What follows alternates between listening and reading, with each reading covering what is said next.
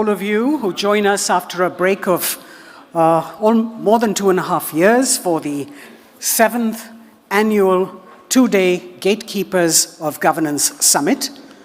Challenges continue to remain in the corporate governance space, and it is our expectation that many of them will get addressed in the next 2 days.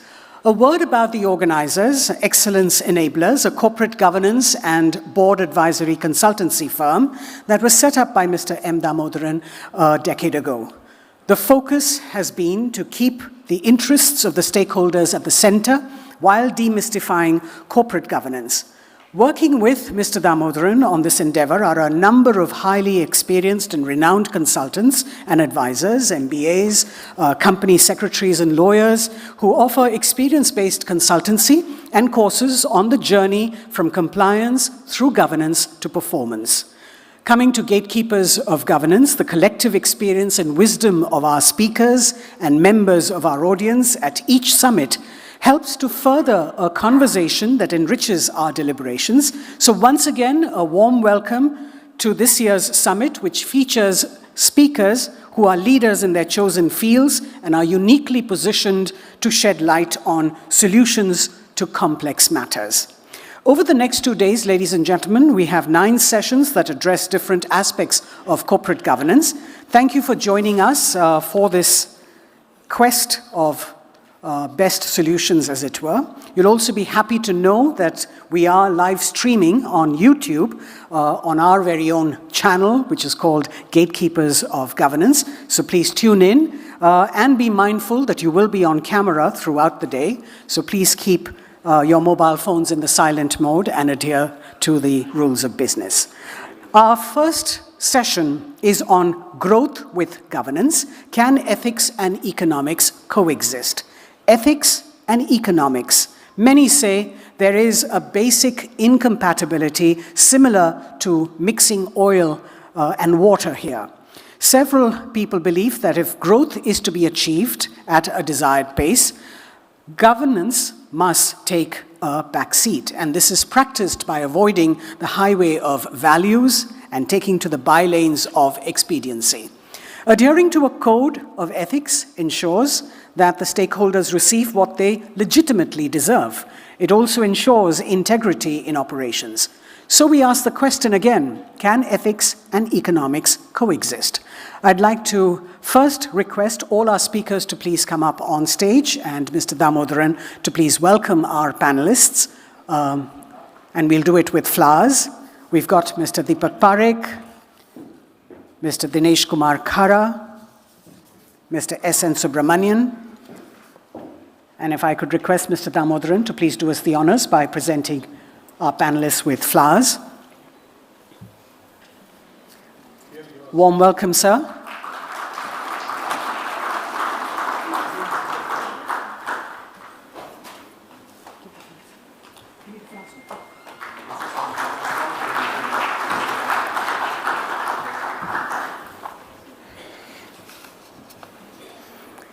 Mr. Subramanian. Thank you very much. Allow me now to introduce our speakers and our host, our main gatekeeper, Mr. M. Damodaran, who is the chairperson and founder of Excellence Enablers, a former civil servant and now an independent consultant and corporate advisor, coach and mentor. Mr. Damodaran serves on the boards of several reputed companies. He was formerly serving the government in various capacities and has been chairman of SEBI, IDBI, and the Unit Trust of India.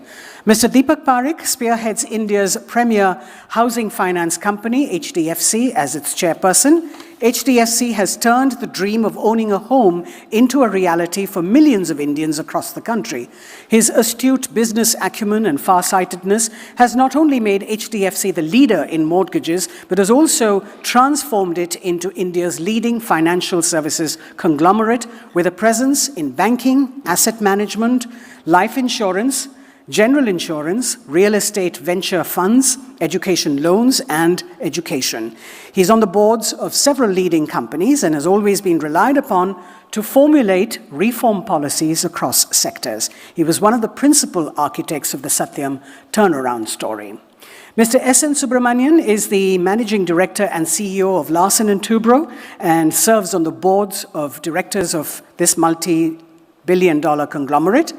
SNS, as he's popularly known, is responsible for leading all of L&T's innumerable business initiatives to new growth levels, and under his stewardship, premised on scale and speed, L&T is riding on the enormous benefits of digitalization, big data, and predictive analysis.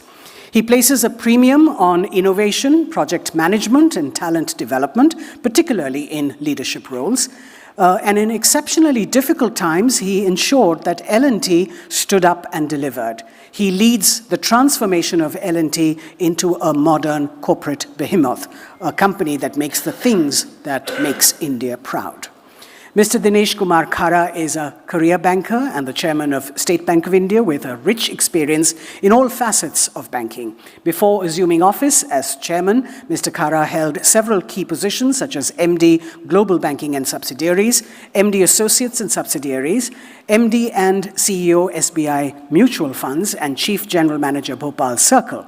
As managing director, he led the international banking group, large corporate and treasury operations, in addition to the non-banking subsidiaries of the bank. He also successfully accomplished a major feat of merging SBI with its 5 associate banks and the Bharatiya Mahila Bank.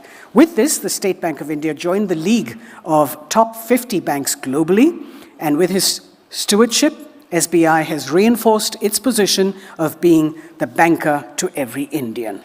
I'd like to now request Mr. M. Damodaran to please make the opening remarks and welcome our guests and speakers.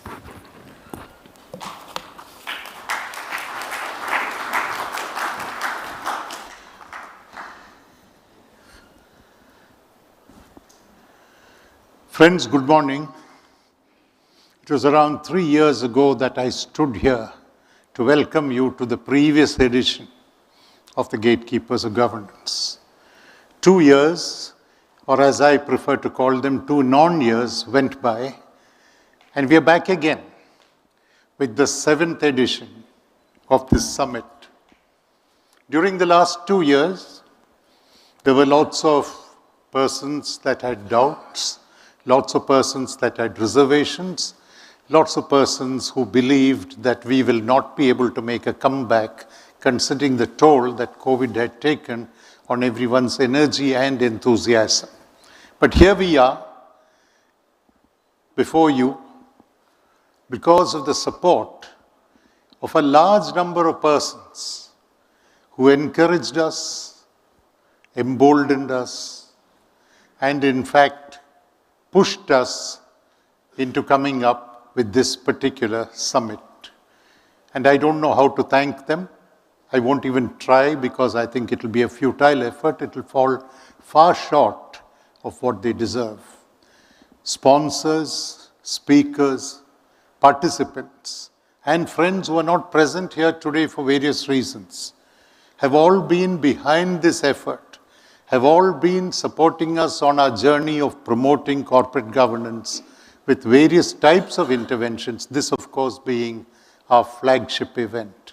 Now, what do we hope to achieve? There is always one problem with conferences like this.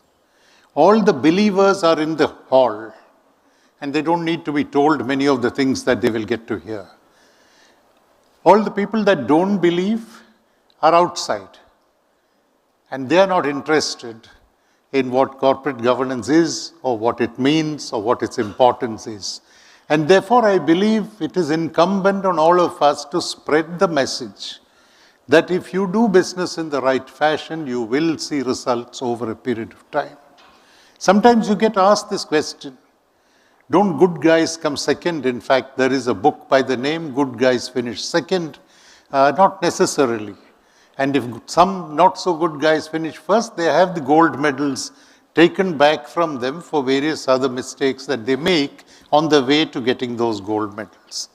Some people talk about Maradona's hand of God, but in the entire history of football, there's been only one goal scored with the hand of God. Most of the other goals have been scored by persons whose feet were well grounded, and they didn't need to do things of that kind that escaped the attention of the referee and brought some kind of a disgrace or disrepute to the game. So the question before us today is, in this session, and I wanted that this be the first subject to address, because you get to hear this all the time. Can growth and governance coexist? Can ethics and economics coexist? And to answer that question, and I don't want to anticipate anything that these three gentlemen will tell you, I've requested three of my friends to come and share their thoughts. Now, who are these gentlemen? You've read their introductions, you heard them, you obviously didn't need them, you know who they are. Not the kind of people that I would like to introduce, because in some sense that will insult the intelligence of the audience to attempt to introduce people of this eminence. But there is one thing that I wanted to stress, and it is that as you look at them, you find one person there, Mr. Deepak Parekh, who has promoted the movement to have every person live in his or her house, have a roof over the head. And I think that is an important requirement of mankind. He's the person who has done that for most of India. Sitting next to him, Mr. Dinesh Khara heads a bank which calls itself rightly the banker to every Indian. At one time, I had told the then chairman, State Bank of India, you must say a banker to nearly every Indian. I can show you 2 or 3 that don't have accounts in the State Bank of India. But among the large number that I know, there must have been 2 or 3 that didn't have the accounts. So I think it's fairly justified claim. One provides the shelter, the other provides the financial muscle for the growth and developmental efforts of India. And my dear friend SNS, with whom I have the privilege of sitting on the same board for the last several years, is rightly hailed as the person that leads the company that makes the things that make India proud. I know, not a very elegant sentence, but I think it says what it needs to say, which is, if there are things that India is proud about, who makes them? Larsen and Toubro makes them. He leads the Larsen Toubro effort. So you have people that give India its physical infrastructure, give India its shelter, give India its financial muscle, and who better than them to tell you how growth and governance can coexist. So with that, we'll get started. Thank you all for being with us today, and I think it's great to have 3 of you at the same time on the same platform addressing an issue of this kind. And to my friends in the audience, I cannot thank you enough. Every time that we have held these conferences, you've turned up in large numbers. You have asked the right questions of those that spoke here. This being the inaugural session, regrettably, we will not have any questions. That's the way it's structured. People who have contributed to what this summit has become over the years. With your continuing support, we will take it forward, we will take it higher, and we will do the kind of things that need to be done to ensure that people in the corporate arena walk on the straight and narrow path. Thank you for being with us.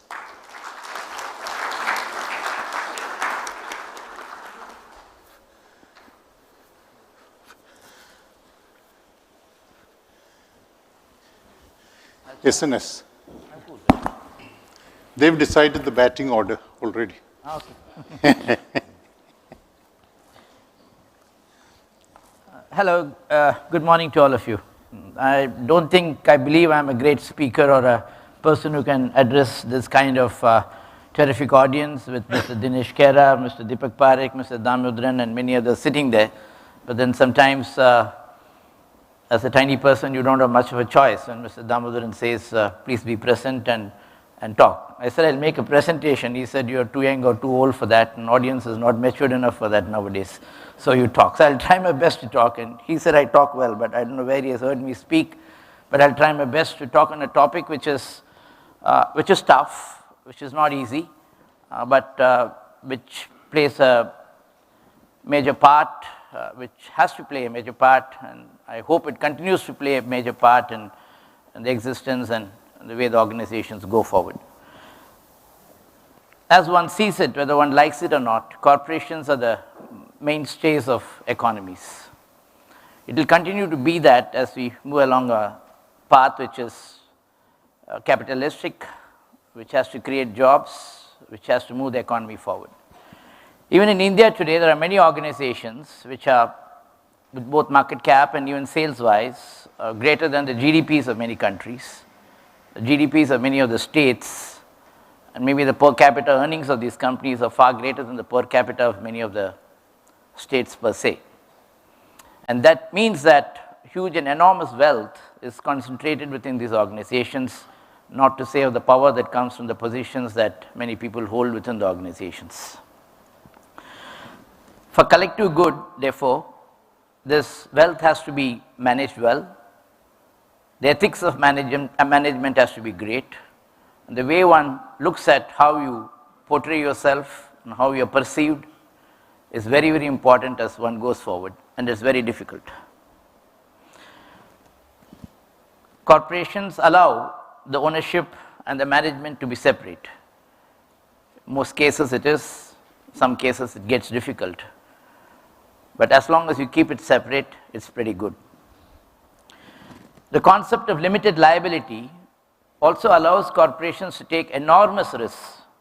We as L&T take enormous risks. We do projects that are unbelievable, as good as what anybody else, the few top 10 companies in the world can do. Take on contract clauses which if a proper lawyer or a good Samaritan reads it will swim in his coffin. But we take it. And somehow there's a feeling within many of us within the company that we can manage it. We deal with countries, we deal with leadership therein, we deal with other organizations which are far better, far bigger, and more ambitious, aspiracious, and tougher than us. Not only in India, but in this part of the world. And if we are not willing to take the risks, we cannot grow. But at the same time, the risk has to be measured, calibrated, and somewhere in somebody's mind within the organization, there has to be a feeling that, hey, we're taking on this risk, we can manage it. And we do that. So far, so good. We have survived 82 years. We are surviving this year and continue to hope that we'll continue for a lot more many decades to come. It is very important to define the priorities. An organization has to grow. A competition will continue to be there. Superior ideas, startups with brilliant ideas, with niche capabilities will continue to come in, exist, grow, disappear and such. But one has to see how you take and propel the entity that you are with in a seamless manner. Businesses are motivated by profit. There's no taking away from it. I cannot run a business entity and say, I'm not interested in profits. We are interested in profit. Every little aspect of our life is governed by making positive cash flows and profits. Sometimes it is possible, sometimes it is not. Most times it is, and that's why we are as Larsen & Toubro. So what is important in this profit-making ability of corporates is that the credibility, the ethicality, the way you go about it, the relationships that you manage, the relationships that you mature, the long-term point of view of how customer is important and customer should be the soul and all of everything that you do, even while making this money.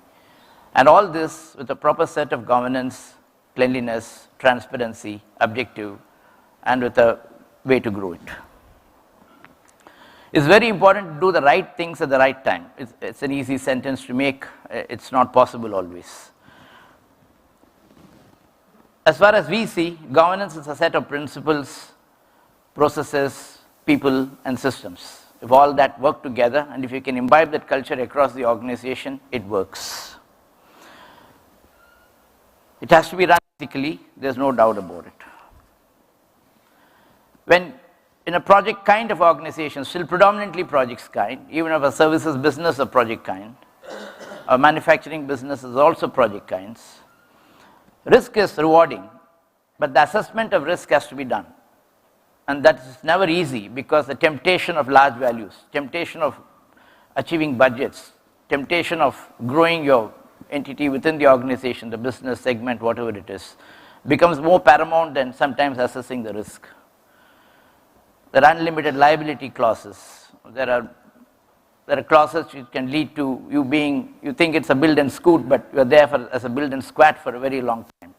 And all this to assess is very difficult. It's not possible by one person. It's not possible by a risk committee. It has to come in as a culture. At any given point of time, we have more than 1,000 sites. And if you include our service businesses, more than 500, 600 clients. It's not easy to manage all that because there are multiple people taking multiple decisions at many, many places. And that can only work if you have proper systems and processes in place. It's not possible to centralize this. Over time, we are very clear that the few things that happen because we are in a society and bad apples do come in. We have been terribly tough on dishonesty. Any misappropriation anywhere, any misbehavior anywhere is not tolerated. People are terminated. It's a very difficult thing to do because sometimes it's your close colleague, it's a very senior person. One can say he's an indispensable at that point of time. But we have taken those tough calls. And we continue to take those tough calls because that's the only way to send a message across the organizations that certain behaviors are acceptable and certain is not and will not be tolerated. It's not easy to do that, but we continue to plow on that path in spite of losing some very good people. The intent is important. And if the intent is right, I think 9 out of 10 everything comes right. And it's important to pass on that message. Failures do happen, both at individual level and at organization level. And we tolerate it. We allow failures. I have failed many times, otherwise I wouldn't be where I am. But at the same time, one hopefully hopes that once you've done the same thing twice or thrice, at least fourth time you get it right. Because in a project organization, beyond that you do the profit and loss takes a hit. As we go forward, we find that regulation has become overbearing sometimes. It's a bit crazy at times. There are too many laws to follow. Too many rules to follow. Sometimes when I sit in some of these meetings, both our risk officers and financial guys, especially including our company secretary, comes out with too many rules and laws, and I tell them just dump it and get going. It's not the right thing to say, but what I mean is get the thing done in spite of all this. That is a bit overbearing nowadays, but that's the way life has become, and one has to see how to manage it within all those bylines. Long time back, early in my career, in Hyderabad, there was a hospital called Usha Mullapudi Hospital. Some of you from there might have known it. Dr. Mullapudi was a very famous surgeon in the United States. His wife was an anesthetist, and Usha is the name of his daughter. And we had to bid for the job. I was a young engineer in the proposals. We bid for the job. He said, Subramaniam, I'm giving you this job. You're not the lowest in price, but I don't have any supervision. I said, sir, you don't need to come to the site. After 14 months, please come inaugurate and take over the hospital. I was too junior. Must have been one of those lower end cadres. But I said, I'll take the bet. And we did it more or less, right till the end. He never had to come to site. He put a 75-year-old gentleman, a former PWD engineer at site just to certify the billing. But other than that, it was not there. But I felt that my bosses also allowed me to take the decision at that time, though some thought I was crazy. I used to keep flying to Hyderabad. I was not at site, but used to keep flying to Hyderabad. But I think these are the things that set the tone within an organization, that you need to do your job without supervision. You're not a kid anymore. You're a matured company. And why can't you do it yourself? And why do you need a consultant? And why do you need a PMC? And why do you need a client, etc. to supervise? Just give me the area, go away, come after 1 year, cut it, and you get what you want.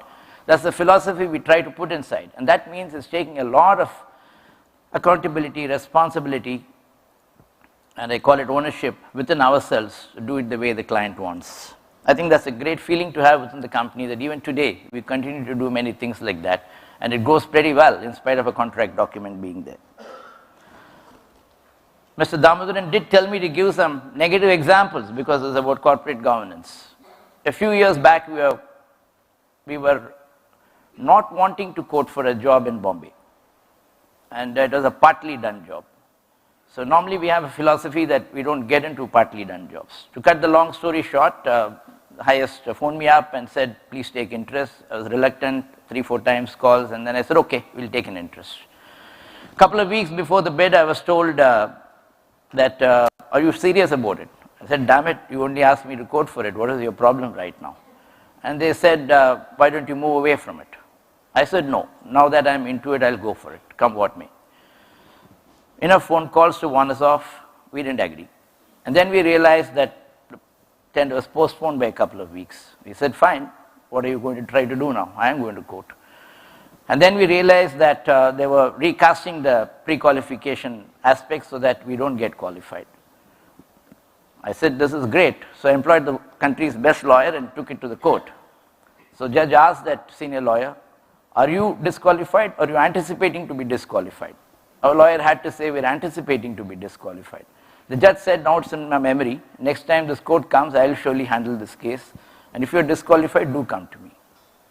So tender went on. We quoted. The rest is history. But you know, that guts you need to have. Today it's very easy to succumb to pressure. It's very easy to move away from things which you believe you ought to be. I was not interested. I was asked to get into it. And then you ask me to move away? Well, that doesn't work with Larsen and Toubro.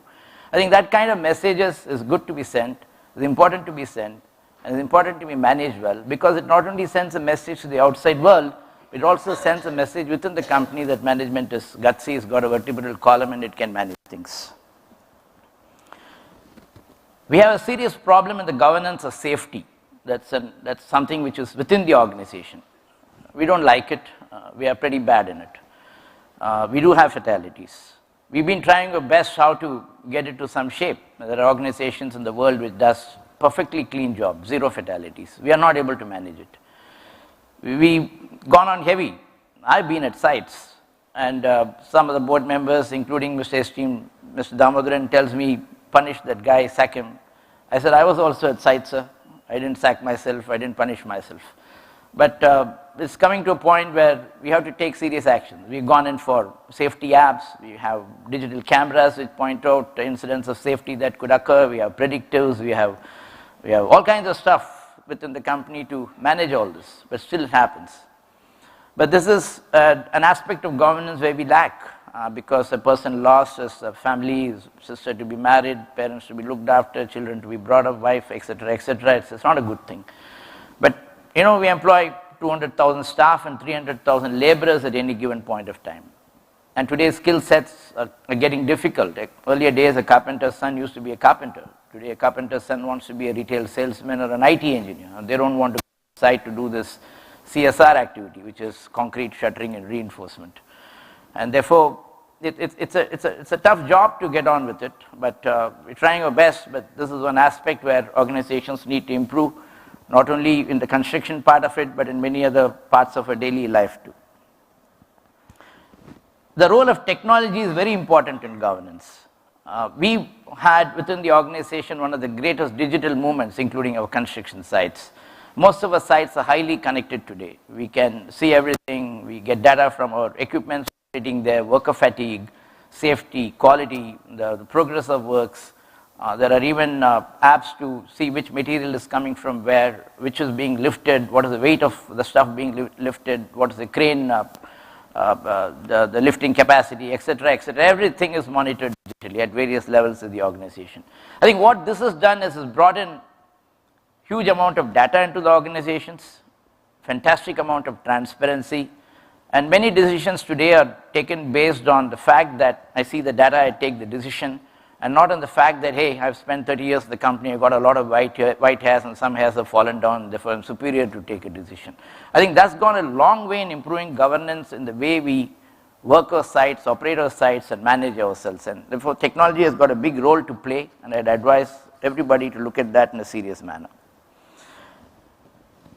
A structured governance framework is very important. We have a board, and it consists of extremely senior people, very experienced from varieties of background.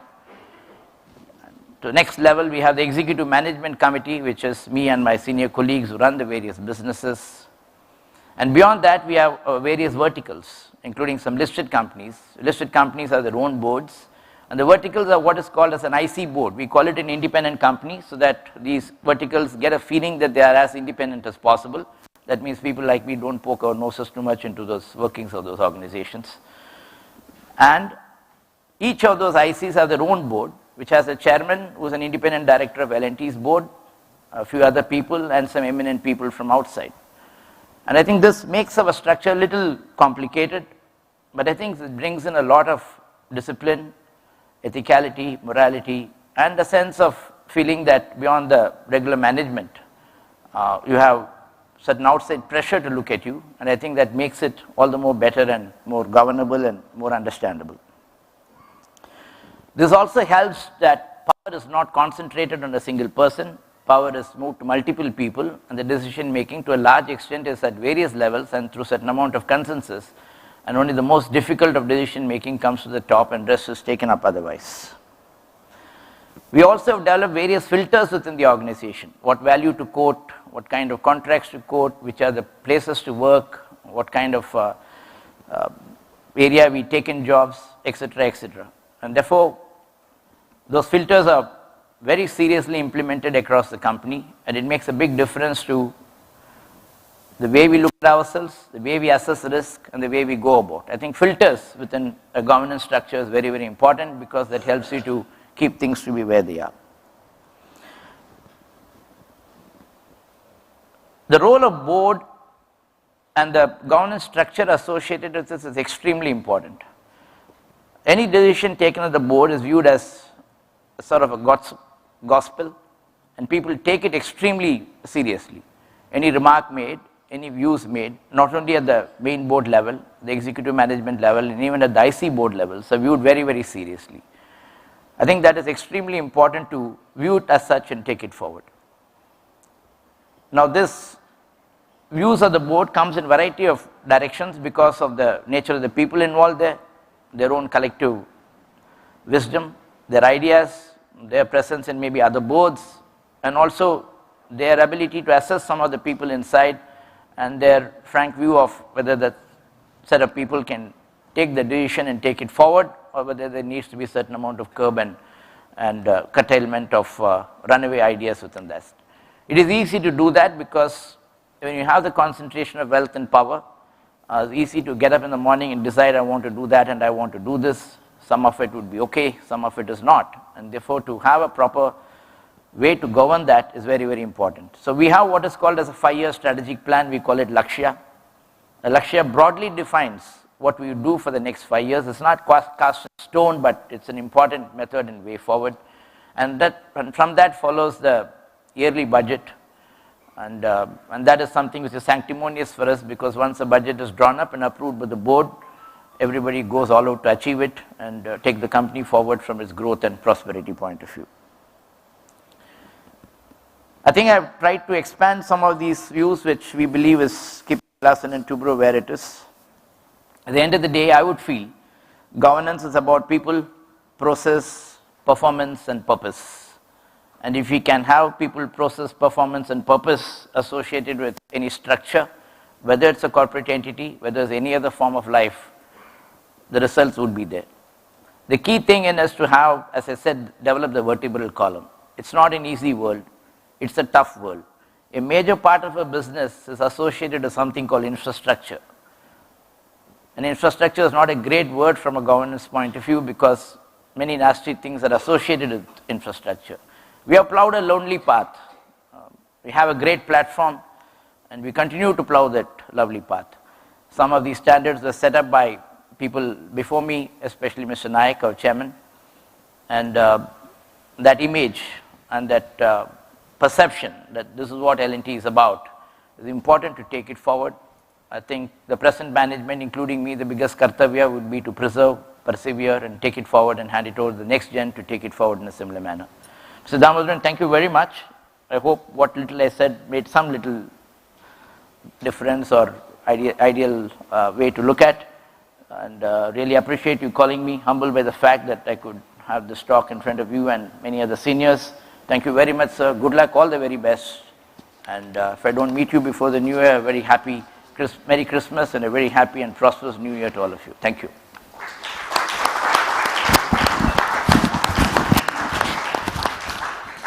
Deepak?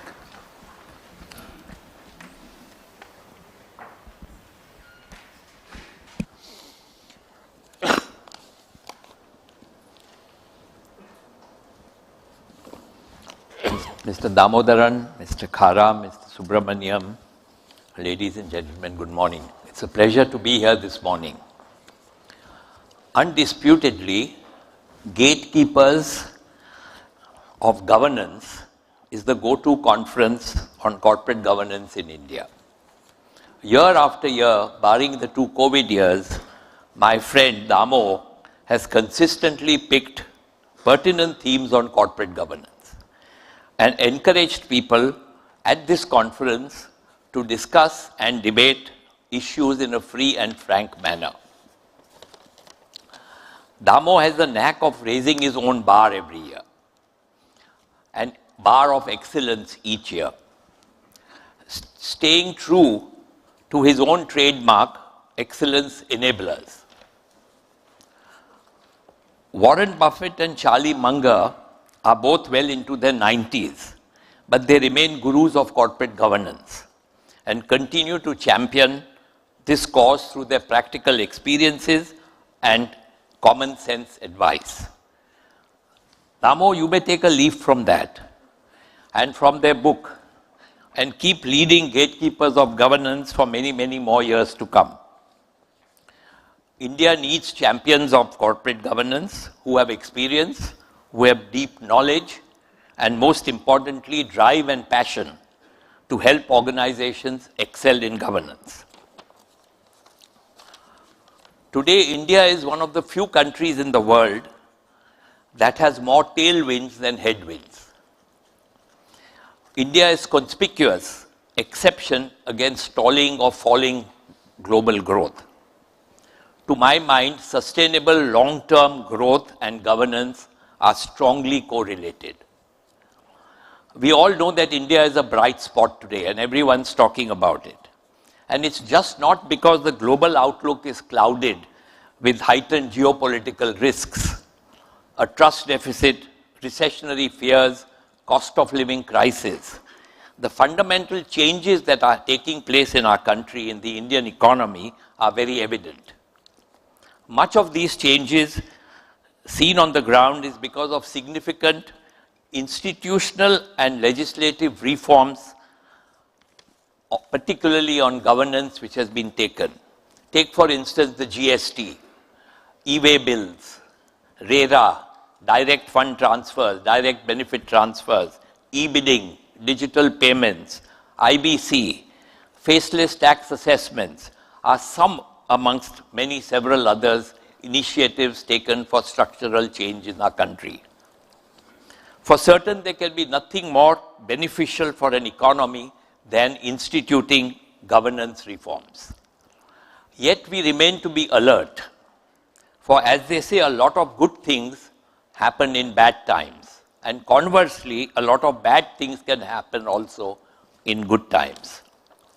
Stronger governance reforms at the state level, continuing focus on improving the ease of doing business, having a stable regulatory and tax regime which can offer confidence to long-term investors and those with capital expenditure plans, and unclogging, the most important is unclogging the 4.7 crore cases, pending cases in our courts. If we handle this, it will catapult India to a completely different level. I remain confident that Governance Reforms 2.0 is very much on the government's agenda. Now, repeatedly, one has observed that behind each financial crisis, there is a governance failure. Yet it is the entire system that gets impacted. An eruption of a corporate or a financial crisis almost always means tightening of rules, tightening of regulations, and increased compliances for all. Mr. SNS also said the same thing about regulations. Look at the global financial crisis of 2008. At the crux of this crisis was mismanagement of risk. Or as they say, it was well known that it was about the over 50s not knowing what the under 30s were doing in the derivatives market. In return, the system got saddled with humongous compliance issues through the Sarbanes-Oxley Act, which still continues today. Another example is of siphoning funds through multi-layer companies. Because of few miscreants, all companies now have to comply with very stringent related party transactions, disclosures, and this placed considerable onus, considerable responsibility on the audit committee as well. Yet how can we blame the regulators? Where there is any governance failure involving financial impropriety, who gets the blame? It's the regulators then always get the drubbing first. They get blamed for sleeping at the wheel. Retaining the trust of a regulator is paramount. The bottom line is that the regulated entities ultimately get what they deserve. If regulated entities want light touch regulation, they have to demonstrate, we have to demonstrate and earn it at a system level. So the ultimate objective of corporate governance systems must be simpler, not more complicated. They must rely more on trust and ethical behavior rather than compliance.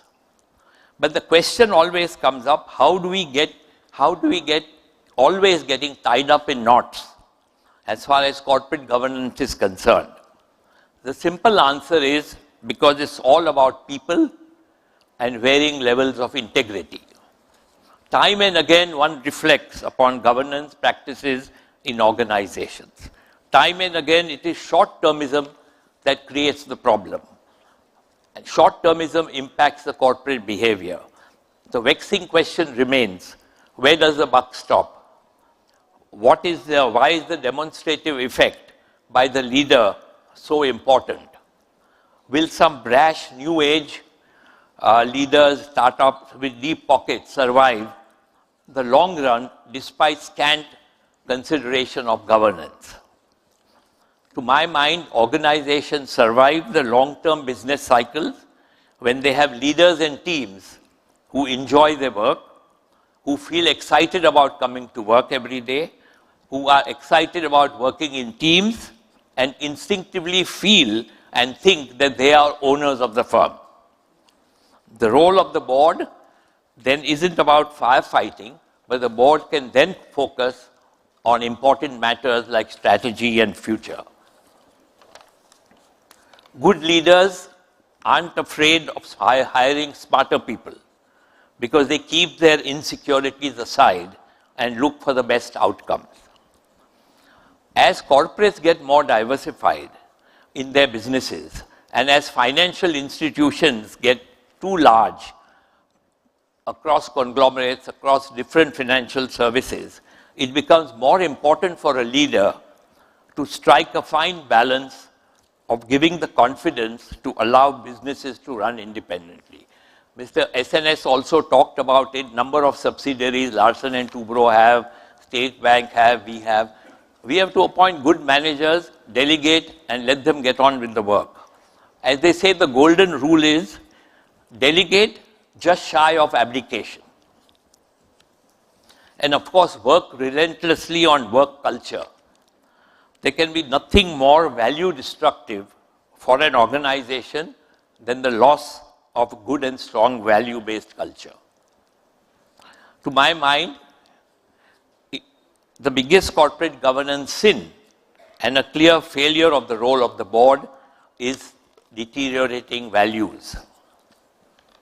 Growth with governance must be non-negotiable. Economics and ethics are not trade-offs. They are complementary. Let me give you a few nuggets of advice. Guard against leverage. It's always a double-edged sword. In good times, leverage amplifies your profit. In bad time, it ruins you, it kills you. Financial greed is infectious and continues to remain the biggest downfall of people and organizations. Negotiate well and smartly, not at the cost of profit maximization. leave some money on the table for the investors. Communicate, communicate, communicate. Organization need to tell the truth as it is. Stakeholders can take the bad news, but they hate being surprised of hearing the bad news. Stay well capitalized, stay liquid. You never know when organizations need the money because of unpredictable situations. Don't compromise, don't overpromise what you cannot deliver.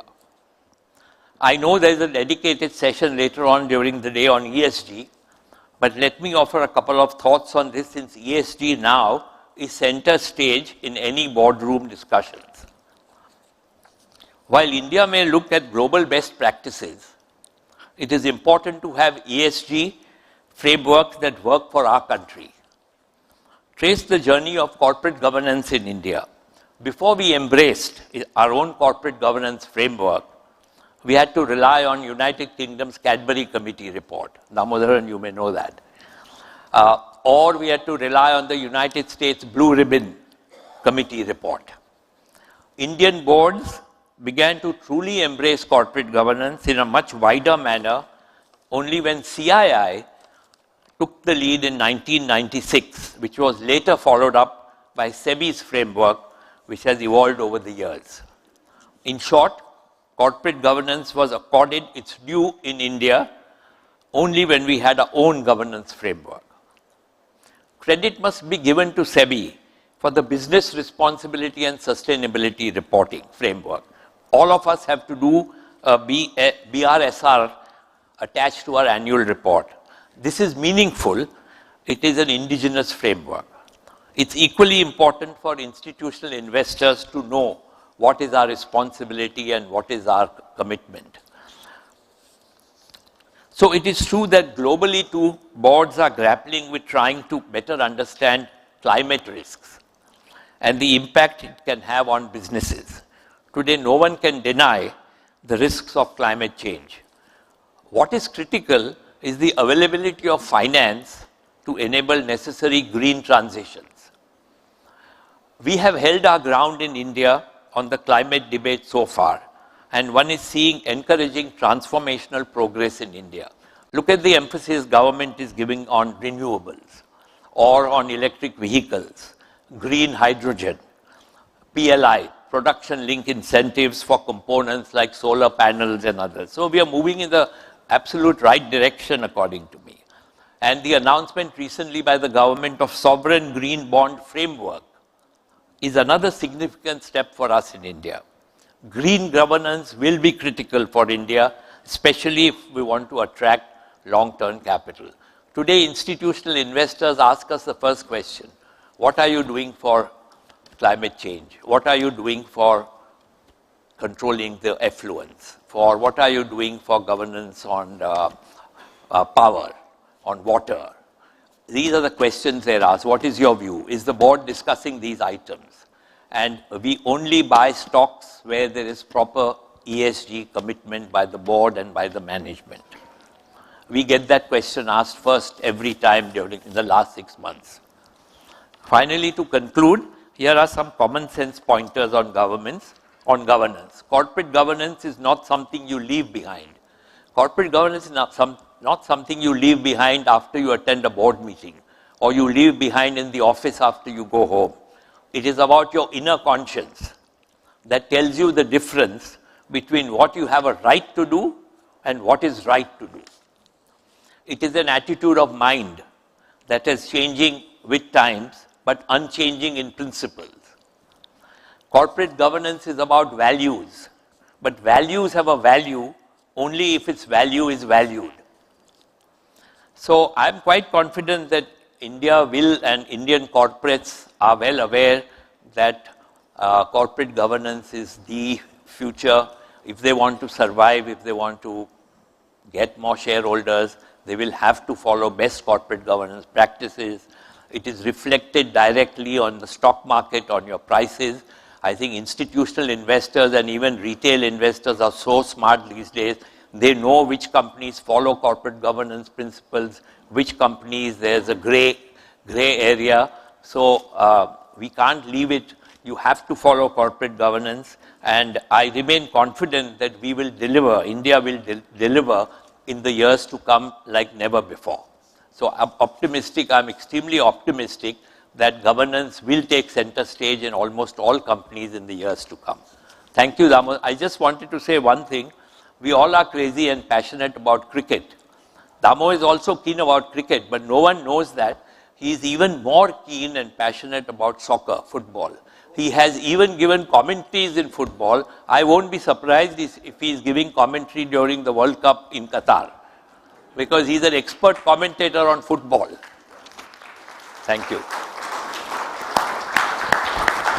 Did you know that? Did you know that? No, I didn't know. You didn't know that. I'll be writing about it.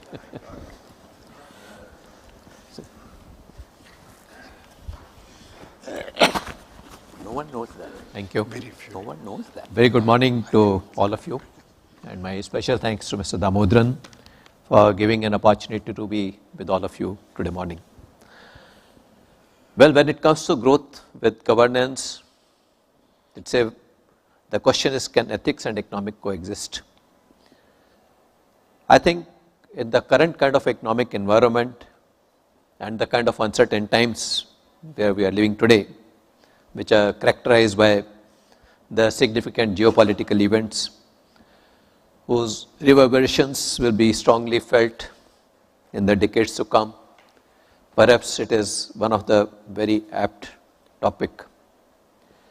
Also, we are observing, we are living in an age of innovation and disruptions, and the new progressive entities which are coming into existence, perhaps they are very clearly focused in terms of finding the solution for a problem, and governance probably is something which has to be sort of provided as an add-on, and that can be generally provided by the boards of such entities, which have the benefit of the senior leadership who have lived through difficult times and have seen a very different age when probably it was all evolving.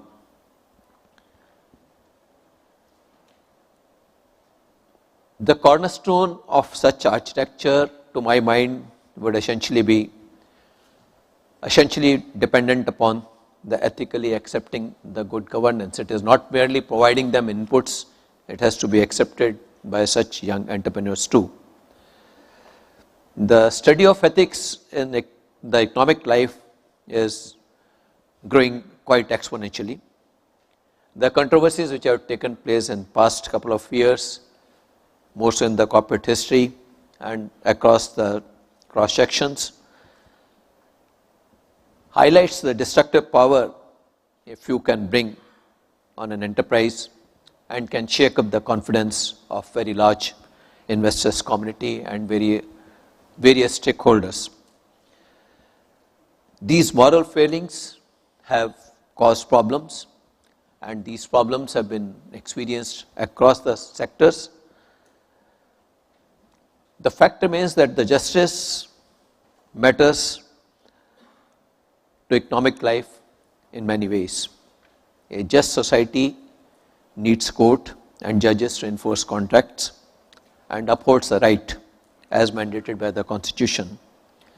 But formal justice pales in comparison to the informal justice. The moral code every citizen carries is something which is very important, which helps them in taking decisions in their day-to-day life. It is equally relevant for employee, the entrepreneur, the business owner, the customer and the consumer. I think we in the banking system experience it on a daily basis.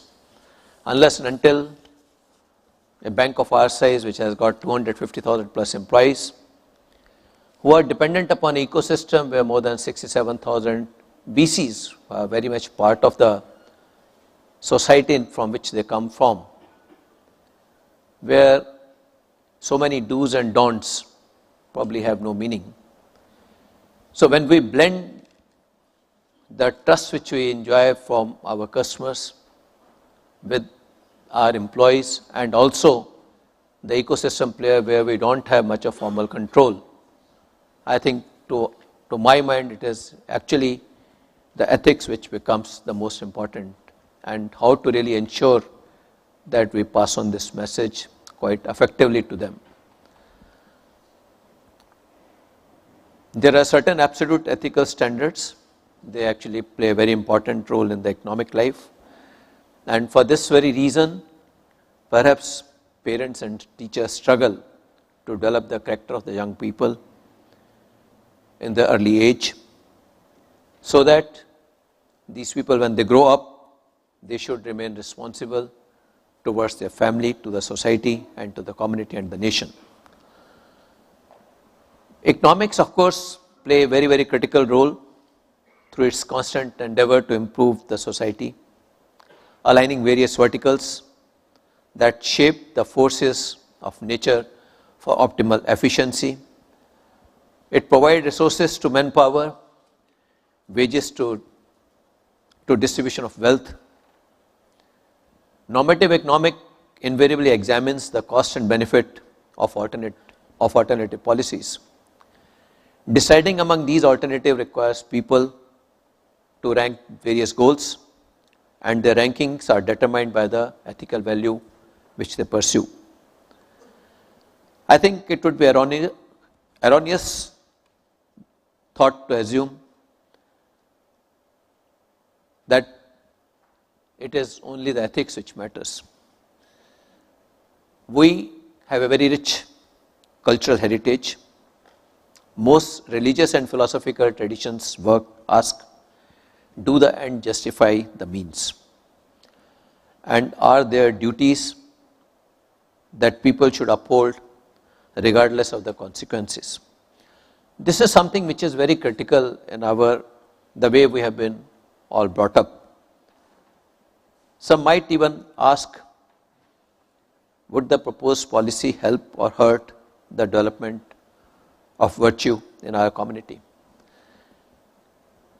These questions are not distractions in society or in an economic class.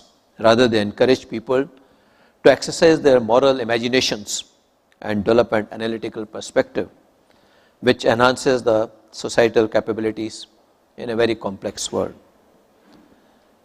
Today, in the corporate world, while we talk about the moral values, the emerging prominence of the management concepts like corporate governance, business ethics, and corporate sustainability are some of the expressions through which the emerging ethical instincts in the corporate world is trying to express and embody itself in the multiple ways of the corporate life cycle.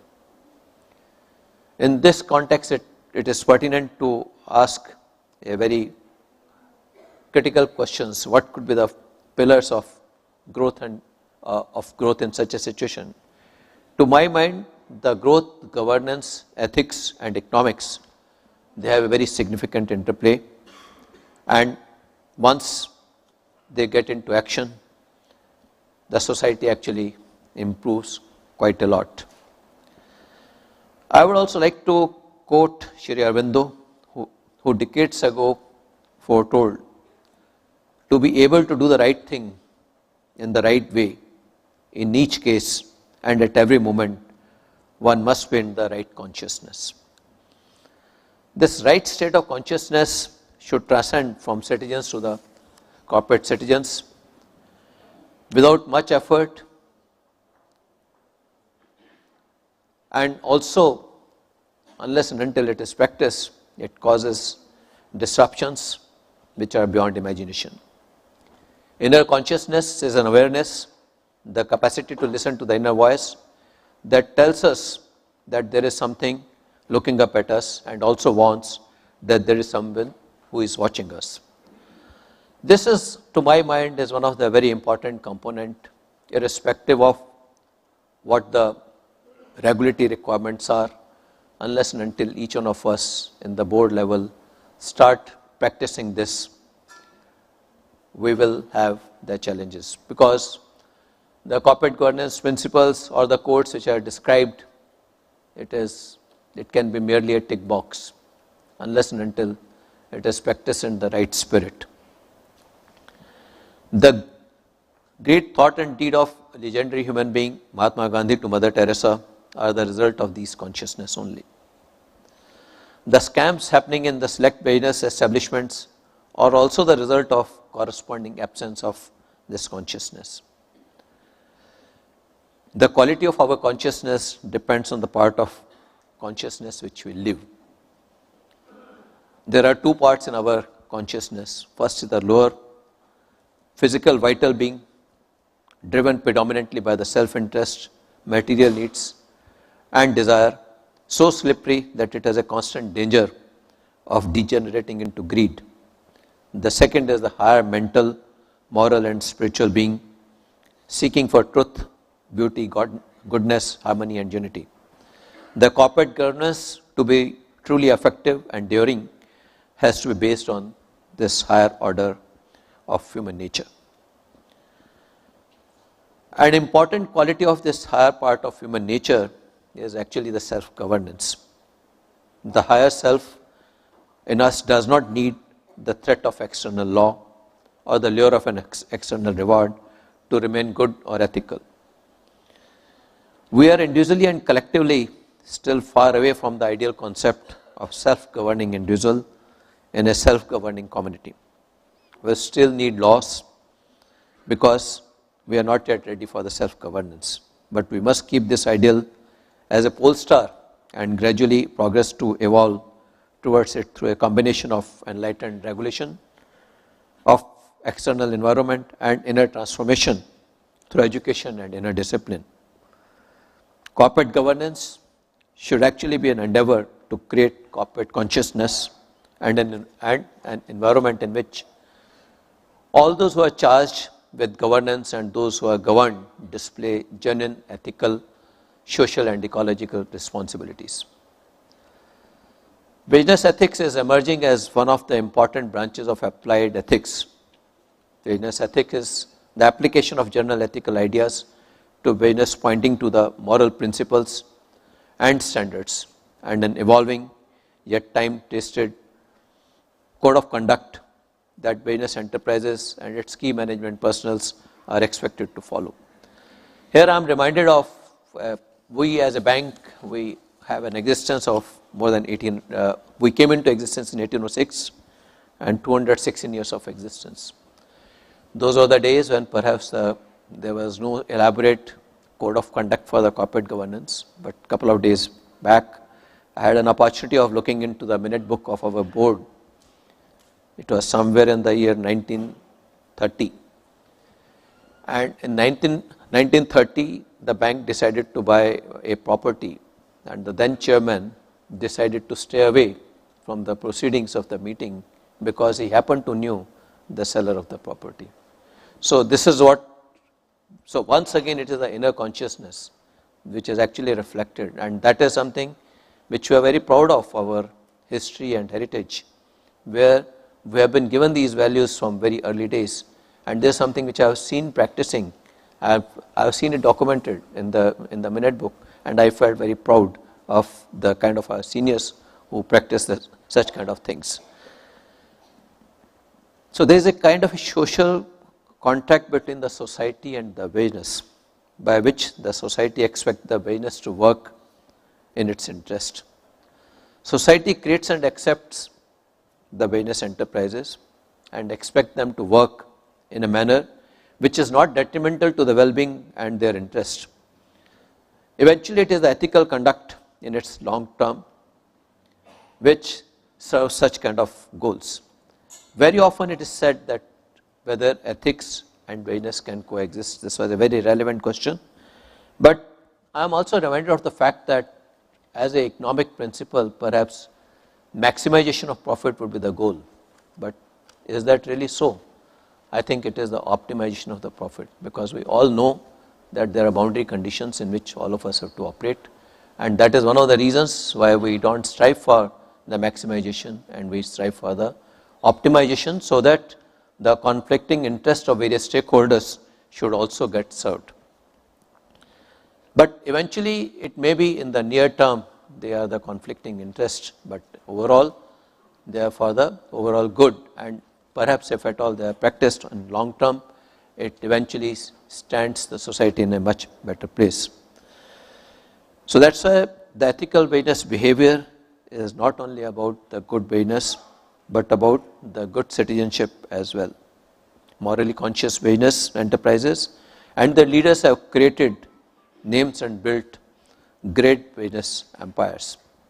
They serve customers with good quality products at fair price, treat their employees with great respect, reward their shareholders with good returns, and contribute their fair share to sustain the corporate responsibility too. Business can prosper only when a society is stable and peaceful, and I think this is the most relevant statement in the today's context when whole of globe is looking very, very risky. Unethical business practices create distrust, disorder, and turmoil in the society over time. While referring to the business activities, I humbly quote once again to Mahatma Gandhi ji, who said that all businesses have a social responsibility, which has little to do with its ordinary economic activity. Consequently, in present days, the point of view should be to expand much beyond merely the corporate social responsibility by incorporating ethics in everyday thought and deed through the inner engineering. Drawing on the source of competitive advantage performance theory, it is argued that the firms are perceived ethical, only those firms are perceived ethical who are in a position to generate and impact the profitability. Data from the Indian businesses indicate that ethical business practices lead firms to a superior profitability, through acquisition of the competitive advantage. However, such results also suggest that the effects in the near term are at times not too encouraging. So I think one should stay the course irrespective of the near term results. And in today's kind of a situation when we are navigating through a time with many notions and perceptions are being broken, deep disruptions and mighty collaborations are the routine affairs, partnerships are getting forged across boundaries, and shape of corporate India is undergoing a tectonic shift, though for the better. We have the right policy prism that have created robust, dynamic, reliable architecture to support growth and innovation and benefit all. We are at the cusp of emerging from the past and its daunting memories, re-scripting a story as the world looks at India with awe. It is up to the industry and its captain to give a new rule book to the world where ethics and economics coexist in harmony. The premium of corporate governance has growth as its dividend. Together, I believe no task is insurmountable for our collective prowess in the new India of today. Thank you very much for giving a patient hearing. Thank you.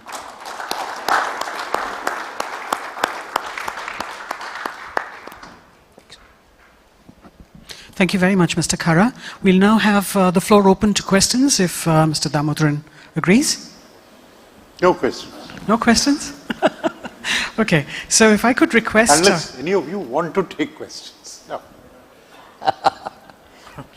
Okay, if I could request Mr. Damodaran to please do us the honors of presenting each of our panelists with a small little gift that we have.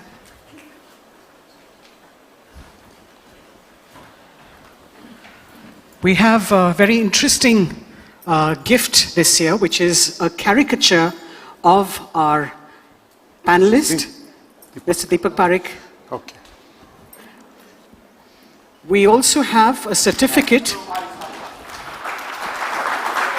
Open. We also have a certificate, sir, which is inside the bag, which... This is a caricature done by an artist who is inside the hall. We're not going to tell you where he is, but he's going to be making pictures of all our panelists here. So we've got mementos for each of our guests. Okay. One for Mr. Subramanian. He doesn't look like you at all. Each of our panelists will also get a certificate Put some hair on my head. which states that 10 trees have been planted in each of their names in the Sundarbans. So we're trying to contribute to the preservation of our planet. We've got one for Mr. Dinesh Khara. Yeah. Yes. So he's got you in action with this. So it's something for each of you to look back at your participation Certificate of trees, yeah. Thank you. at the Gatekeepers of Governance Summit. Thank you very much. Mr. Damodaran, would you like to add any words, or shall we close the session here? If you insist, yes. No, I'm not going to speak for long. SNS was giving me those looks like, are you now going to inflict another speech on us? Far from it. I just wanted to say thank you to all these three gentlemen for sharing their insights. I had a number of takeaways. I didn't take notes, but it's all here.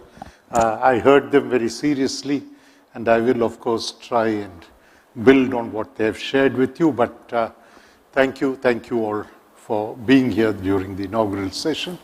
You want to announce that? Yes.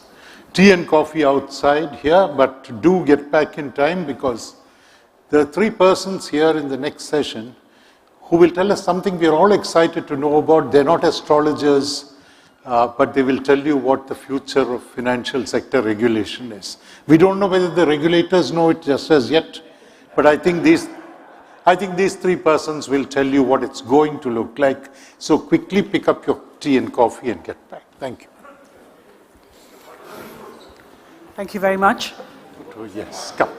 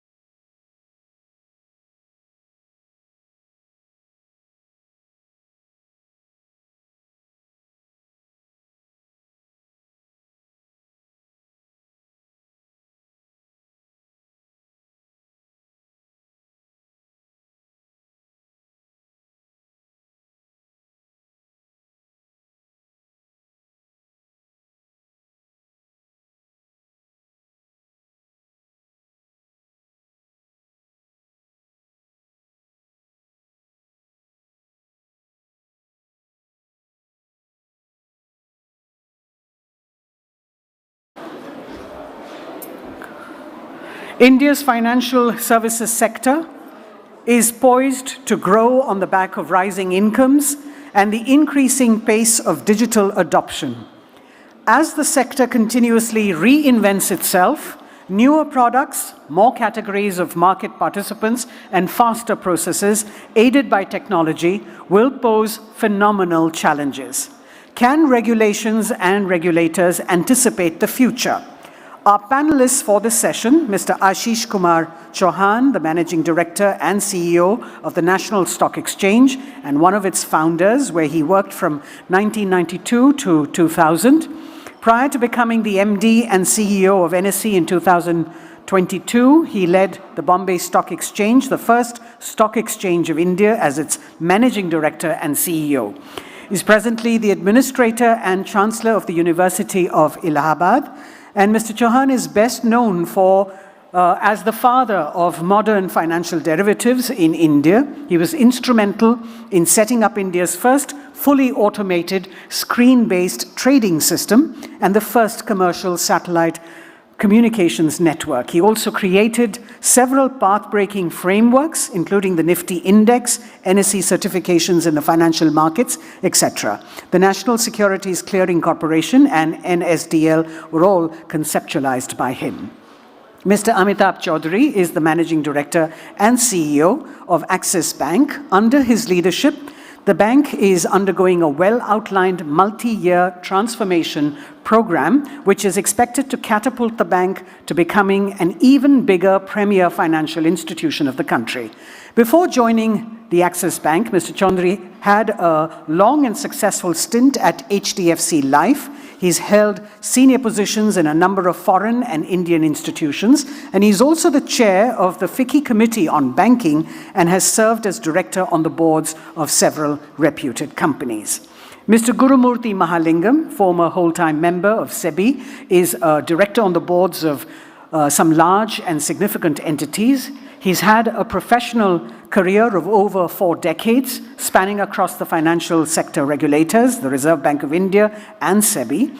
At RBI, he has taken on various roles encompassing financial market development, regulation and operations, foreign exchange reserves management, debt management, and regulation and supervision of banks. In his role as a whole-time board member of SEBI, he had wide experience regulating mutual funds, stock exchanges, listed companies, foreign portfolio investors, corporate governance aspects, stock and derivatives markets, corporate bond markets, among others.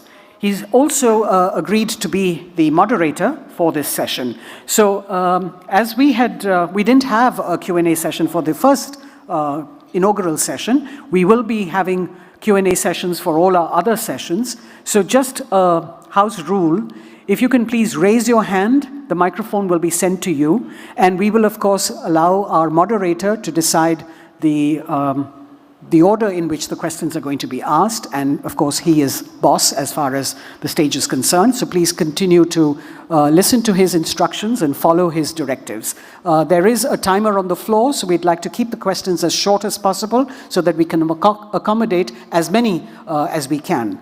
Mr. Mahalingam, it's over to you now for the session. Yeah, thank you very much. First of all, let me profoundly thank Mr. Damodaran for giving all of us this opportunity to participate in this governance conference. This is probably the 3rd or the 4th governance conference of Mr. Damodaran's Gatekeepers of Corporate Governance that I am participating. As an earlier speaker mentioned, I consider this has become a kind of a brand as far as a corporate governance conference in the country is concerned. So it's a privilege for all of us to be here, to be participating and hearing out each other and sharing the experiences and comparing the notes. This is going to be a slightly different kind of a session, whereas Mr. Damodaran himself mentioned, we are going to take a peek into the future as far as the financial regulation is concerned. Perhaps, maybe we lace it with some of the governance aspects also, but then the main track is going to be on the financial regulation, how it is going to pan out in future, and we will lace it with how the regulators should be actually having a set of binding set of governance norms as the market evolves, as the regulation evolves. All of us are aware that in the aftermath of the global financial crisis, the whole world of financial regulation has undergone a huge change. We have a number of regulations which have been flooding the country from the Western jurisdictions, all in the form of trying to prevent a crisis. We have a liquidity coverage ratio, we have a net stable funding ratio, we have capital buffers which have been now put on the banking industry. So all these are not probably new to India at all. We have already been practicing these kinds of liquidity ratios in the form of SLR, which are simple, may not be as complex as what we are practicing now. Nevertheless, the compliance burden, the compliance costs have gone up over a period of time. I am very happy that I have one veteran banker and a veteran capital market person with me to answer the questions. So my job is to pose all the difficult questions to them, get the answers. I don't need to thankfully answer. I'm just going to lace it with some of the views and experiences that I gathered as a regulator. Clearly, starting with the global financial crisis, as what I mentioned, the central bankers have now, banking system itself is now on the track of financial stability as a prime objective. But when you look at it, the central bankers themselves across the world are triggering this financial stability crisis by injecting a huge amount of liquidity. There is an inherent conflict out there. Similarly, between the Western jurisdictions and the emerging market economies, while the emerging market economies are trying to get more and more of inclusive growth into the system, the Western economies are trying to tighten the system and increase the compliance costs and increase the compliance burden. Perforce, we have to fall in line. So I would like to know, first from Amitabh, as to how does he look at the regulation evolving in the midst of this kind of a conflict, where actually India is pretty well positioned in terms of economics, in terms of politics, but yet it has to actually chart out a very, very careful path. So how do you think the Indian regulation is going to evolve? How is the global regulation going to evolve? Maybe in the next about few years. How is India going to really look at that? Amitabh. Firstly, thank you, Mr. Mahalingam, and thank you, Mr. Damodaran, for inviting me to this chat. Seriously appreciate it. The good news about the question which you asked is this does not apply just to central banks. It applies to central governments also. Exactly the same situation, exactly the same conflict and same contradiction. On one side, you want to push the country's agenda. On the other side, the globe expects you to behave in a particular way. And I think India went through that, or a bit of it, when we started buying oil from Russia and what the reaction was. And I do believe India handled very well. So yes, you're absolutely right. Firstly, with the global flows and the global interconnects which are happening, the global regulators expect that they will be talking to each other. There are enough guidelines which are being developed globally, where people have come up with guidelines on globally important banks, globally important insurance companies. India has a similar concept, and the other thing is that the regulators are also meeting each other very regularly and discussing how will they manage this crisis as they go forward. The second principle we should be aware of is that the regulators tend to act, or a lot of regulations tend to come when there is a crisis.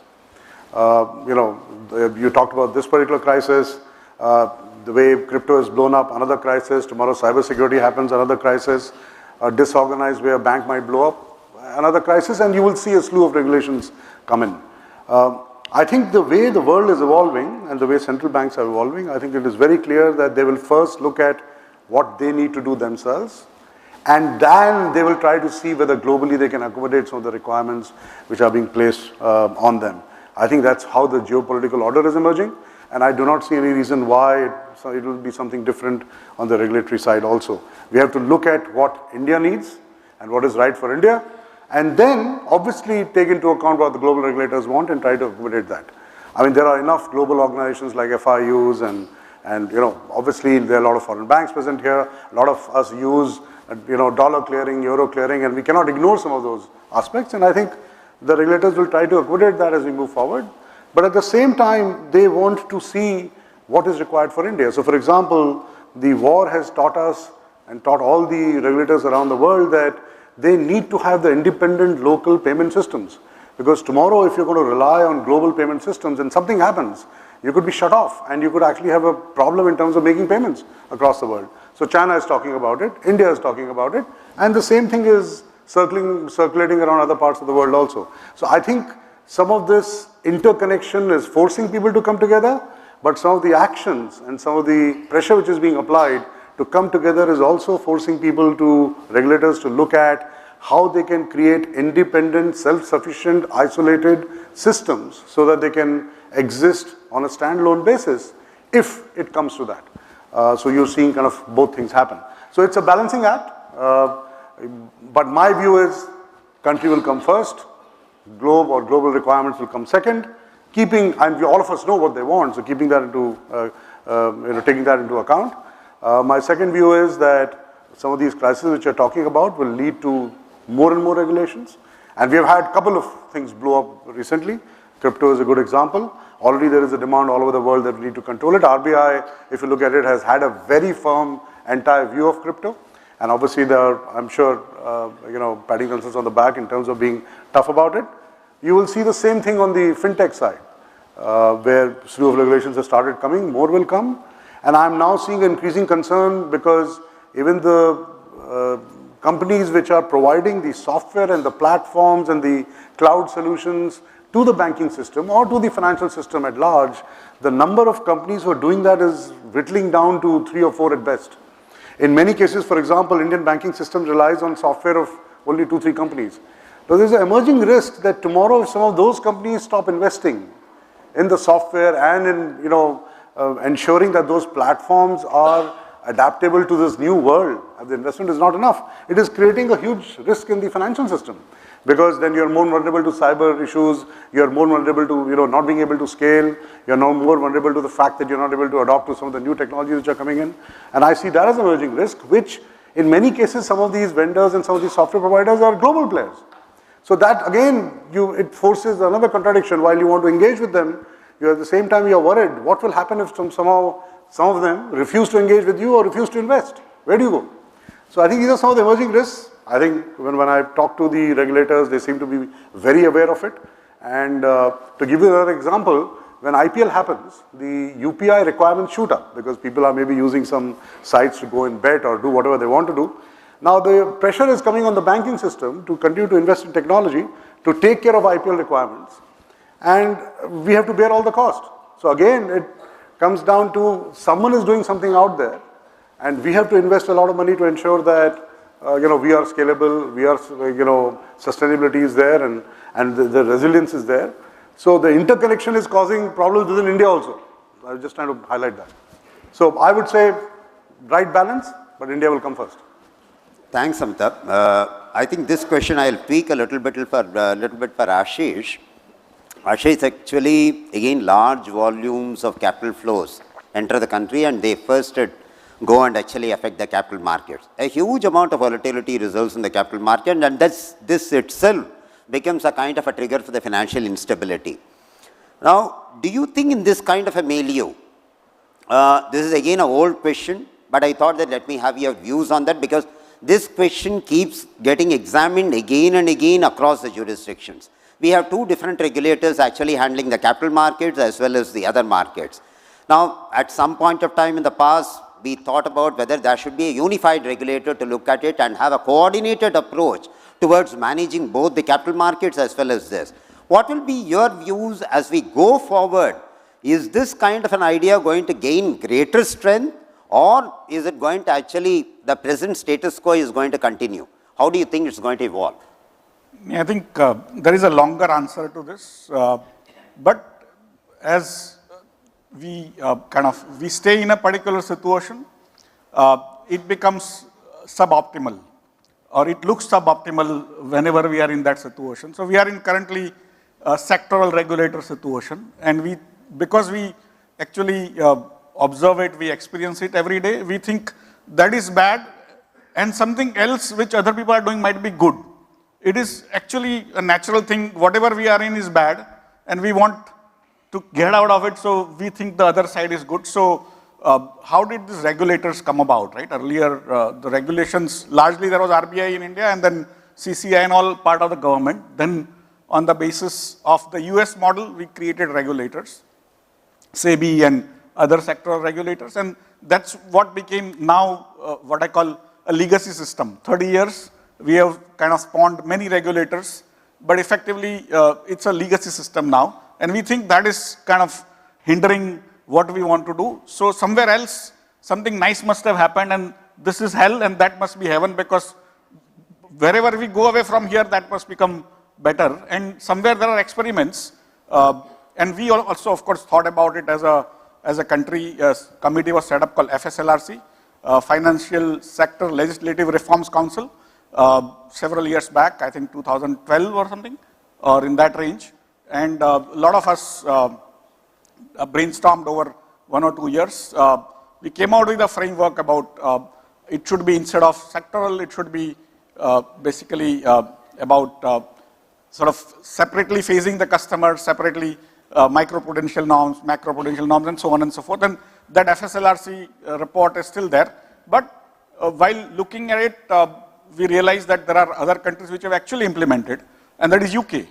UK has actually implemented similar stuff which FSLRC broadly came about.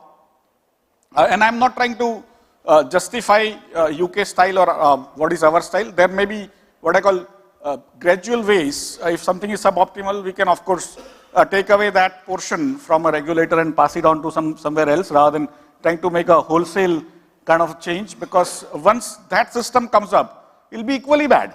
It's just that today we are feeling constrained, so we want to get out of this, and we will end up going from sort of frying pan to fire, and that's how I see it. So no system is going to be perfect, because situation changes so fast, and systems, people want that to maintain status quo. Why systems evolve? For me, I mean, I have a philosophy of law and order. That order comes first. The entire society wants order, and law is actually codified order. So whatever's good, bad, ugly, everyone wants to stay within, because all of us are in a way uncomfortable, but largely we are comfortable. And so any change in a way is going to be resisted. But once the new system comes, like after French Revolution, a new system came, and those people are now revolting again, right? And so that's where basically we need to be aware that no system is going to be perfect. People want stability, change is inevitable, and in newer world, because the technology is the only change that happens. And technology waves used to come slower earlier. They are becoming faster. So many of our systems, our processes, our institutions are going to look very, very outdated very soon in each area. And we need to continue to update ourselves, more coordination across regulators to just stay, keep pace with that. And that's how I would put it. Whichever system you kind of set up is going to become obsolete, outdated very soon if you don't keep the pace.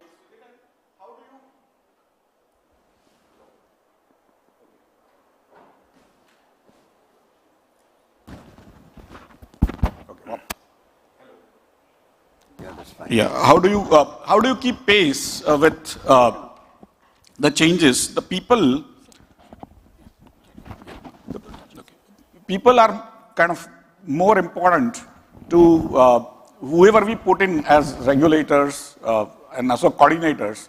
Will have to be aware of the technologies that are coming. They'll have to take bets. For example, say blockchain, right? Today morning I sent him a message which said that ASX, Australian Stock Exchange, after 7 years of tom-tomming about setting up a blockchain-based clearing system, has actually abandoned yesterday officially. But they were not abandoning for last 5 years. 5 years back they had figured out it's not working. Under the crypto ecosystem, pressure, they were ensuring that they cannot say that this is not working.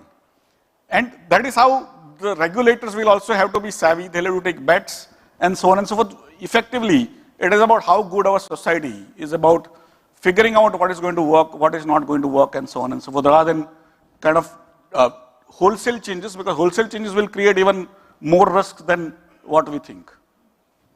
Thank you, Ashish. I'm going to stick to you on the technology aspect. I think technology has become the fundamental edifice in the capital markets today. I think without technology, nothing can move in the capital markets at all. But the technology will have to be absolutely be secure. It will have to ensure continuous operations. It will have to be completely resilient. So all these are fundamental prerequisites of good technology.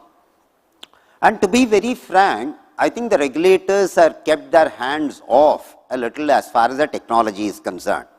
I mean, they have been able to manage the liquidity risk, the market risk, the credit risk, but the technology risk, the regulators have been keeping their hands off. Now, how do you think this is going to pan out in future? Do you think the regulator will have to actually have a hands-on approach as far as technology is concerned?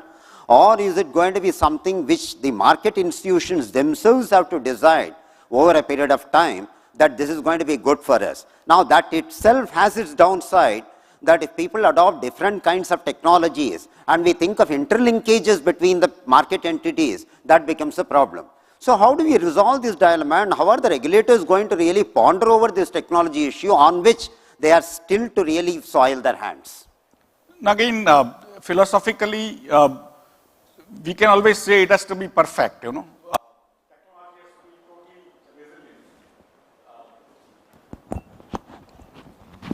So technology,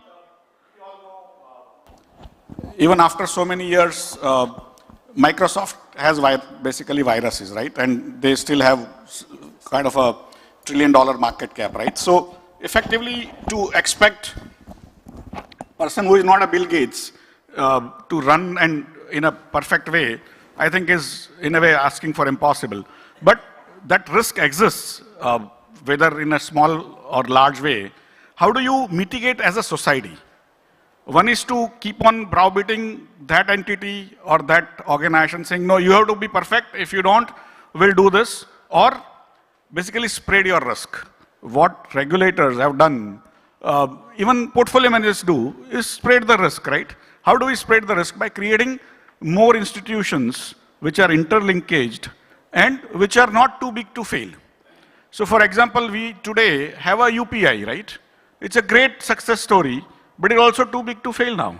If anything happens there, and if somebody tells me that it is never going to happen, unless proved otherwise, they are right, right? And I will go with them as a disciplined soldier. But otherwise, you know in your heart that if you have 3 such things going on, you are reducing the risk on the system. And that's how I would say that there is a finite risk, there is no risk elimination in technology game, and additional risk keeps on coming because the technology changes so often that basically the risks actually come due to the changes which are regulatory changes. On top of that, the technology itself is adding its own risks, and then the past technology has those vulnerabilities which were not found earlier, start getting founded, so it becomes obsolete, it becomes difficult to change. And that's why if you try to now in a way legislate, that's what we did in cryptography, not cryptocurrency, but in basically e-signature and all, we actually specified a technology. For me, once you specify technology, you actually bind your hands to a technology now which is 20-year-old. And that is where basically that understanding in the minds of regulators of where to sort of draw that Lakshman Rekha and how to still create less risky situation for the system as a whole by allowing more institutions which are interconnected. In stock market, for example, as opposed to UPI, we have such a beautiful system. We have 2 exchanges, 2 clearing houses, 2 depositories, right? The risk is actually reduced not by half, it is reduced by now 95%, 98% on the same framework, right? And that's how by quirk of fate it has happened. It's not happened by design. But what I'm saying is, we need to understand intuitively as a society that, like in finance, you cannot eliminate risk completely.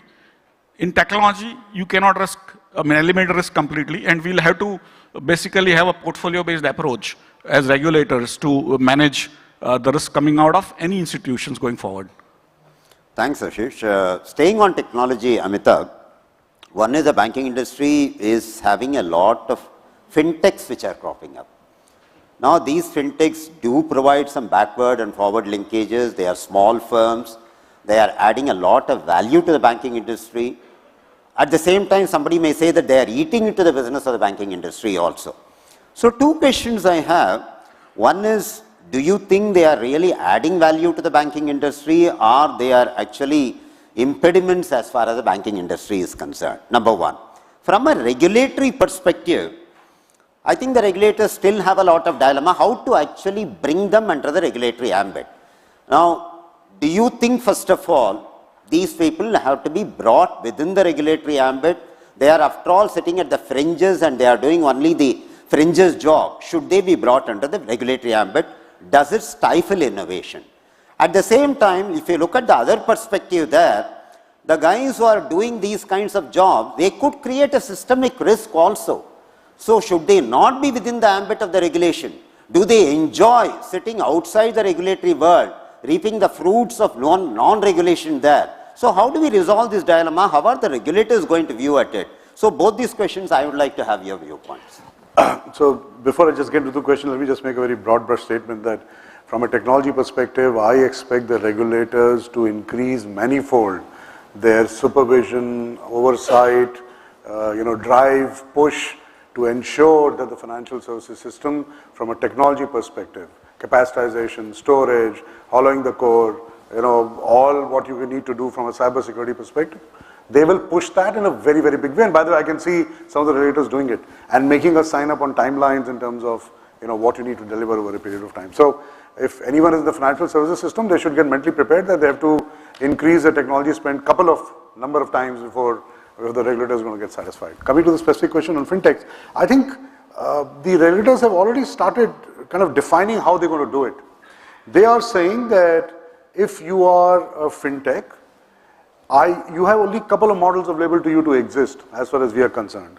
Either you come through the front door and take a proper license so that I can supervise you. If you are not willing to do that, you will be at the fringe only. You cannot come inside that room where I allow you to do many more things.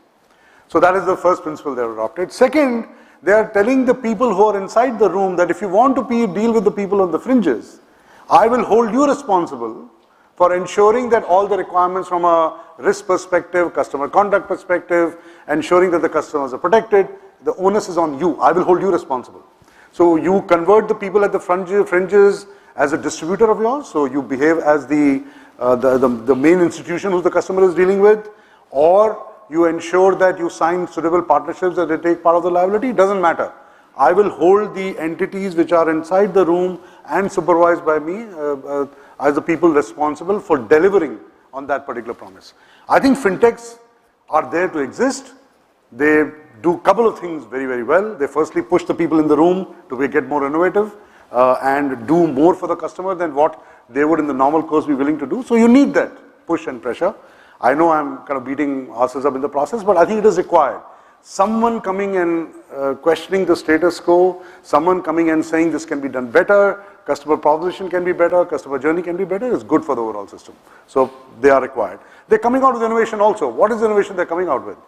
Firstly, they're looking at wherever the banks make money, and they say banks or financial services companies make money, and say, I will go after where you make the maximum money, and I will attack that portion of the market, because maybe I can attract customers better, maybe I can give a pricing concession, maybe I can make the customer experience better.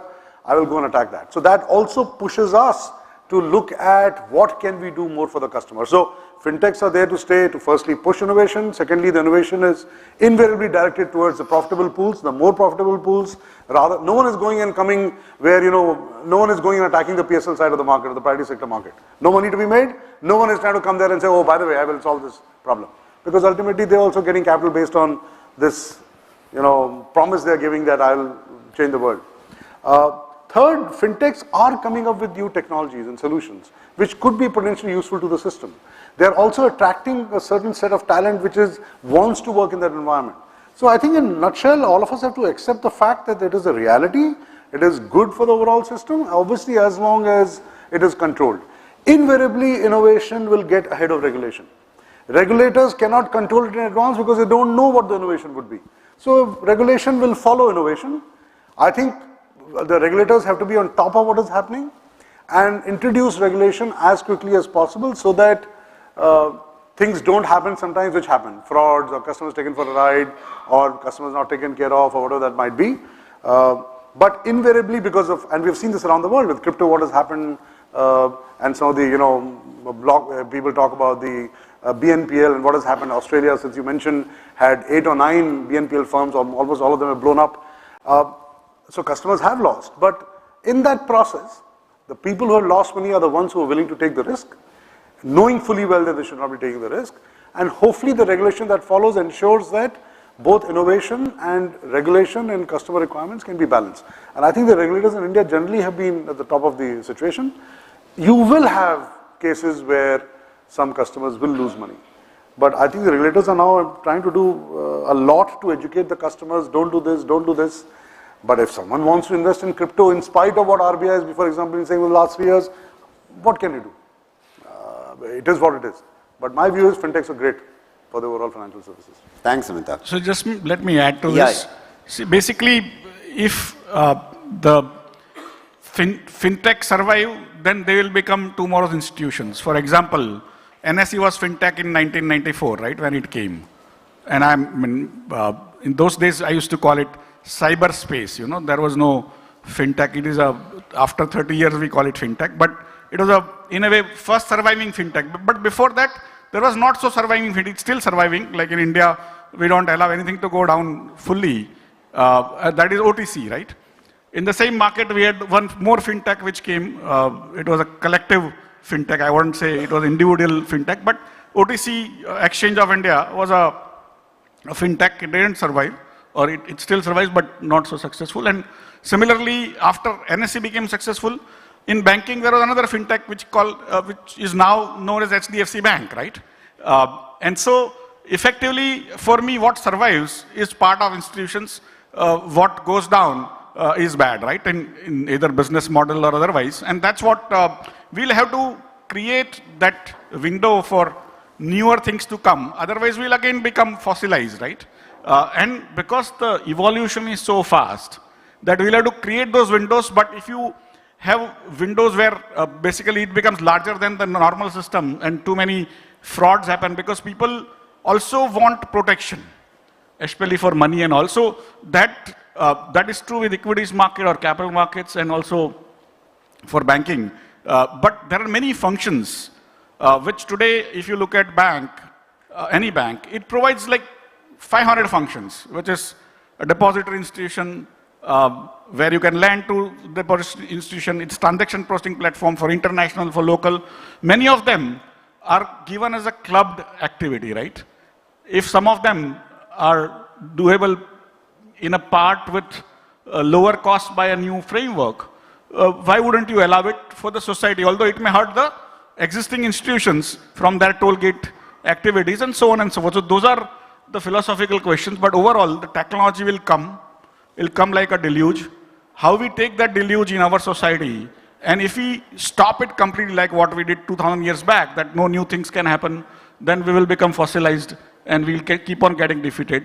We'll have to create as a society a framework to allow newer activities in a more controlled way. When it becomes large, becomes useful, understood by the society, then they come in a bigger way and stuff like that. So Mr. Malingam, I'll add one more thing I forgot. I think India is also unique in one more way. I think in India I have seen the government and regulators actually driving fintech and change related to technology. Look at examples, UPI or account aggregator or ONDC, or now what RBI is doing, that they have brought players together and started this pilot project where Kisan loans can be given in 7 minutes in some states where the land records have been digitized.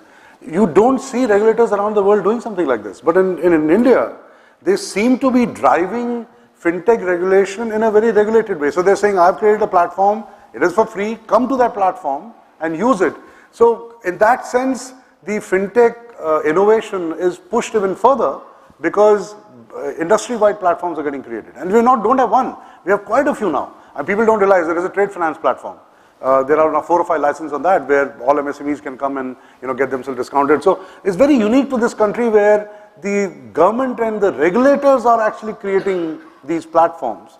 So in a way, they are also pushing fintech in a very unique way in the country. So I just wanted to mention that. So just to add to this, basically I call it what I call soft infrastructure. There is hard infrastructure, which is what used to be the engine of growth for developed economies, that they create beautiful roads and great ports and great electricity power generators and airports and everything. And that's what gave them what I call prosperity there. Today, India, in a way, in say 15, 20 years, and more importantly, last 10 years, leapfrogged from a 18th century technology to straight away 21st century technology in the soft infrastructure. The hard infrastructure, we are still poor. Soft infrastructure, we are so far ahead that literally US or China cannot catch up. And for me, going forward, this soft infrastructure is going to be basically the strength, and by quirk of it, as you said, we have uniquely created a government which is technology savvy. We have created regulators which are technology savvy. They are putting together CoWIN and Jan Dhan Aadhaar Mobile and GST. There is no such GST anywhere in the world, I can tell you that, which can track even a truck movement which is going khali, right?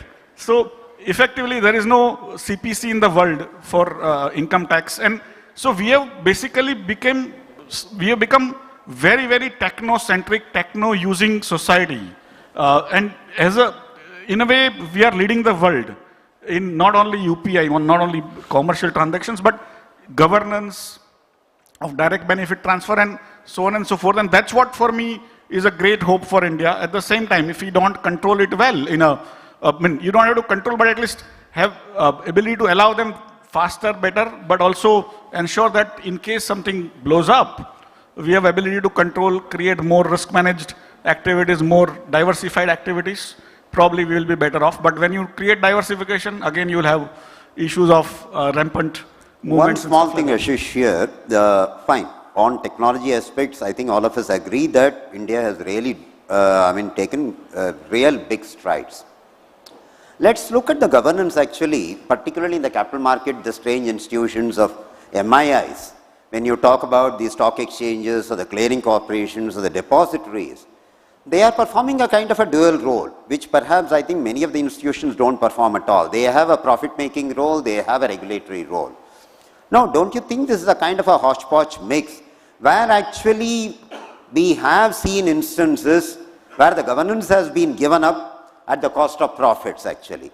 So is this kind of a model, do you think, is it sustainable where you are putting a regulatory burden on them, but at the same time telling them that you need to make profits and you need to allocate money for investor protection and all that over a period of time? So is this model sustainable, or do you think there could be an alternative model here where perhaps you separate out these functions completely, don't keep it within the same institution? Now, this perhaps I think the capital markets regulator has also been examining in the past. They have been trying to bring in new entrants into the stock exchange arena itself, but unfortunately we have not been able to succeed because the entry barriers are very, very high. So how do we resolve this? How do we go forward in this? How should the regulators look at this? Should they separate this? And like what Amitabh said, if we can open up just the trading platform to the fintechs, there could be more competition out there, given the regulatory role could be played by somebody else. How do you look at this in future as far as the capital markets are concerned? No, I think again, the rest of the world has models. They have experimented. For example, US had the same dilemma in 1990s, which we had. And New York Stock Exchange used to be a regulator as well as a trading platform, as a service provider, which is commercial in nature. And that was true with NASDAQ and so on and so forth. And they thought that if they separate out, they would have solved those problems. So they separated out the regulations of the companies into SEC. They separated out the regulation of the brokers into another SRO called FINRA, which is actually owned, operated by brokers like our traditional exchanges. But effectively, it is, I mean, after that you have Madoffs, you have Phillip Capital, and in recent times, I'm just trying to count, but effectively, because we go through our own problems, we think the rest of the world doesn't have problems. They have even more severe problems. And today, there are 50 trading platforms. New York Stock Exchange, after 3 mergers, is now accounting for around 4% of US's volumes, although we have not been told that. And so effectively, there are larger platforms which have come up and so on and so forth. And there have been 400 Chinese companies which came to US markets, raised funds with the US government or whoever telling them that you don't have to even have reporting under financial accounting standards of US or any other standards. They did not report anything, they went away, nobody bothered. Basically, it's the concept of whether you want a laissez-faire market like US or you want a protective market like India, where if investor makes money, it's his brilliance. If investor loses money, it's SEBI's problem, right? And for me, you'll have to figure out what regulatory framework you want. Once you get those situations, otherwise fintech, Zerodha is a fintech, right? They're doing very well and better than Robinhood. I mean, if you look at Robinhood, what's the Zerodha? Not that Zerodha may not do it later on Robinhood, so I don't vouch for that. But till now, because of the way we are regulating, so in some ways, we are just trying to see only one Robinhood and say this, but Robinhood has now slowly gone away. I mean, it's withering away, whether it has not come to our notice. When it was going up, it came to our notice and stuff like that. So for me, you'll have to figure out as a society, what do you want? This is a via media, whether you want to have 2 exchange, 2 depository, 2 clearing system model, or 15 of them, or separate out the regulations. It is basically up to the society. The other side, like US, as one example where the regulations are separated and the commercial part is separated, and now you have many competing products, but you don't know where the liquidity is. Because once a Nobel laureate came to Mumbai, I asked them that if one person has placed order of 100 shares into 50 markets, and one of them gets traded, what will happen to the liquidity which is looking like a 50x of that? And so there are other questions on financial theory part of it, but Japan had the other way around. Japan had 2 exchanges, one was in Osaka, other was in Tokyo, which all of us know. Osaka was not well known, but they merged it into one single exchange called Japan Stock Exchange Incorporated, and so on and so forth. So for me, there is no right answer. It is the people who manage and how the regulator actually regulates, put together, we can get a right answer. But if we have people who are not sort of managing well, or overall system is not controlling them well, you will continue to have problems in 50 or in 2 or 1, right? So that's how I would put it. Actually, staying on in governance, Amitabh, thankfully we didn't have too many S-Bank type episodes in the country. Banks are fairly well governed. But do you think actually going forward, can we take the governance for granted in banks? As regulators, we don't want S-Bank episode to be repeated ever at all, because that really sends tremors across the country. So how should the regulators look at it? I mean, should the regulators be a little more granular as far as the corporate governance is concerned, or should they stick to principle-based regulation? Or do you think the regulators have no business as far as corporate governance is concerned? It is something which is inborn, it is a culture which has to be ingrained within the organization. How do you look at it? How will it evolve in future actually? Oh, very clear. I think the regulations will only increase over a period of time. And it is happening already. I mean, as I said, invariably a lot of regulations and a lot of changes follow a certain crisis. I think after the Yes Bank, PMC Bank episodes, I think RBI and a lot of the other regulators, I'm sure, sat around a table and decided that from a board governance and management governance perspective, they need to intervene, check, provide oversight, give direction, give guidance, much more than what they've done in the past. That is already happening, and I don't see this going away. Frankly, in Europe, already you are seeing supervisors sitting in board meetings and board committee meetings. It has gone one step further. The CEOs of some of the larger banks of Europe are actually complaining to the supervisors, saying that you are actually sitting with us and almost deciding a strategy. So it has already gone to that level. And I don't see any reason why that the regulators will not continue to push more oversight rather than less oversight. I think this idea behind principle-based and micro-regulation has been discussed in India for long periods of time. I think the evidence very clearly shows it has moved only in one direction, and I do not see any reason why it will shift to a principle-based regulation. It will be very interventionist, and I think we need it. I think history again also shows that the moment you pull back, you always find people, some rogue people or rogue teams or rogue promoters who will take advantage of it. And frankly, that's why the regulators, I'm sure, have come to a conclusion that this principle base does not work. And fintechs, what has happened with fintechs, some of the things which have blown up, again a good example of if you stay away, you are creating a problem for the future. So I'm quite clear it is headed only one way.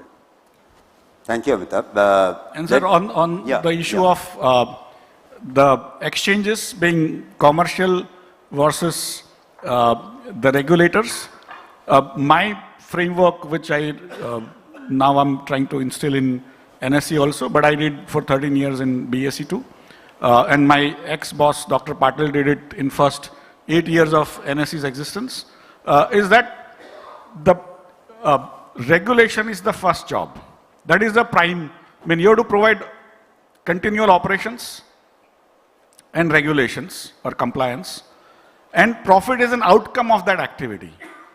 So when in doubt, regulations are supreme. If you get profits, it's fine. It's nothing to do with your activity as CEO. Your job is to run regulations. You might create profits, but that is not your you should not be measured on that. Neither your board should be measured on that. And you may not create profits, still you should not be measured, but any activity which is not generating profits in at least some amounts is going to become basically, in a way, slowly fossilized. So somewhere there is a minor part of that, but if you keep the MIAs, if you want to keep this model of regulator with commercial part, you'll have to, like what you did in your committee. I think it is absolutely imperative for everyone to read Mahalingam committee report, which is like very clear that the regulatory part or compliance part and providing uninterrupted orderly services is what the MIIs are for, and the measurement of the management of the board should be on that basis. That's what the lessons I have taken from his committee's report. Okay, one provocative question, Ashish. This is on investor protection. I very strongly believe that the depositors in a bank need much more protection than the capital market investors. But look at what is happening in the country. The depositors are given a ceiling protection of 5 lakhs. The investors in the capital markets are given a protection of about 25 lakhs. The investors enter the capital market with the full awareness that it's a risky landscape. They are bound to incur losses. They can't really lean back on the shoulders of the regulators to get the investor protection at all points of time.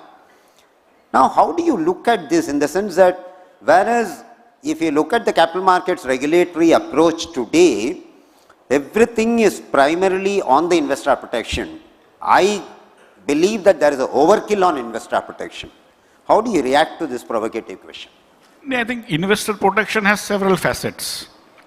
And broadly, whether in mis-selling, even mis-buying, for example, even if you want to buy a nuclear bomb, you shouldn't be allowed, right? Similarly, there has to be some, so it's only when it comes to payment, that's where I think there is what a debate on whether it's too high or too low. And naturally, the brokers are not deposit-taking institutions. They are brokers. By nature, they are transactional. But when investors lose money, I have several examples where after default, the brokers have actually had a pact with many investors saying, I will get you 25 lakhs from NSE and 15 lakhs from BSE and you give me a cut also. So the guy who was basically had cheated the customer now becomes a partner and goes through all the processes because they know the process better than investors and stuff like that. So effectively, but overall the investor protection is an essential feature of any financial institution because these are, whether it's for banking or for the markets. At the same time, how much, how, when, where, that is where basically the debate can be. and it has to be reasonable. If it is unreasonable, like infinite compensation, then in one transaction, and there are instances on NSE where even very large institutions have taken that guarantee of the clearing house, which is actually explicit guarantee, to sort of ensure that they take unbelievable risks with a knowledge that one side can default and will come on the exchange. So you are basically buying the protection at so low cost because it's actually a collective situation, collective insurance of, and so there are many such instances, whether only on investor side, on broker side, and we need to be very wary of doing anything in excess on either side. And we also, that's why the investor awareness and investor protection, investor education, all three have to go hand in hand. Today, after I joined NSE, I have completed 3 months. Literally every day we are issuing new notices to the market saying, don't fall for assured return schemes. And we have started now naming people who we don't even know, but they are collecting money from public for investing in shares. And then when those investors actually don't find that person later on, where will they come? They will go to SEBI's offices in those places or NSE or both places. And who will compensate them? How they will be, because that's not even on the system. And so on and so forth. There are many ways people will try to misuse the public gardens, right? Public utilities get misused more than used. And that's where we need to be very careful of how do we give away those gardens to people who can actually ransack, and then garden becomes useful to nobody. We have just about 12 minutes. You want to have any last word on the depositor protection corresponding to what he said about investor protection? Well, as you rightly pointed out, that's the amount. I want to leave about 10 minutes for questions to the audience also. Yeah. 60 seconds. Yeah. Well, I think the regulator, at least on the banking side, is trying to ensure that we never reach a situation where that kind of insurance is required to be used. We have had one situation, but even in case of Yes Bank, I think collectively the banking system came together and the depositors did not have to suffer at all. Given the kind of oversight they have, given the kind of capital requirements they have, given the kind of, how the regulator has gradually slowly pushed the banking system to where they are, I would say the chances of something like that happening are low from a banking system perspective. On the NBFC side also, Reserve Bank has stopped. It's not giving new licenses for people to take deposits. Some of them exist, but again, the oversight and regulations is only increasing over a period of time. So as far as depositors are concerned, while the amount of insurance might be low, I think the number of measures which have been taken around it, I do very strongly believe that give depositors a lot of comfort that, the institutions which exist are not going to go down in a hurry. And even if things were to go wrong, the Reserve Bank or the regulator will take enough action to prevent it, stop it, or force a merger if necessary, which they did, to ensure that the depositors are not impacted. So I think that, and there are enough examples which exist where, in spite of the fact that the institution was in a bad shape, or let's say almost bankrupt, RBI did come up with a solution which protected the depositors. So I don't see that to be such a big risk. Obviously, we cannot tell about the future, but if regulator starts believing that the risks in the system have risen, I'm sure this amount over a period of time might go up, because as with the times, as the size of the banking system increases, they will push this amount up, which means incremental cost for the banking system, but all of us have to live with it. What choice do we have? It's a price for the license. As simple as Thanks a lot, Amitabh. We have about roughly 10.5 minutes for questions. If people can put up their hands, we can start with Sandeep. Sandeep Parik. You want the mic?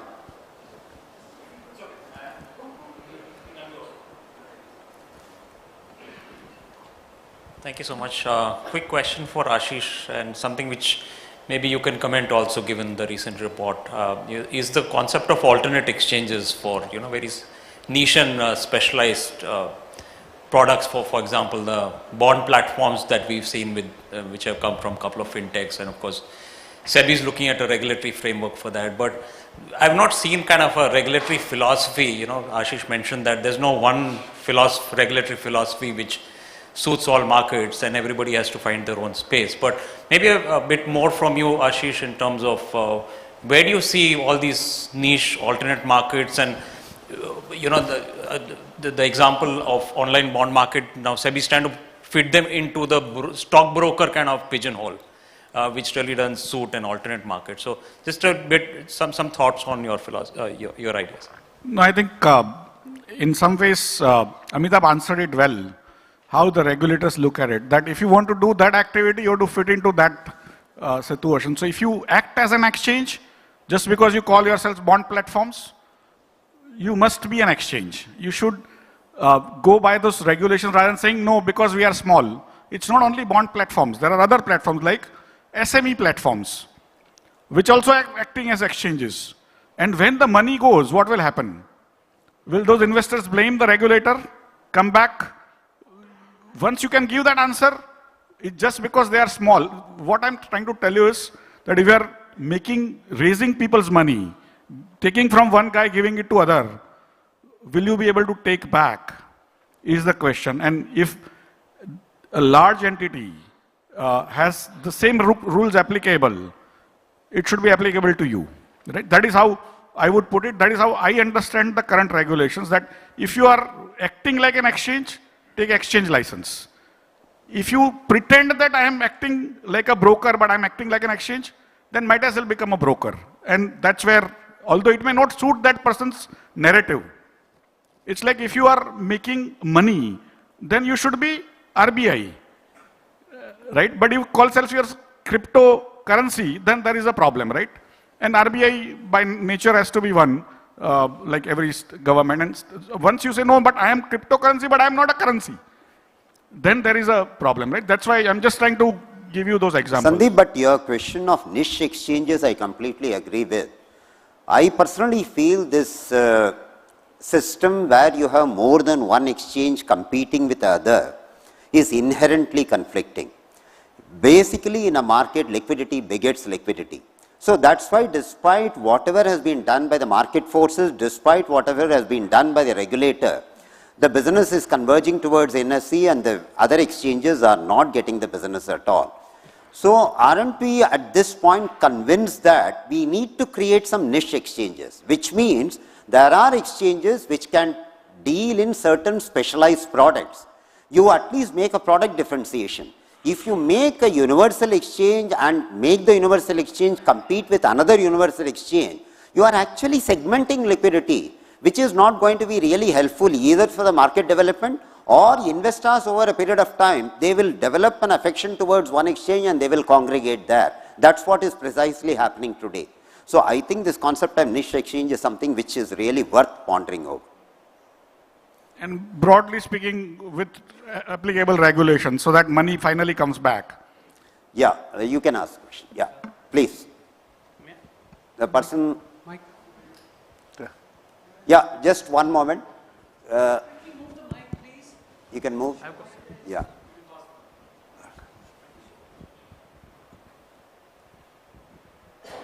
Good afternoon to the esteemed panel. I've had the opportunity to appear before Shri G. Mahalingam in the proceedings, and Ashish Chavan always looked up to you, sir, as a trendsetter, and Mr. Amitabh always been an inspiration.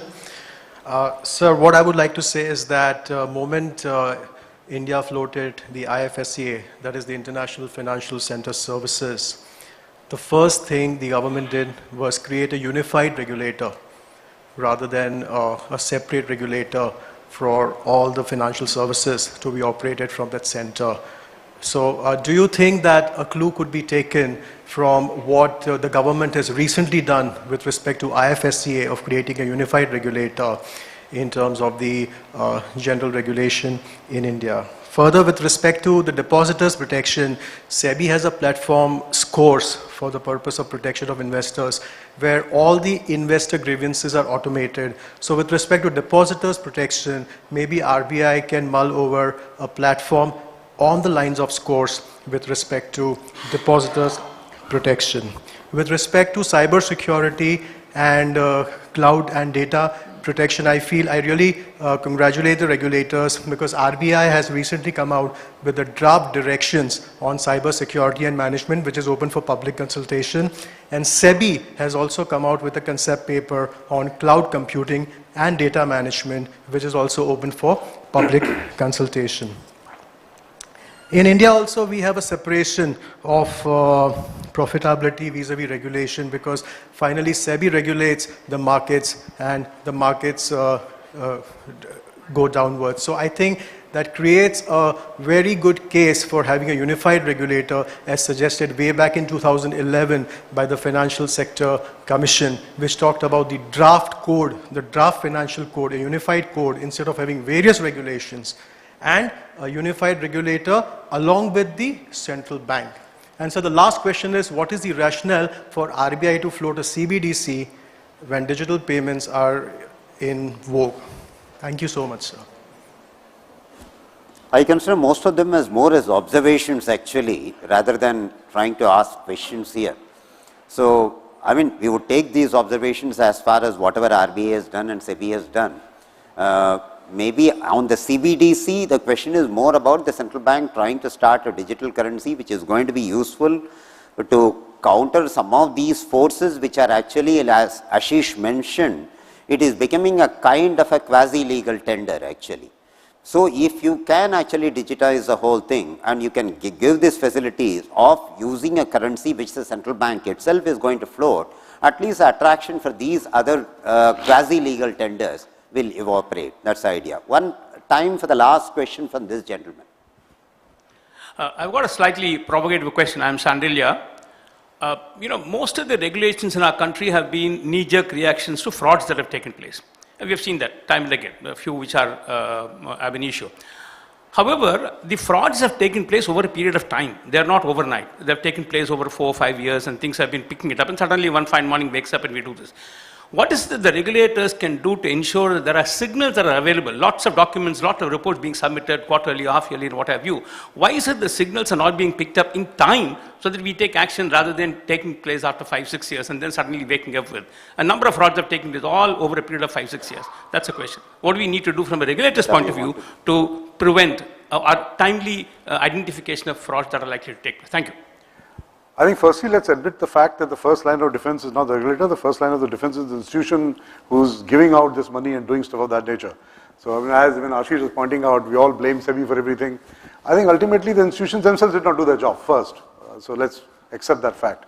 Secondly, I think with all kinds of data which is available now, both to the mainline institutions which are actually doing all this, plus RBI, I think with the analytics which is taking place, the ability to spot some of those frauds is becoming better. And by the way, the regulator has done a lot of stuff to ensure that they can connect the borrowers in a certain way, the data flow can be checked, and so on and so forth. Third is that yes, the level of oversight has increased. New regulations have come in terms of ensuring that every institution in the financial services system is recognizing a borrower for what they are in the same way, rather than everyone doing their own little thing on the side. So they're trying to bring in consistency, they're trying to ensure that everyone is looking at the problem in a similar fashion, and obviously a lot of other regulation has also come around resolution of the problems. I'm not saying that fraud will not happen, because fraudsters are always, sometimes ahead of what the regulations are, but the obvious frauds which India has gone through, some of the obvious things which people have done will definitely not happen, but frauds will take place. We are in a risk-taking business. For us to assume that some of these things will not happen is also stupid. It will happen. We will keep learning from it, and hopefully over a period of time the number and the amount of frauds will come down. But look at it, things globally, how things are blowing up overnight. I mean, the people, just the latest crypto which have blown up, you go and look at the comments about that individual and how he was revered almost like a god, and how quickly it has blown up. $30 billion gone. So in spite of, we assume that the regulators outside are better, and we assume that the Western world knows how to do it, look at what has happened. So I would say that with the kind of regulatory framework we have, with the way how regulators think about it, I think their pulse of what is happening, their interactions with the system are pretty solid, and yes, some things will happen, but generally, we have learned our lessons, and hopefully some of these things will not get repeated in the future. So philosophically, basically, it's what I call how the humanity has evolved in terms of its own, each society has created its own regulations, like Hammurabi's code or whatever codes. It's basically on what I call rear view mirror basis. Something wrong happened, or something unusual happened, or something not acceptable happened, and that's how you create those codes, and then you codify them into law and stuff like that, right? And that's how what I call rear view mirror based driving, that you always, as a society, always take past experiences and codify what had gone wrong, that should not go wrong. If you try to anticipate too much, then you will have basically no way to move, because everything will look like a fraud, right? So effectively, that the balance you need to maintain, and because the life used to happen slowly, the past fraud could be avoided by having regulations to stop it. But the life is moving so fast now that past frauds are also becoming obsolete. The newer frauds are becoming even more interesting, so there is a bit of an anticipation required. But once you anticipate, then everyone will come back to the regulator saying, boss, what are you doing? How can you anticipate that I'm going to commit murder tomorrow? And that is where basically this debate will continue. There's a rear view mirror based driving or anticipation based driving, and that probably Ashish, will now the keep front on getting view us mirror there. says time is up. Absolutely, thank you. Thank you. Yeah.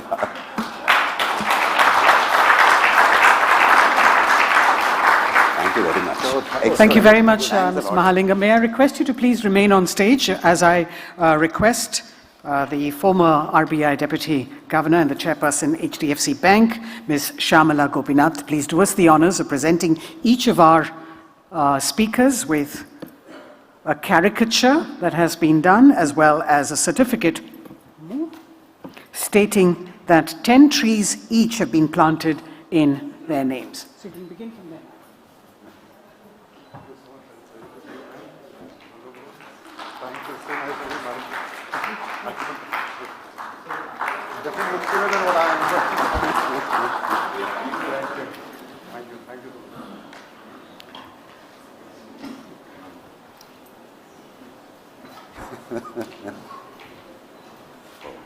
Thank you very much, madam. Thanks a lot.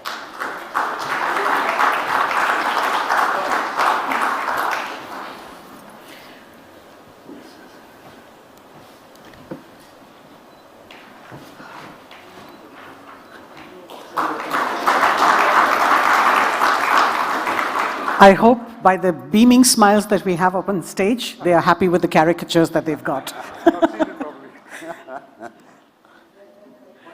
Yes. Ma'am, a picture. Ma'am, please come. Yeah, please come to the middle. Yeah. Thank you very much. If I could just request the speakers for the next session to please move forward so that we can quickly wire you up. We are not taking a break, so ladies and gentlemen, remain seated. We're moving on to our next session.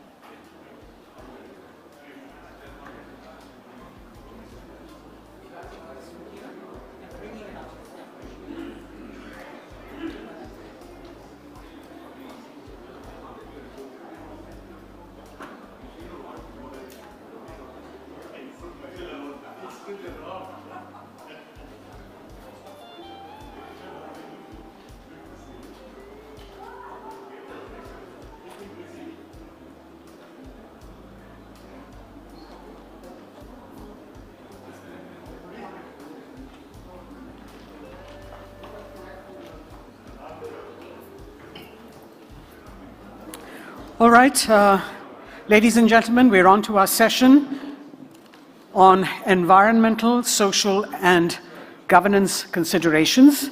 And the world has recognized the need to take them into account while making investment decisions, and in the process, promote the goal of sustainability. The stated objective of responsible corporate citizenship is to reward all categories of stakeholders, and our panelists will grapple with the question, do the existing initiatives address Indian ground realities? Ms. Vinita Bali, former Managing Director and CEO of Britannia Industries, is a business leader with extensive experience in leading large companies both in India and overseas. She's worked with multinationals like Coca-Cola and Cadbury Schweppes in a variety of roles, including as CEO in the UK, Nigeria, South Africa, Latin America, and the US. In 2012, she was selected to the lead group of the Scaling Up Nutrition Initiative of the UN, and she continues to serve in that capacity. She serves on several boards and brings a global and pragmatic perspective to strategy, marketing, innovation, and operations, having worked across countries and continents with responsibility for global and regional roles. Corporate strategist and entrepreneur Dr. Mukund Rajan chairs a pioneering investment firm, eCube Investment Advisors, which is focusing on catalyzing environment, social, and governance improvements. Previously, in a 23-year stint with India's largest corporate group, the Tata Group, he served as the group's first brand custodian, chief ethics officer, chairman of the Tata Global Sustainability Council, and member of the Group Executive Council. Dr. Rajan serves as the chairperson of the Environment Committee of FICCI. Mr. Amish Mehta is the managing director and CEO of CRISIL and leads its Indian and global businesses, steering its efforts to deliver high-quality analytics, opinions and solutions to corporations, investors, financial institutions, policymakers, and governments.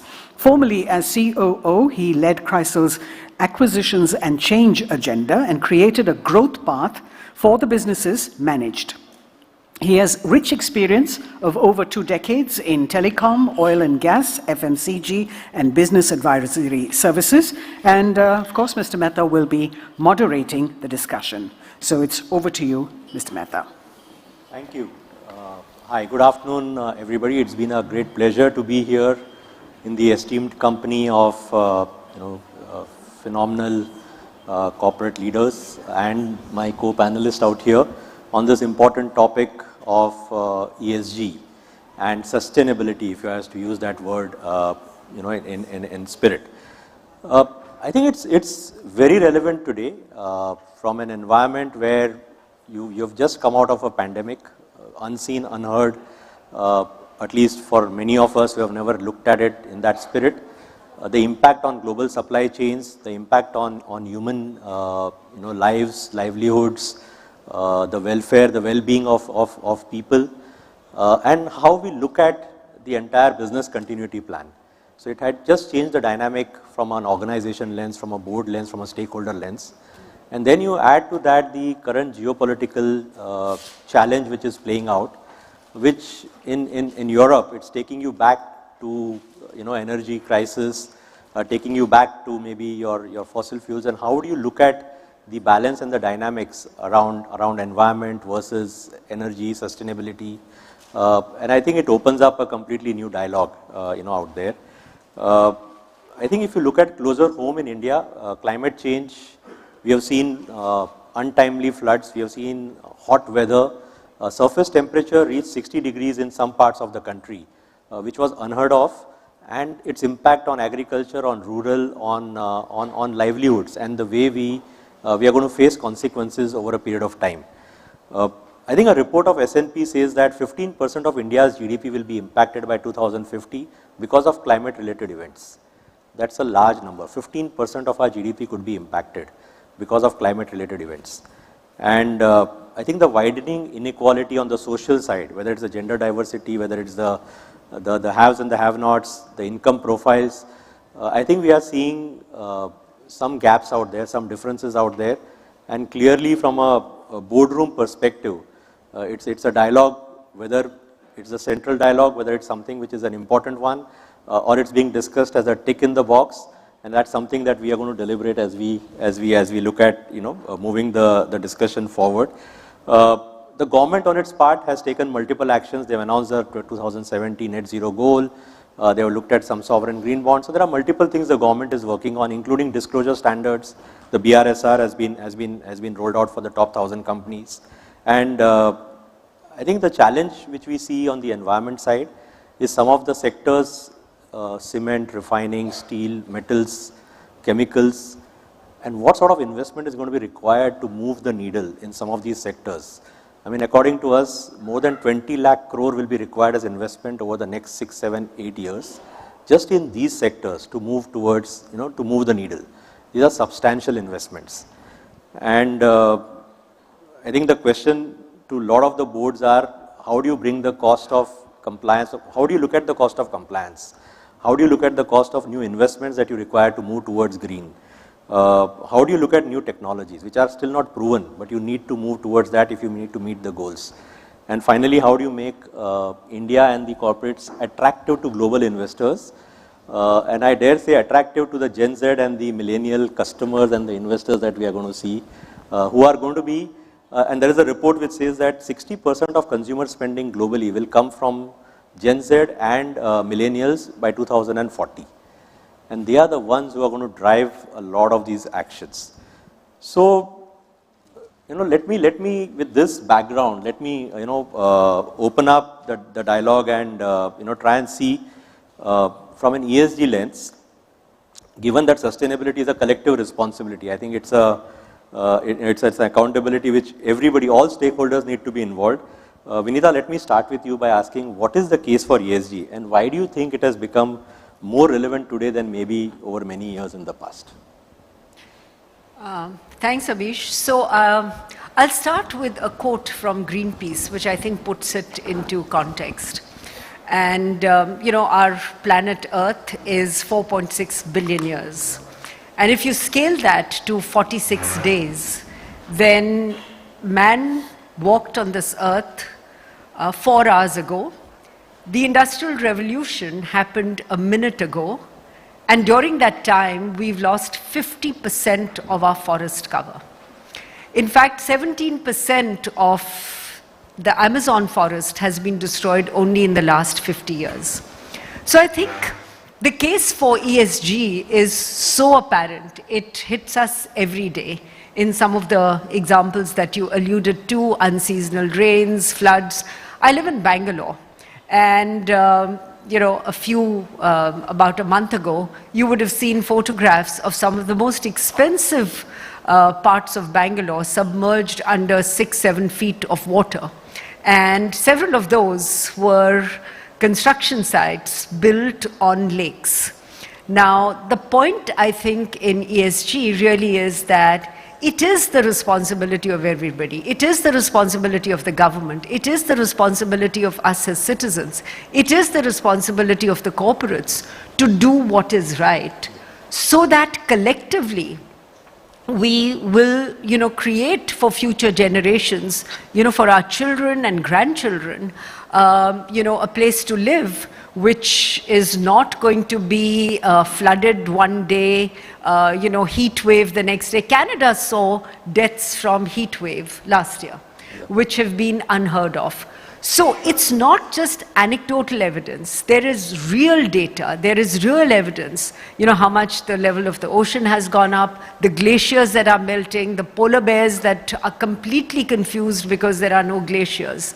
We've had somebody like David Attenborough, who's my hero, for the last 50 years telling us, what we need to do. He is still at the age of 94 giving us a message that if we change our behavior, we can change what is going to happen. So it is not just an issue of the corporates. Of course, corporates are involved because we are part of the ecosystem.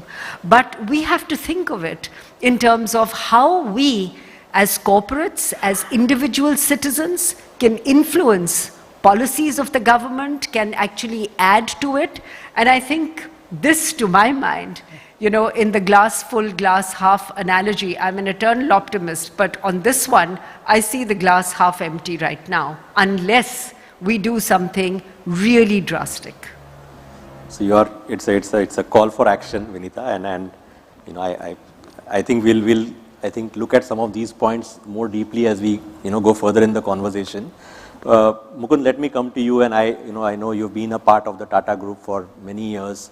A group which has looked at ethics, cause for good, force for good, and I've always put ethics and value and governance way beyond profits maybe. How do you see the business case for ESG play out? I mean, what's your thought process, and why do you feel it is even more imperative today? Sure. So I think both of you have made a number of observations on the costs of not taking this agenda seriously. I think in some cases in parts of the world, it is becoming an existential crisis potentially. There are many industries that are going to be sitting potentially on stranded assets as investors change their outlook on the prospects of these industries. The fossil fuel industry is obviously one of the major ones impacted by climate change. But you mentioned the Tata Group, and in many large and small ways, and for a long period of time, we have actually seen the manner in which ESG has in fact impacted outcomes for the Tata Group and indeed for many other Indian corporates. And I'll just give you a few illustrations, both tangible and intangible outcomes. So start with investor behavior itself. You find that corporates that are addressing these issues seriously, that are proactive about them, do tend to be increasingly favored by a class of investors who have the long term in mind. And conversely, when there are ESG challenges, in the previous session we heard about some of the corporate scandals, you can see the impact almost immediately in the stock markets, with investors pulling their investment and stock prices crashing. We've just had this major issue with one of the crypto exchanges as well, which demonstrates that. Look at the ability to hire talent. Again, I think there's enough research that demonstrates that companies that take the S dimension of ESG seriously have typically tended to attract employees who are keen to work for the long term. Employee engagement levels are higher, productivity levels are higher, and we indeed saw that in the Tata Group. There's a very famous case study on the Indian Hotels Company, for instance, and the reaction of employees when you had the terrorist attacks at the Taj Hotel and the fact that they stayed committed to serving their customers right through an awful period of more than 24 hours. Those are indicators of how employees respond to an employer that takes these issues seriously. Look at wage rates, look at insurance premium, look at interest rates that lenders will charge. All of these, you find that companies that take ESG seriously tend to get a much better deal than the rest of the market, and Tatas have been, I think, an exemplar of that. If you look for a little harder data, I mean, take for instance the MSCI India ESG Leaders Index. Now, over a long period of time, from 2007, which is when the index was created, over the past, since inception, over the past 10 years, the past 5 years, the past 3 years, the companies that form part of that index have actually outperformed the broader market indices. So these are all tangible evidence that ESG matters and works. But if you move to the intangibles, and these days, you know, there are studies that suggest in many companies, enterprise value, close to 90% of it is intangible. And a big part of intangible, brand, reputation, goodwill, is derived from ESG. And certainly in Tata's, when I was brand custodian, the studies that we did on the brand suggested the significant part of the brand value emanated from the trust that different stakeholders had in the Tata brand, oriented towards your sense that the performance on ESG social issues was very important. So I'm going to end with one story on the Tata, since you mentioned that. You'll remember in the mid-1990s, the group had a plan to actually get into a joint venture with Singapore Airlines in the aviation industry. For a variety of reasons, that was not to happen. The policies in India were changed to prevent foreign airlines entering the domestic aviation business. 20 years later, when the policy was changed and it was possible now for a foreign airline like Singapore Airlines to come into India, they had the choice of all the possible partners in India were there. And yet they came back to the same Tata Group that they wanted to work with in the 1990s. And that tells you that reputation, which is earned the hard way through performance, is something that stands the test of time. So, long story short, I think companies that take ESG seriously are rewarded by their stakeholders, both in the short term and in the long term. Avish, if I may pick up on I think a very important point that Mukund has mentioned. You know, I think we've got to change the ecosystem by which companies are valued. You know, we talked about intangible assets, it's the value of the brand and so on and so forth. I think if ESG becomes a very significant part of the valuation of companies, and the market starts looking at what companies are doing differently, then the narrative and the dialogue will change. Otherwise, if we stick to the current metrics by which companies are valued, which are largely financial metrics of cash flow and revenue and PBT and EPS and TSR and so on and so forth, it doesn't really capture the contribution made by companies to the environment, positive or negative. So I think this is a very good case for the ecosystem, including those investment banks, to come together and say, what are the metrics that are going to change so that we look at the contribution of companies, not just from a financial or an economic perspective, but also from a social and environmental perspective. So thanks, Vinita. Sorry, yeah, go ahead. No, I was just going to say that, in fact, your own organization came out with a very good report earlier this year, which scored companies on ESG dimensions. And I guess the bottom line is ESG both throws up opportunity and also it gives you a lens through which you can look at risk management. One question, though, you keep getting from companies is, show me it works. Show me a correlation between strong ESG performance and financial outperformance. So Vinita's point is absolutely spot on, that do our parameters today take account of many of these intangibles? But what was your own learning from that exercise of the correlation between financial performance today, as we see it, and ESG performance? So I want to connect a couple of thoughts, which I think both of you have highlighted. One is on the brand reputation.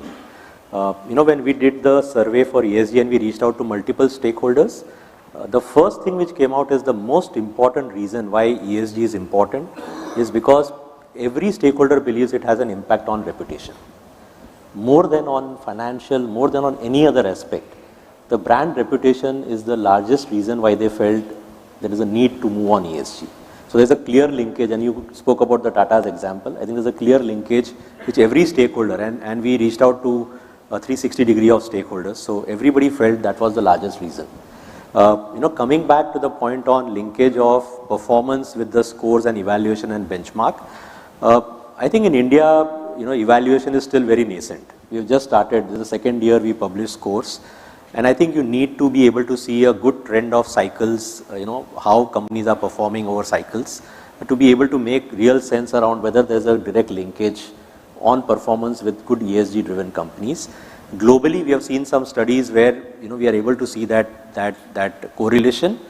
But and the challenge on ENS is very different because there's hardly any data available. So as we were evaluating ENS, very skeptic data, non-standard data. So it's very difficult to evaluate companies on ENS parameters.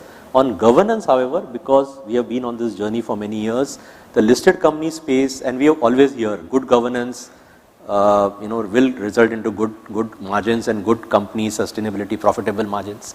So when we looked at that part of the parameter, we saw that over a period of time, companies with good governance scores, as we classify them, were outperforming other companies in their own sector by a reasonable margin and every other company which was there which we evaluated.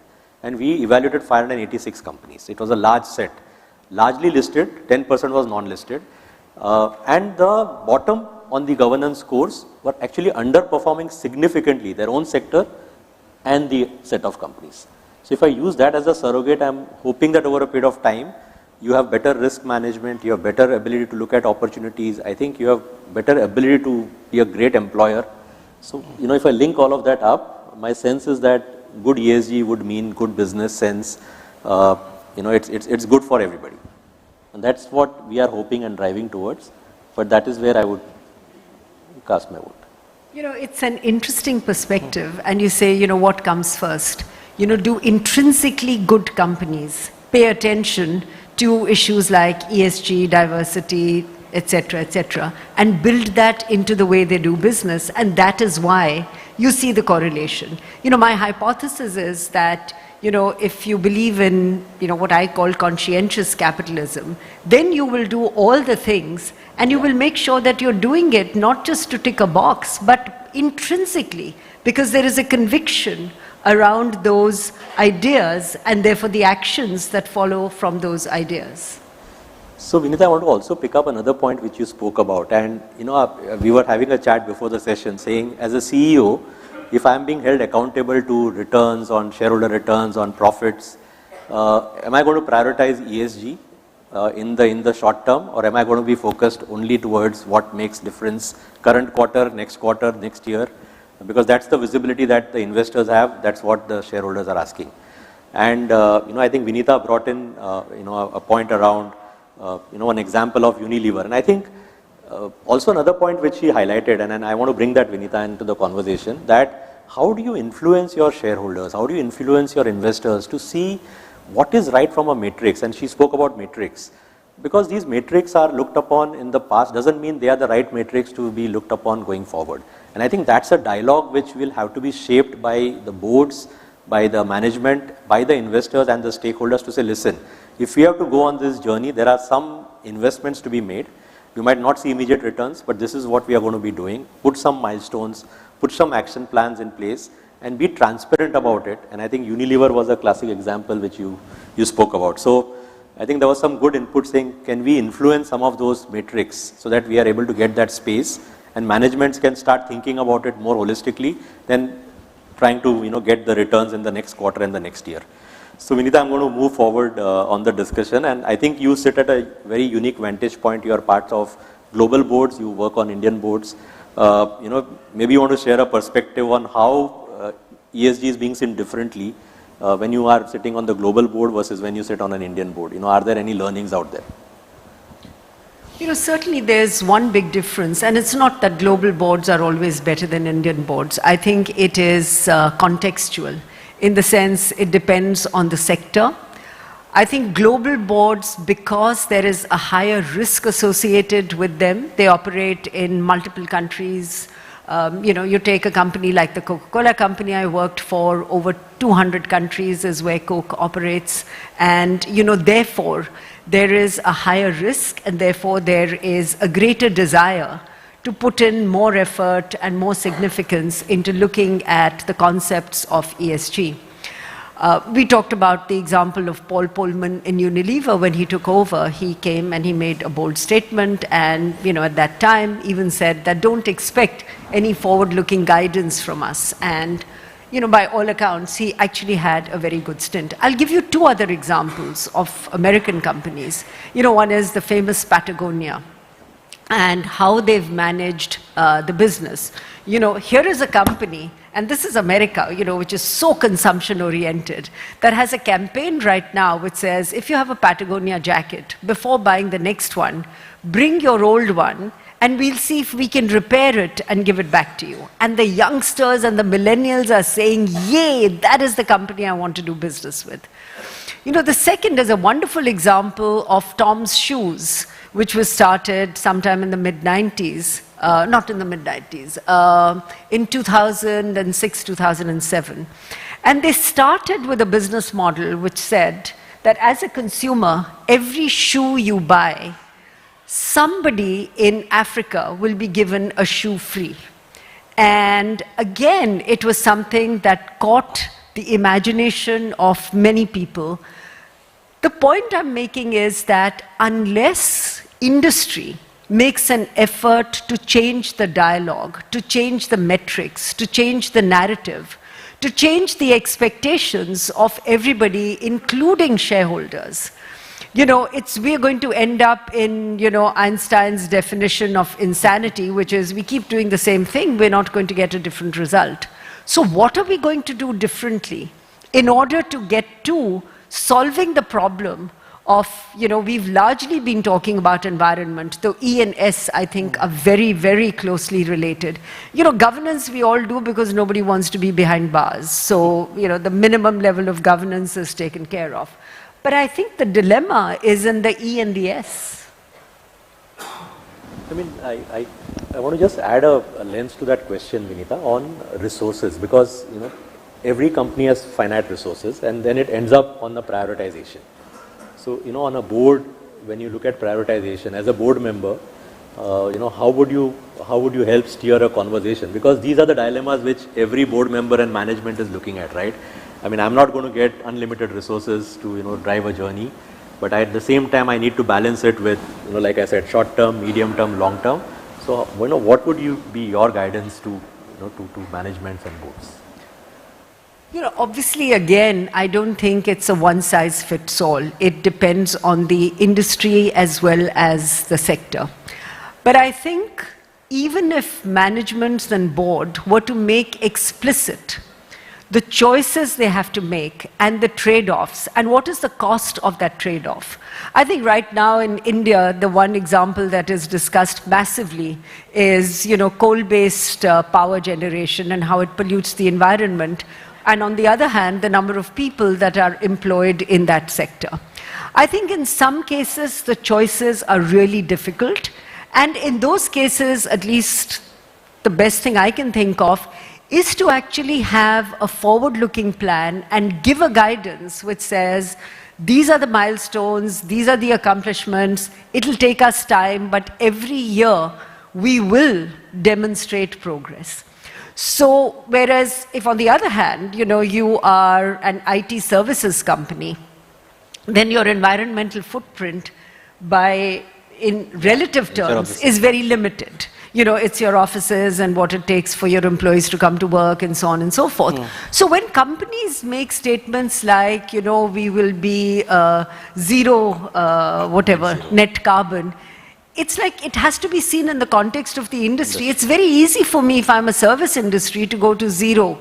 But if I am in coal or some of the other, traditionally polluting industries, it will take longer. But as long as management and board have a plan that is ambitious, have a plan that is aspirational, and have a plan, most importantly, which is being implemented and progress seen, I think that would be the way to move forward.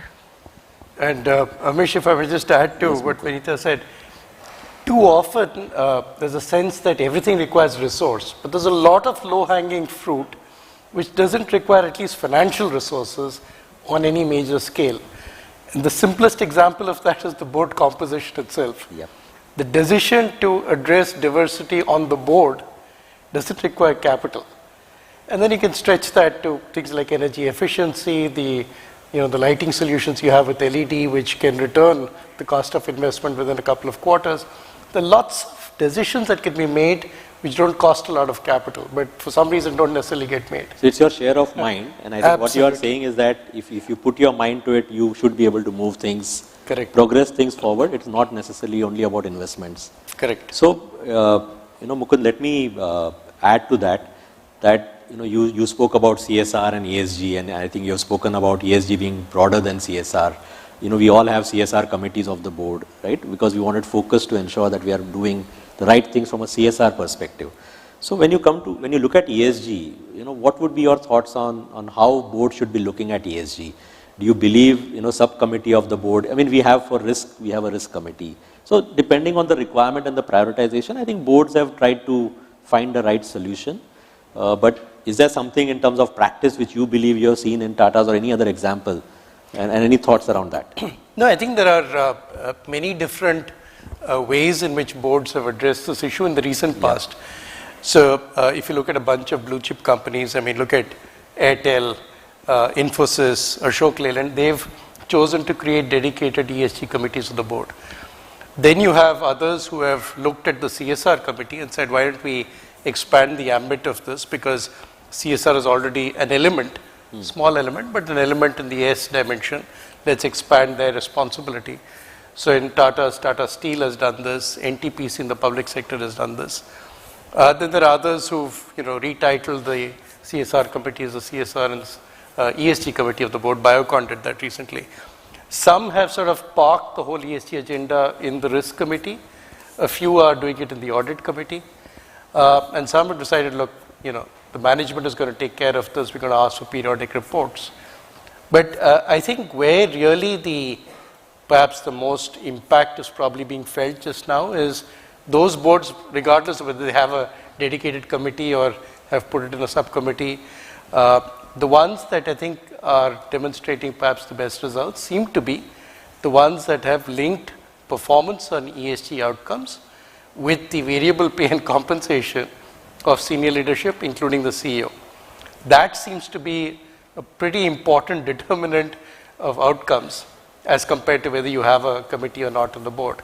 So it demonstrates that the board is aligning performance incentives with a genuine desire to see outcomes on ESG. And I think that's where a lot of the activity in terms of forward-looking companies you're beginning to see. Amish, I'm seeing one other thing. You talked about Indian versus global boards. At least on the global boards that I'm associated with, there's one thing that they've done. It's been carved out to a specific set of people, either a subcommittee of a committee or a new committee altogether. But equally importantly, have gone and actually brought in expertise, especially on E. I think S and G can be handled differently. But E, just to understand the nuances of climate change, etc. So they've gone and hired, like you go to an audit firm to do your audit. These are people who've gone to either academicians or, think tanks or whoever to get that expertise. And there's a board that I'm on, and we have had every month, an ESG session where a specialist in ESG, largely in E, actually comes and educates the board, and we call these board learning sessions. So every month we have a learning session so that as board members also, we can ask the right questions and intelligent questions and not just any question that comes to anybody's mind. So I think, Vinita, you bring in a point on prioritization, right? I mean, again, I'll say from my own experience that to set that focus, if you believe ESG is a priority as an organization, how do you focus on that as a priority?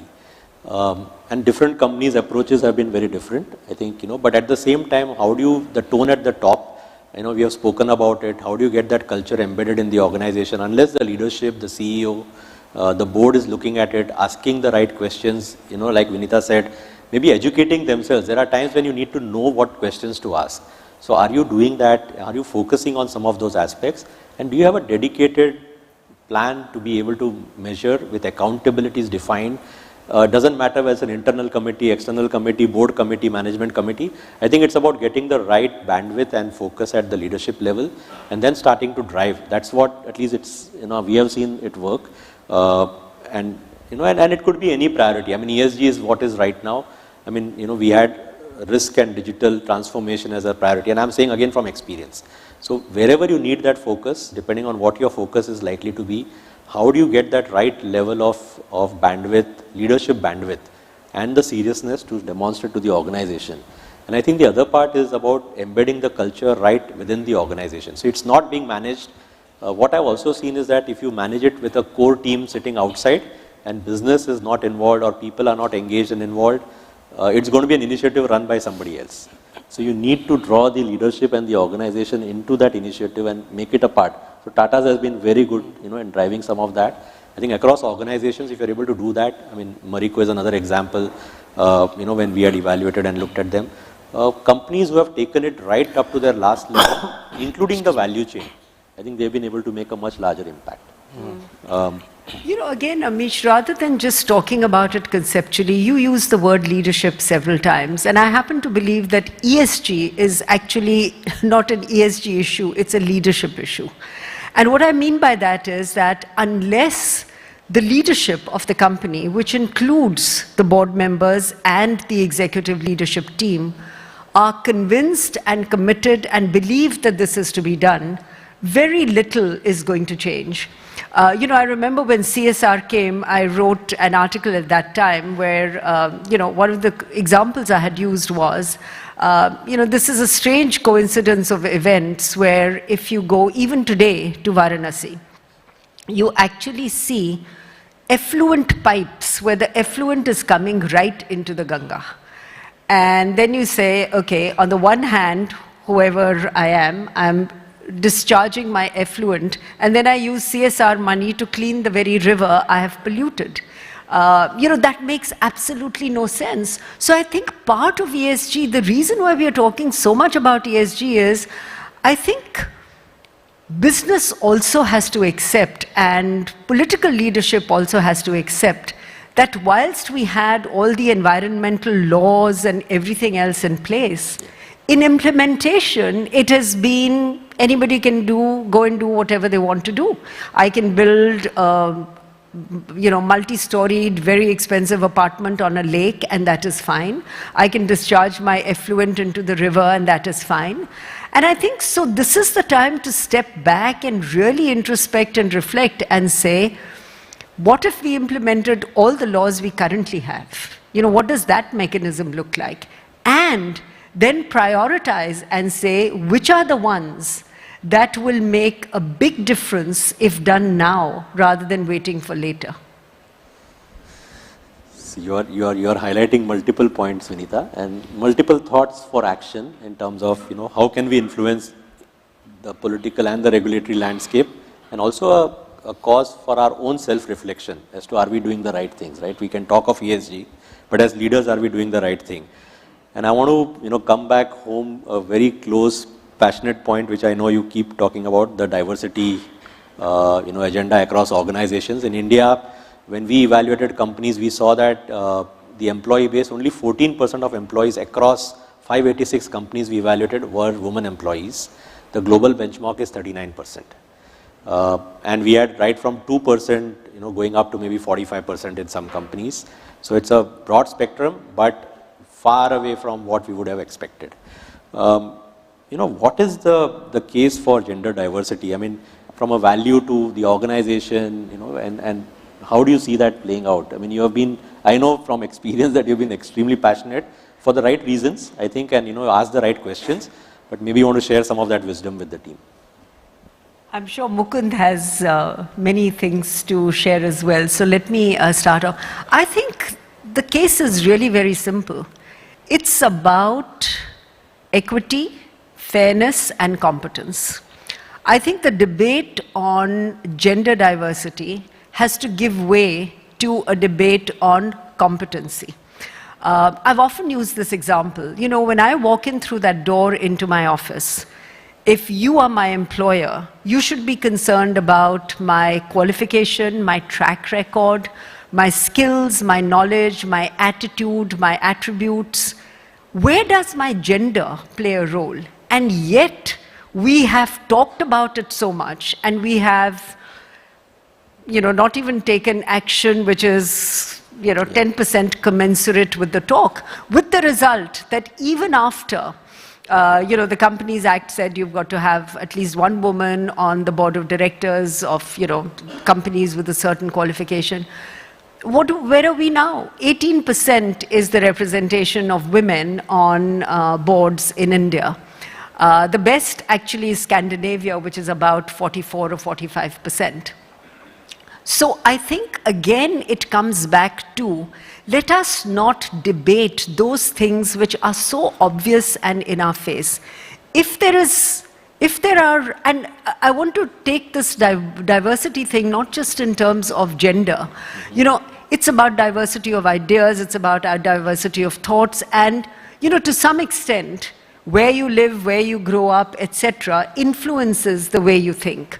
So whilst we keep talking about diversity in the boardroom, actually it's been a very, very slow road. And there again, I would say it's the chairperson of the board, it's the chairperson of the NRC who have to say, you know what, we're going to keep looking till we find the right candidate, the right diversity candidate.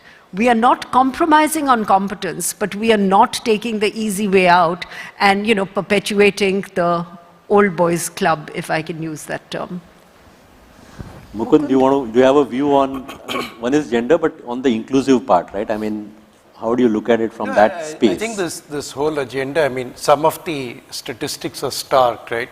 Women certainly, but equally if you look at issues around scheduled caste and scheduled tribe, for instance, why is it that 75 years after independence, we are still debating this whole issue of affirmative action, and there are periodic demands raised for reservation in the private sector, which already exists in the public sector? It's because there is a sense that equity and fairness have not made their way into the community at large. I think there have been companies in India that have been quite visionary in what they've done for many of these communities. But the other point I just wanted to reinforce what Vinita said is diversity of thought, in the boards, in your organization, comes from having diversity of people. Yep. And the sense of what society needs and wants, I think becomes much more sharply defined in organizations that do this well. And just to give you a small example, in the Tatas, for instance, we launched a corporate volunteering program as part of our CSR initiatives. And very quickly we found particularly younger people very keen to go out and work with nonprofits. The kind of insights it brought back into the organization of what are the real issues that common people face in society, what is the work that nonprofits are doing, where can corporates play a larger role, not from a CSR perspective, pure business. And indeed, some of the products and services that Tata's launched, think of Ginger Hotels, Mr. Tata's version of the nano car, may not have worked out, but the whole idea was affordable transportation. Things like that, I think you get a much better and more precise sense as a corporate if you have actually embedded diversity the way your organization has actually evolved. And companies that don't do that well, I think, get perhaps very rigid in their thinking and potentially miss out on many opportunities.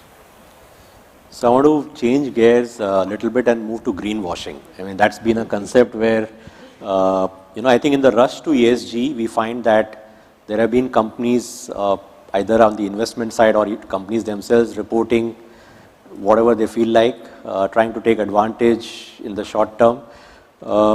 How do you see the entire issue of greenwashing, and then how do you stay away or steer clear from that? Because as we rush, as you're going to see more investments coming in, the need towards that is going to open up, right? So how do you address that? How do you look at it from a corporate lens? So I think we've seen that in India. We've had the business responsibility reports for over a decade. Now you have the BRSR. It is possible that, I think based on some of the thinking in SEBI currently, that elements of the BRSR as early as this financial year may require to be audited. So the first thing that helps to control greenwashing is if there is authentic data that has been assessed by a third party whose reputation is on the line for what they sign off on. If that happens, then there's much greater reliance of the market, including investors, retail investors included, can place on that data. That then is a disincentive for corporates to do greenwashing because somebody is going to call them out, and then there's going to be a reputational impact. And as we were discussing some time back, one thing corporates do care about is reputation and brand. You don't want to see your name in the headlines for the wrong reasons. So I think regulation has a very important role to play in averting greenwashing. But sometimes greenwashing happens, I think, even involuntarily. Companies are trying to obviously put their best foot forward, show themselves in a positive light, show that they care about many of these issues, and sometimes maybe saying things that aren't entirely accurate or borne out by data. And I think you need to cut them some slack when they try and do that. I mean, what is advertising, what is marketing? It's all an effort to try and show the company the best possible light. But equally, I think companies sometimes do their best to hide information that is not showing them in the best light. It'll become more difficult once these regulatory requirements kick in and you're being audited on that. But nevertheless, I think the forward-looking companies will accept that what you need to do is present an authentic picture. Even if there is data that doesn't show you in the best possible light, you can afford to put a positive spin on it, show the commitment you have towards dealing with it in the future. And I think the simplest example of that these days is net zero commitments that companies are making. Even a paragon of virtue like Unilever has a net zero target of 2039. That is 17 years from today. They're not saying, I will achieve net zero, even though it's the talk of the town, is the biggest issue. I'm not going to achieve it in the next 2 or 3 years. It's going to take me 17 years. But what I will do is educate the market. I will put out a transition plan. I will measure that every year. I will try and get my customers on board. So now they're going to put labels on all their customer products which talk about the carbon emissions required in reaching that product to a customer's shelf. So they are ahead of the competition in that sense. They're lifting the bar for everyone else.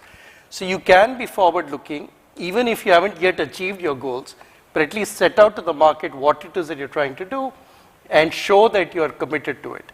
I think that takes care of a lot of the reasons why people would otherwise, resort to greenwashing. Mukund, when we were evaluating companies and we are looking at some, balance sheets and information, what we saw was that companies were very inconsistent in the way they were putting data out, information out, right?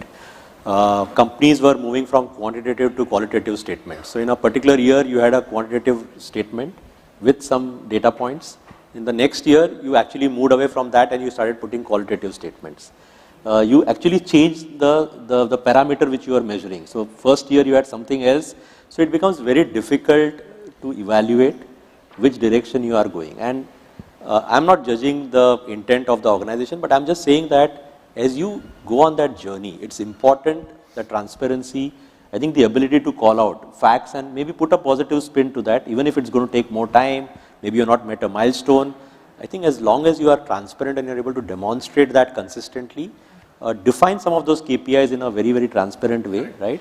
I think that will help. And as an industry body, sometimes, it helps if the entire industry starts putting the data out in a consistent way. We have seen different companies in the same industry put different data points out. So it's very difficult to then try and benchmark one with the other and what's happening. So this is also where I think the integrity and the strengthening of G will make a very big difference, in greenwashing, or as Mukund alluded to, net zero. Today in theory, I can continue polluting the environment, buy enough carbon credits and show I'm net zero. Is that the behavior that, we want to tolerate? And the answer to that should be no. So I think as long as there are ambitious targets, because, the other thing, and we've spent a lot of time talking largely about E, which is right, the other thing is that what's happening with nature is not going to wait, because it's going to take us till 2039. What happens between now and 2039, and that is why, whether it is conferences that happen in Egypt or our earlier examples, we had the MDGs. The world realized nobody was going to meet the MDG goals, so we created SDG goals, which are supposed to be accomplished in 2030. We are far away from achieving those SDG goals. So if I look at the track record of the world and how we've done against these big goals, this is one that calls for a huge action bias and an urgency in response, because it's sitting right there. So I want to ask one final question and open up to the audience for questions. And I spoke about Gen Z and millennial having an impact on investment, having an impact on as a customer, as a consumer, and helping companies move on that agenda of ESG, because there will be a much larger ask from them as either as investors or as customers. Do you any thoughts around that? And we'll open up to the panel, to the audience. No, absolutely. I mean, that's already happening, right? And I think visionary companies are taking that on board and building that into their plans. In India, we are perhaps not seeing as much of it as yet, but I think some of these regulatory initiatives, as more data becomes available, as people start understanding the implications of what they're being serviced to the market, I think you will see much greater pressure. And I think it's younger people who are going to inherit the earth that we leave them, who are more worried about these issues perhaps these days. It's not yet reflecting necessarily in the consumer behavior we are seeing. Mm-hmm. We made some inquiries, some checks with companies in terms of product development, how much is getting shaped by consumers who care about these issues, but it'll come, and it's coming soon enough. I mean, we are seeing some of that in EV play out, but I think the journey needs to be much faster. Correct. I'd only like to add one point. In India, affordability is something that drives a lot of purchase decisions. And I would say that everything else being equal, if a more environmental friendly product is available at the same price as the other product, there's enough data which tells us that younger consumers would opt for that. But, the price point and all those other things make a very big difference. So with that, I think we have got six minutes or so. Let's open up for the audience. Any thoughts, any questions? Would request you to be very crisp in the interest of time, but happy to take a few questions. Yeah. I would just like to continue from the point Vinita just made. Is ESG only for rich people?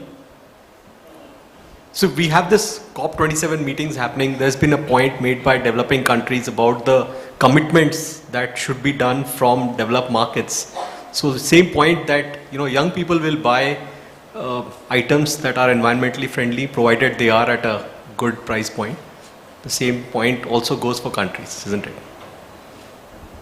No, I don't think ESG is only for rich people. In fact, it's the rich people who are responsible largely for spoiling the E. Whether it is rich countries or rich individuals. I mean, look at a country like India.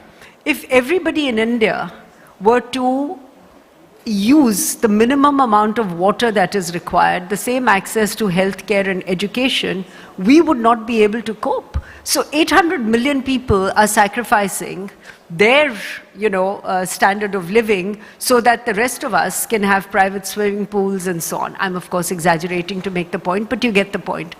I think the relatively, people at, at a more more moderate economic, socioeconomic status live very well as compared with the environment. They are the ones who understand nature. They are the ones who, who are living in harmony with the environment. There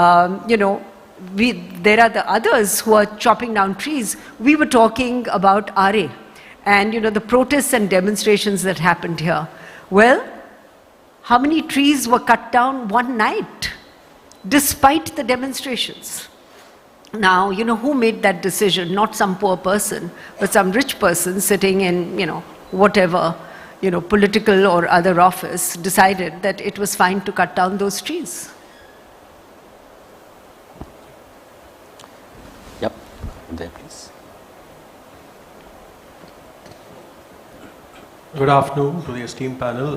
Vanita ma'am, I just have a question for you that you just mentioned about the global boards taking a lot of initiative with respect to ESG, especially in terms of governance and advocacy, and having a monthly educational awareness seminar with respect to ESG. So can we adopt from the international standards governing ESG something additional in our 9 ESG principles in India? I can't speak on behalf of all, global boards. I just gave the example of one that I'm associated with and what they're doing in terms of enhancing the understanding of ESG. But I do think that, I would not look at 8 or 9 or 10 or at a number.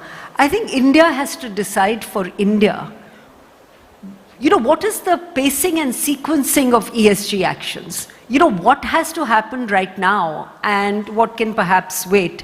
I think it's important, as Mukund alluded to it and as Amish also said, is to have a roadmap, like we have a roadmap if you want to accomplish everything. And stick to that roadmap. I think the governance comes in, which is to really say, if this is what we said we would do in this period of time, how are we doing against it? I think that's more important, and there isn't one ESG standard because it depends by industry. And we've talked a lot about the environment, but there are so many other factors in E. You take the FMCG industry. It's an industry which is characterized by low unit price purchase, very high velocity. And, and that industry litters with its PET bottles, with its wrappers of, biscuits and chips and so on and so forth. What are the commitments that industry is making to actually more effectively recycle, to reduce, to reuse, to create an ecosystem? So there are so many elements, even in the E itself, that can be tackled. And each of these adds up to the overall impact we are going to end up creating in the environment. Amish. So we have last question, please, if you, yep. Yeah. The dilemma is that the corporates fuel the consumerism today. From a consumerism perspective, the kind of advertisements that we do as corporates in selling our own products, if you reduce that part of it where people are enticed to really go ahead and buy whatever they are buying. If you're reducing consumerism through a concept, would it not help in terms of the environment and all? Because today what happens is with all kinds of advertisement that we do as corporates to sell our own products, we are making people buy which is not required, right? So you are actually fueling that concept of consumerism. So I'm saying, is there any connect that we can get in between consumerism and the environmental? If I might. It's a difficult question. No, it's actually at one level quite straightforward. No, you're absolutely right that marketing, advertising does build up maybe unnecessary needs and wants and spreads this whole materialistic culture. In some ways, this is what the Prime Minister has been talking about when he talks about lifestyle for environment. And he's been making the case at international fora that in India, many of our communities are much more embedded in what the environment can really support.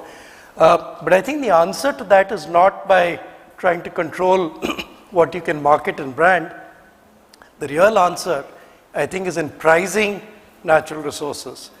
If the true cost of everything is reflected, then you will see consumer behavior changing. If the true cost of what it takes to deliver a consumer product to your doorstep is reflected, then you may not want to buy that product because it's too expensive. If it, for instance, is littering and the cost of reclamation and waste management is too high for the corporate that does it, you'll start pricing it higher. The same thing with carbon pricing. If you had an effective carbon price, you wouldn't have global warming because the regulators would have defined this is the carbon budget that you can accept. You will not cross that. Anybody who tries to do that will be penalized in terms of the cost. So I think pricing is where we need to find the answer, not in stopping marketing or the push towards consumerism. So Mukund, I'm just going to add one point, final comment, is I think education and awareness is equally going to be important. I mean, if you just look at firecrackers as an example, right? The education in schools to young kids that it is bad for environment. Even if today I want, my kids don't want to burst firecrackers. I think it's also about building that awareness about sustainability. I can afford to buy another pair of shoes. I can afford to buy another pair of clothes. Do I really need them? And if I have to, what do I do with what I already have? If I'm not using that, can I recycle that? I think that is also going to be an important part in driving that agenda. So on that note, I know time is up. So thank you very much, Vinita and Mukund. And I think thank you to the audience. Thank you very much, Ms. Pali. I know that there were more questions on the floor, but unfortunately we'd like to try and keep the schedule running on time.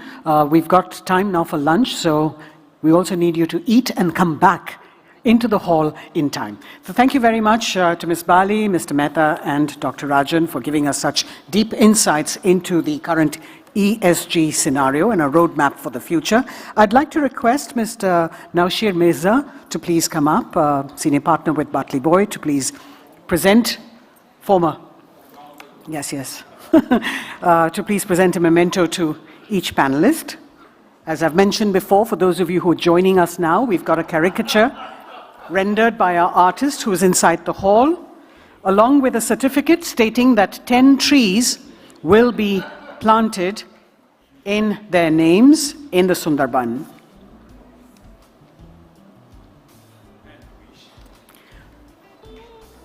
A photograph with all of you all.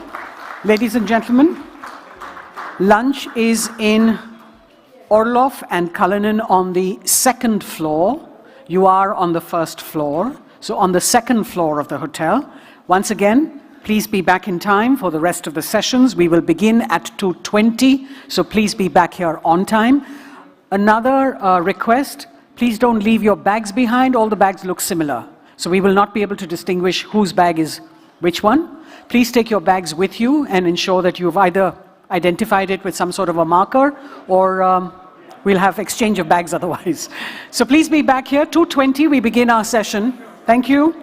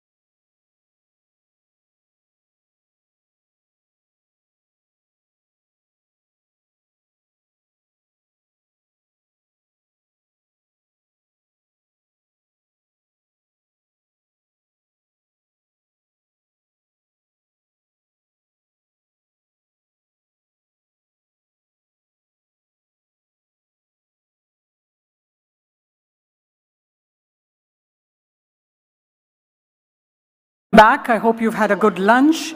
And yes, we're trying to get the temperature up in the hall so that you're not quivering at the back.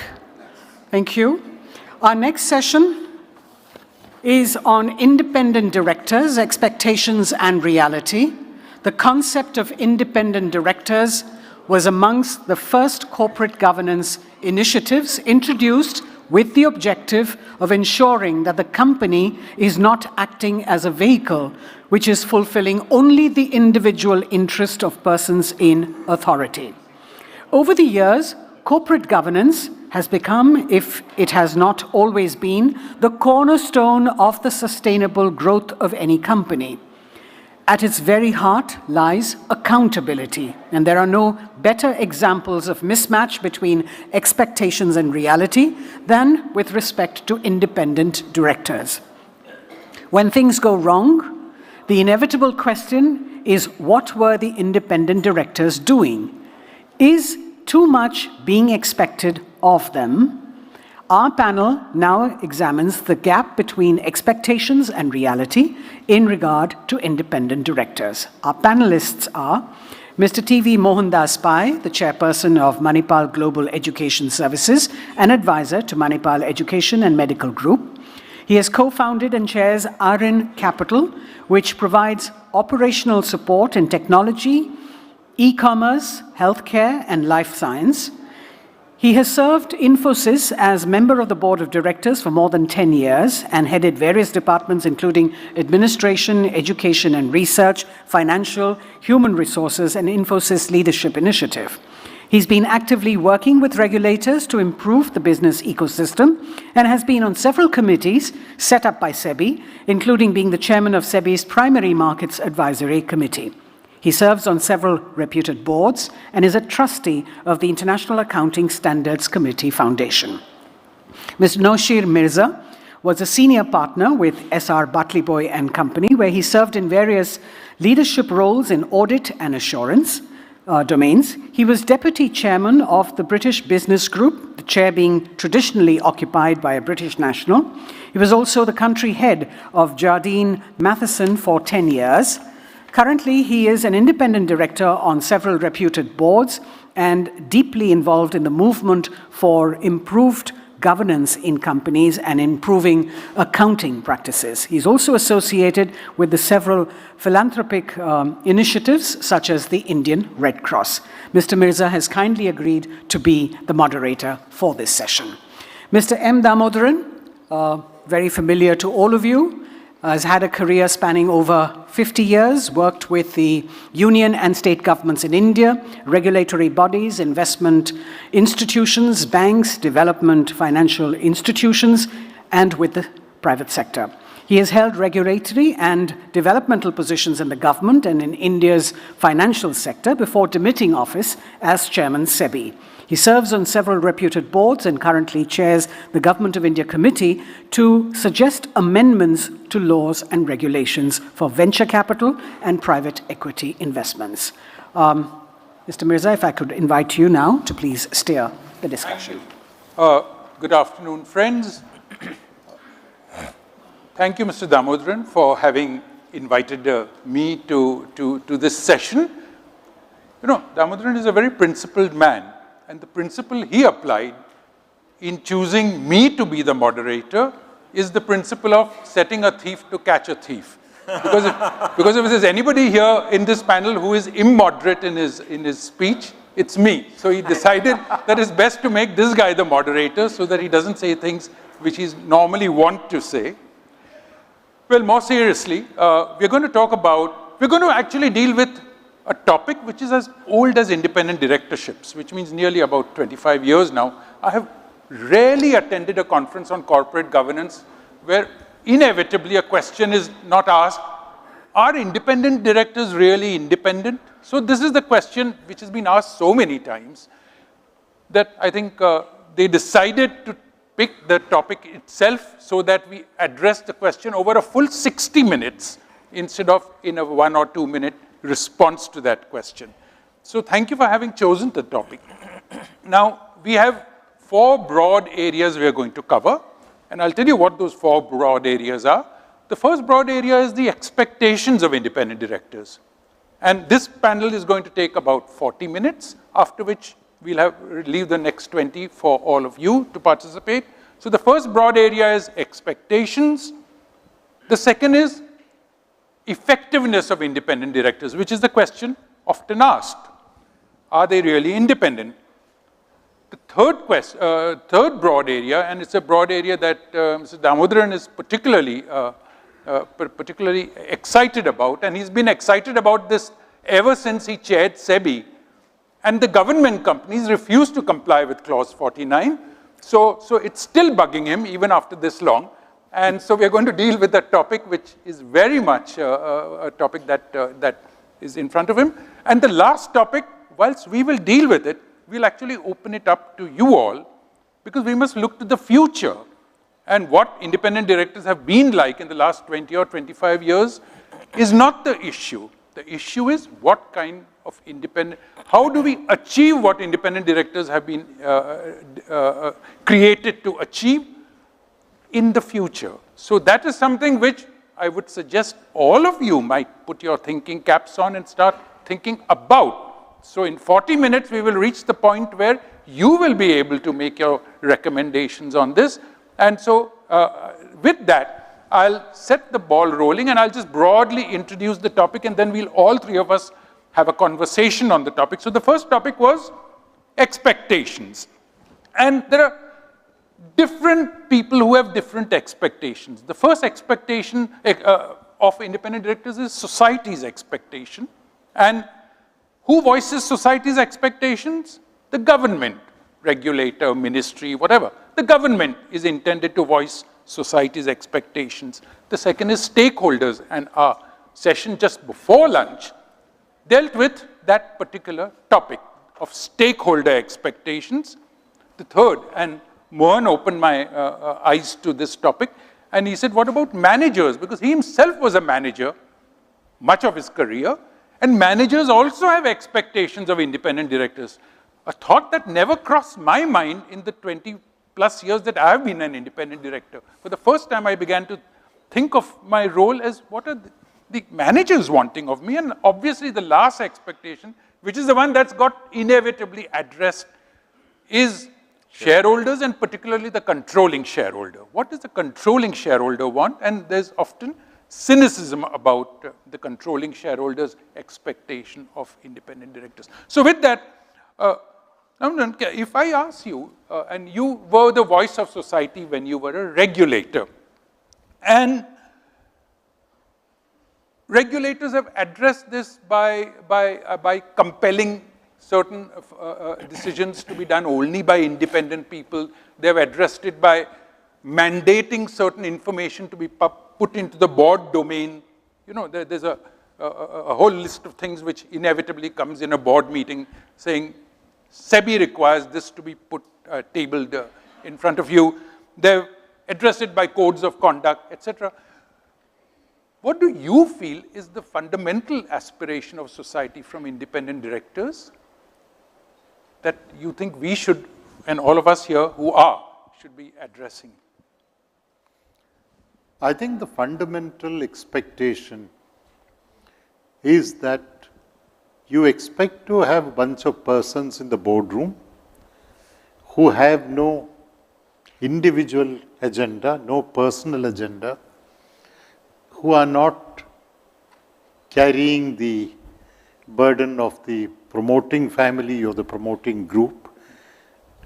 Let's say people who look at issues dispassionately, and the only thing that is on their mind is how will this play out as far as the average stakeholder is concerned, the shareholder and the stakeholder. One of the things I must mention here up front, and this is the problem with the institution of independent directors. Many jurisdictions, India included, have attempted to define independent directors.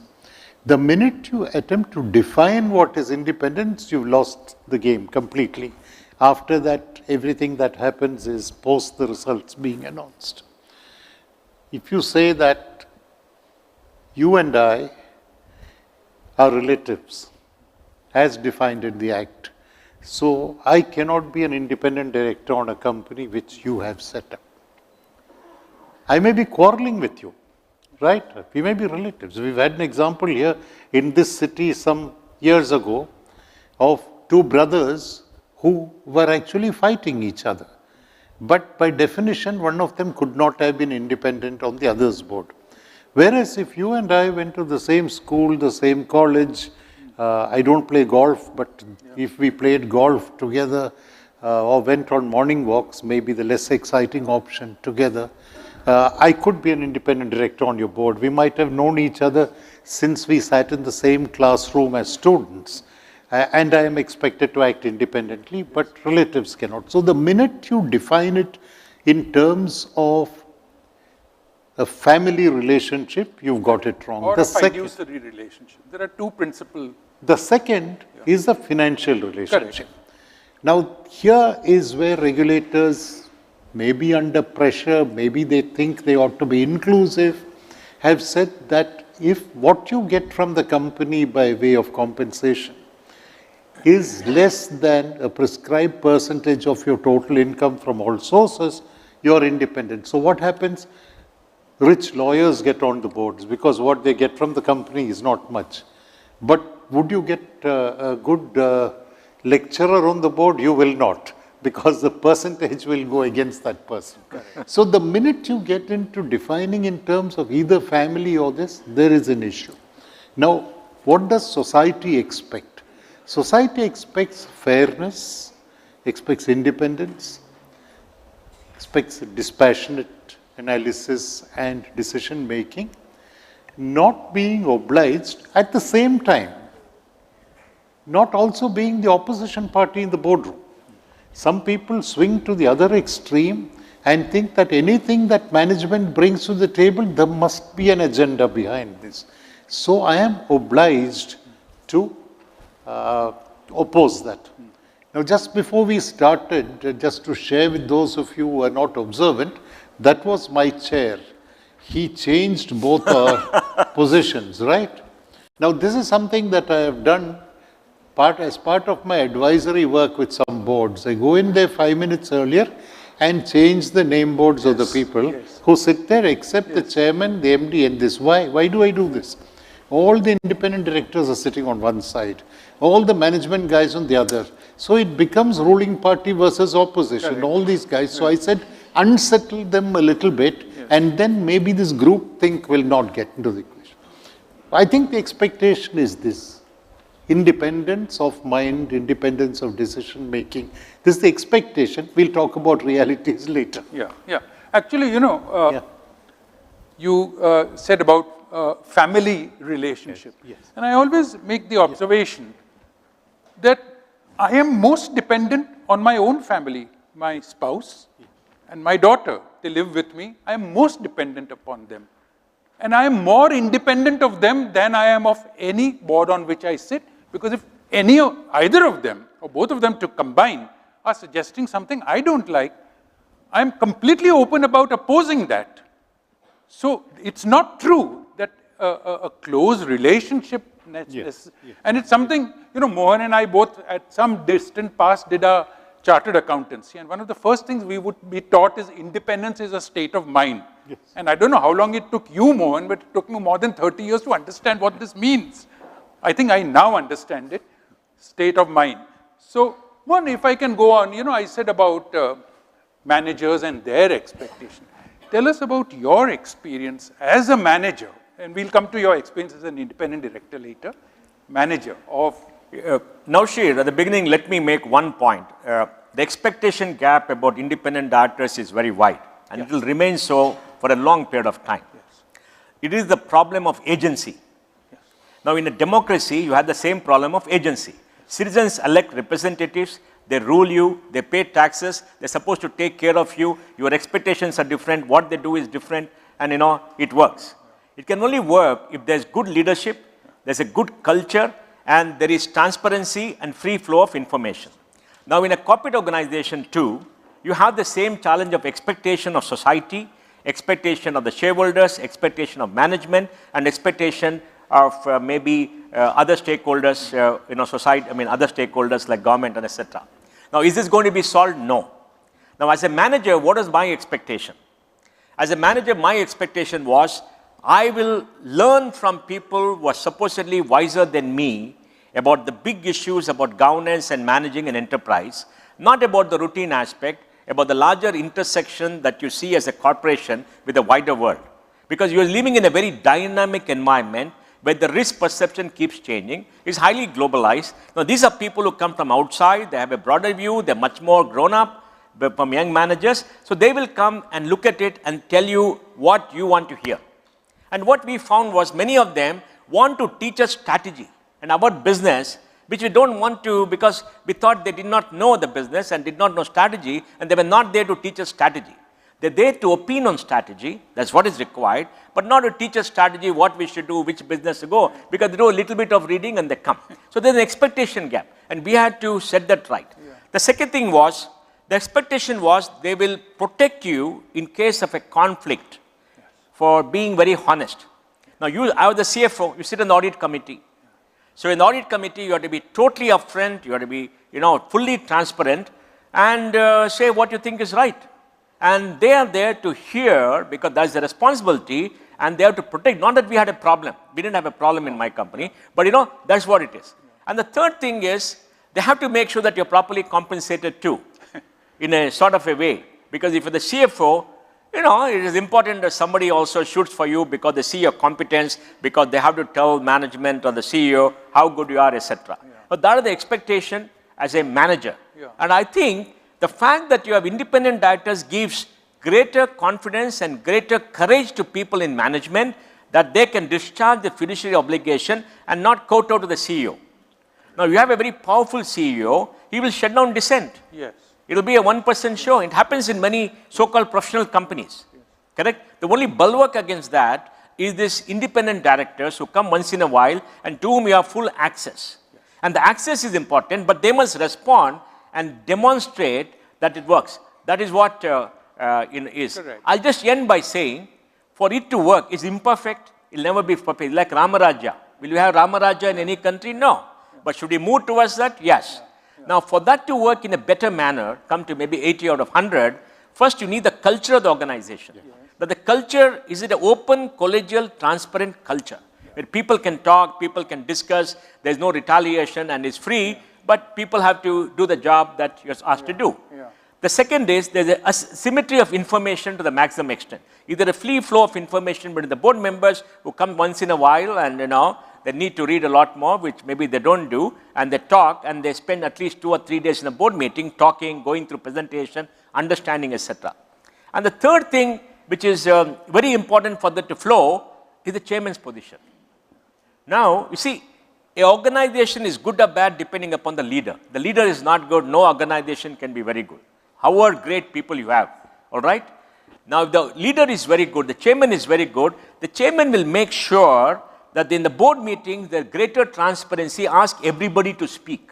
They will not shut them down. He'll allow time for conflicts to come. He'll allow time for resolution. He'll make sure management behaves and gives all the information.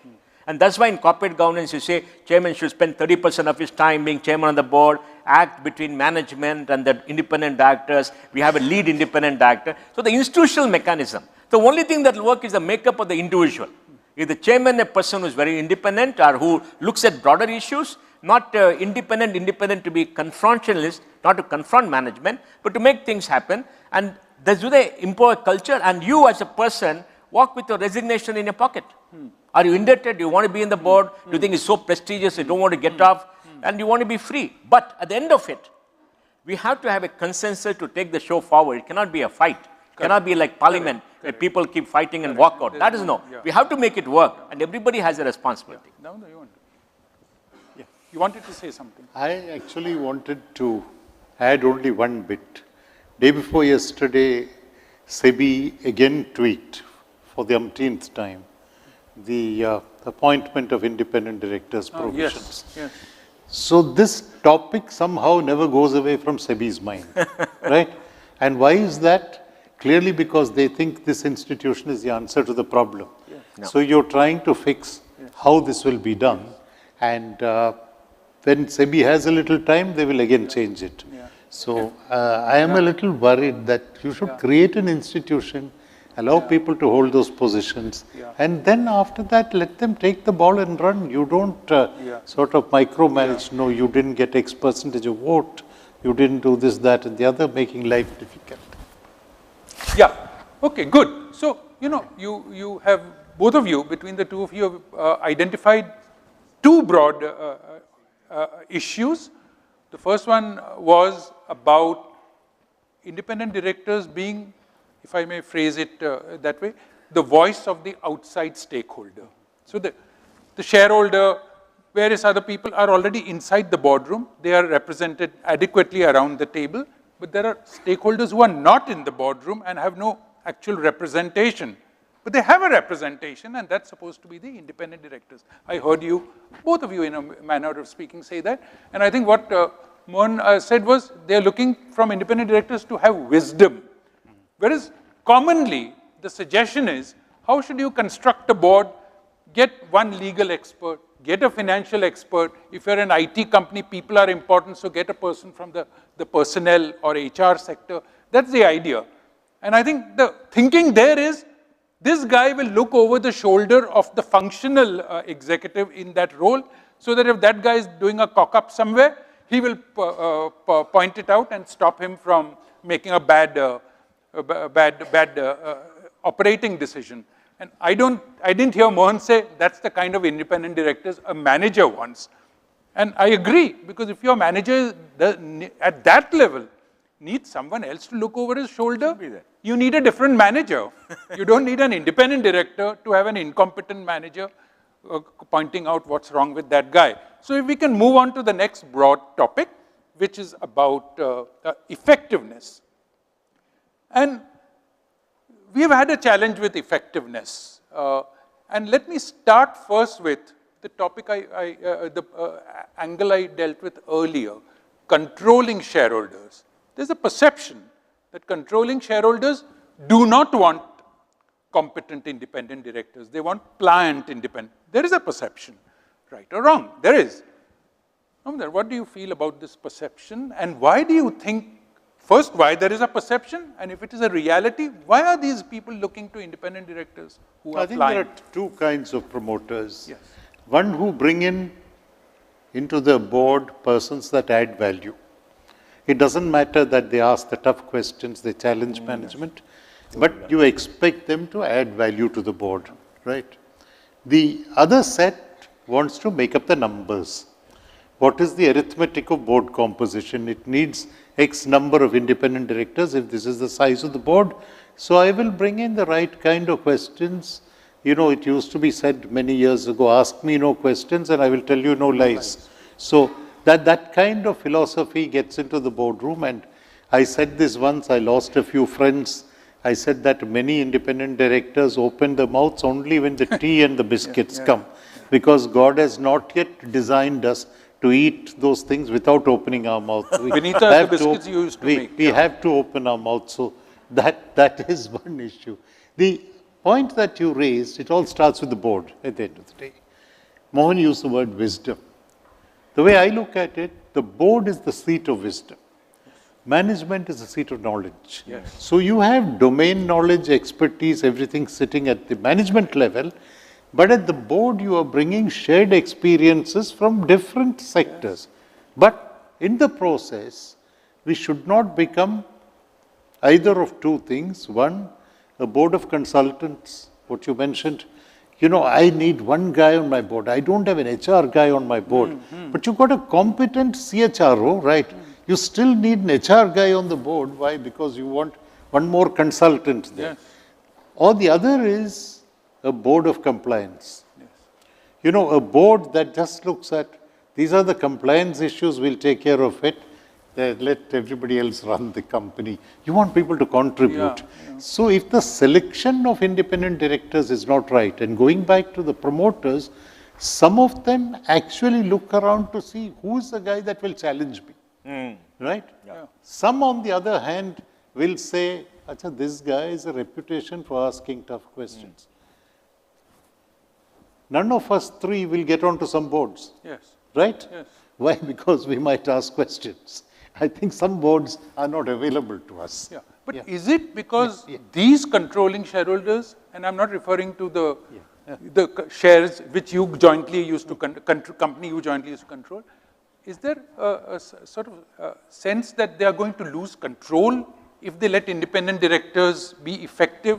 Is there a sense of, a sense of inferiority, as it were, that look, I am the controlling shareholder. If these guys start challenging me in a board meeting where others are present, it's going to mean I am going to be, I had that experience. I used to be the chair for 10 years of a company where a major investor was there. It was a joint venture. And for some reason, he decided later, when I had already retired, that can I join as an independent director on a company he controlled. And after 5 years, he found me insufferable and said, after the 5 years are over, please, we don't want you reappointed, which is fine. I have no problems.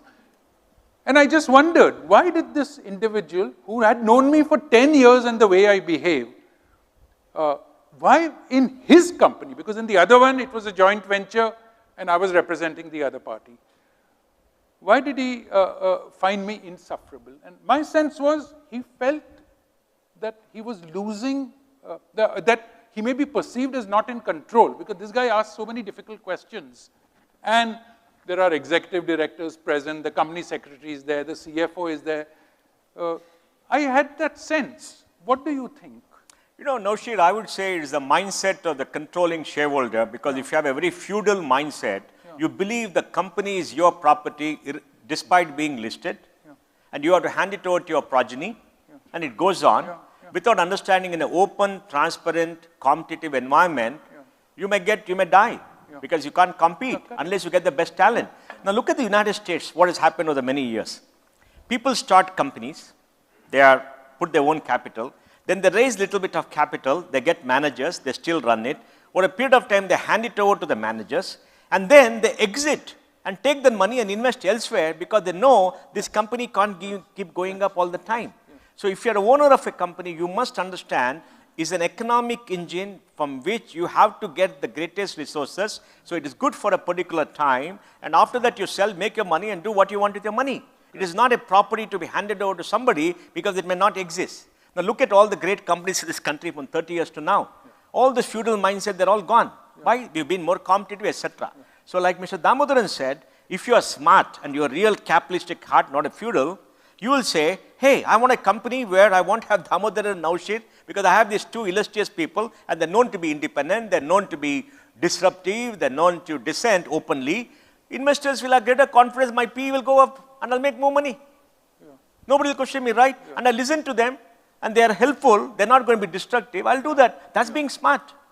So it is a mindset of people, the mindset has to change. For that to happen, the system has to become much more competitive with a huge flow of capital from many places and institutional investors who come and demand good performance. And once these people understand, my value in the company is not permanent, I have to maximize it, and they try that, I think the attitudes will change. But also let me warn you, when you have the so-called professional companies, there are some people who sit at the chair and think the company still belongs to them, despite having 2 or 3%, they want to control it. So it's a mindset. I agree. So there are good companies who do that where maximum value is there. There are good companies who are family promoters who say, I want openness, I want transparency, I want everything else, and it's good for me. So the mindset is the key thing, and the mindset is something that all of us need to change. And if and you got to be smart.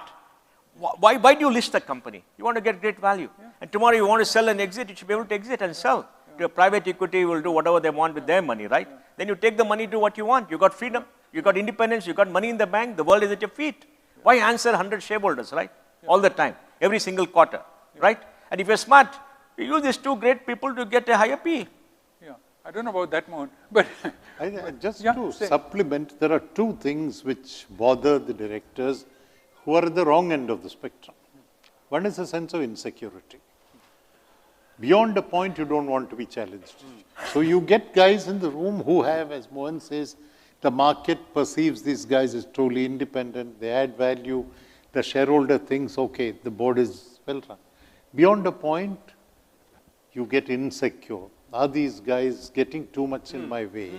The second is, if you have an emotional connect, the unwillingness to let go. So where the US example that you mentioned, that is not there. He says, where can I get the most money? So it's not that, I want to keep this company going and then suffer along with it as value gets eroded. So I think insecurity and this absence of an emotional disconnect, let me put it that way. Naushad, the key thing as in society, we're all emotional human beings with a lot of emotions. And emotions predominate what we do. We are not fully logical creatures. Emotion dominates, right? And the interplay between logic and emotion, between a cold, calculating mind for the best optimized result and the emotional attachment that you have, that eternal battle goes on. And what happens in society reflects in the company. Some win, some do not. So Mohan, you were finance head, you were also an HR leader for many years. So so we've moved into actually a very interesting topic. Why do so many eminent board members on a board underperform? They have not stepped in when they ought to have. We have had many examples, and I'm not talking of frauds and major problems. There have been so many examples of corporate restructuring, where at the end of a complex restructuring, you find that surprisingly, the controlling shareholder has come out on top and the remaining shareholders have not. Now, there are eminent people on those boards. Why did those people not step in? That's one question. The other question is, if you have an insecure controlling shareholder, what is an appropriate way to deal with such a situation as an independent director? Because ultimately, you want to have effectiveness. So how do you assuage his emotional concern about losing control? So, the first point can be answered by saying much of the board is the old boys, old girls network. Like he said, you're a person who walks with you, goes to the club, has a drink, you get them because you want to be familiar. And in the old boys network, you don't want to hurt somebody with whom you interact all the time. Unwilling to challenge. And the comfort zone. And that dominates your relationship, not the fact that you're a fiduciary agent for the great unwashed masses who are given the small amount of money in the hope they'll earn a little bit more. So the thought is that because it's a old boys network. And you want to be part of the old boys network because you could be ostracized. It's like Lutyens Delhi, right? They're a closed club. They want to control, they want to, manipulate. And you're part of that. You can be out of that and, you'll be in the cold. That is one. The second thing is the lack of knowledge. So many of them suffer from a lack of knowledge. They're not able to judge whether this issue about the inter-se rights of a shareholder, minority shareholder and the dominant shareholder, why does the dominant shareholder always come on top? And shouldn't you question? They don't have the knowledge and analytical ability. Okay? And of course, the dominant shareholder will get the big four or the best of people to tell you why it is the best. Then you will say, being an independent shareholder, I got expert advice and they told me this, so I don't have to apply my judgment. I don't have to think, and you're fine, right? You're kissing. And the third thing is the incentive system. And the incentives, what are the incentive system for you? Correct? If you're paid very well, you fear that you could be kicked out because ultimately, like you said, I'm not going to recommend you. Everybody says yes, yes, yes, because the chairman is not independent. And the next thing is the prestige of being on some boards. You want the prestige because most people have completed their careers. Okay, there's an emptiness and you want the prestige. Correct. So the key thing is very simple. It is the makeup of that particular person. And if the person walks down and says, I got my resignation, my respect and my conscience is the most important asset I've got, and I'm going to always make sure that I respect that, and that's what I want, I don't care about the rest. That attitude comes, it will work. But then, like Mr. Damodaran said, you're not going to be on any board. I'm on only one board. Okay? Not that many people invited me, but I'm never going to be on some of the boards which I could contribute because they'll never invite me. I don't think they'll invite him and you too. They'll not make the mistake, right? So you've got to be prepared for all this if you want to be true to your conscience. So these are some of the things that happen. It is pure emotion, it is lack of knowledge, and it is lack of ability to judge. Agree. But the reality is... If I may supplement one point, you go and look for what old British textbooks called flower vase directors. No, the guys that add color to your Old boardroom, lots, old lots. but they don't contribute. Now, if you get those, and when you're constituting a board, when you're bringing in directors, don't look at those who have performed very well in some other field, right? And I always say the mutual fund industry is the best guide. Past performance is no guarantee of, of future results, right? So somebody might have been, in fact, I'll take a name. The field marshal of the Indian Army was on two terrible boards. I know. Two terrible boards. Why did he join the board? Some army guy was running it and he said, good chap, used to be a good soldier.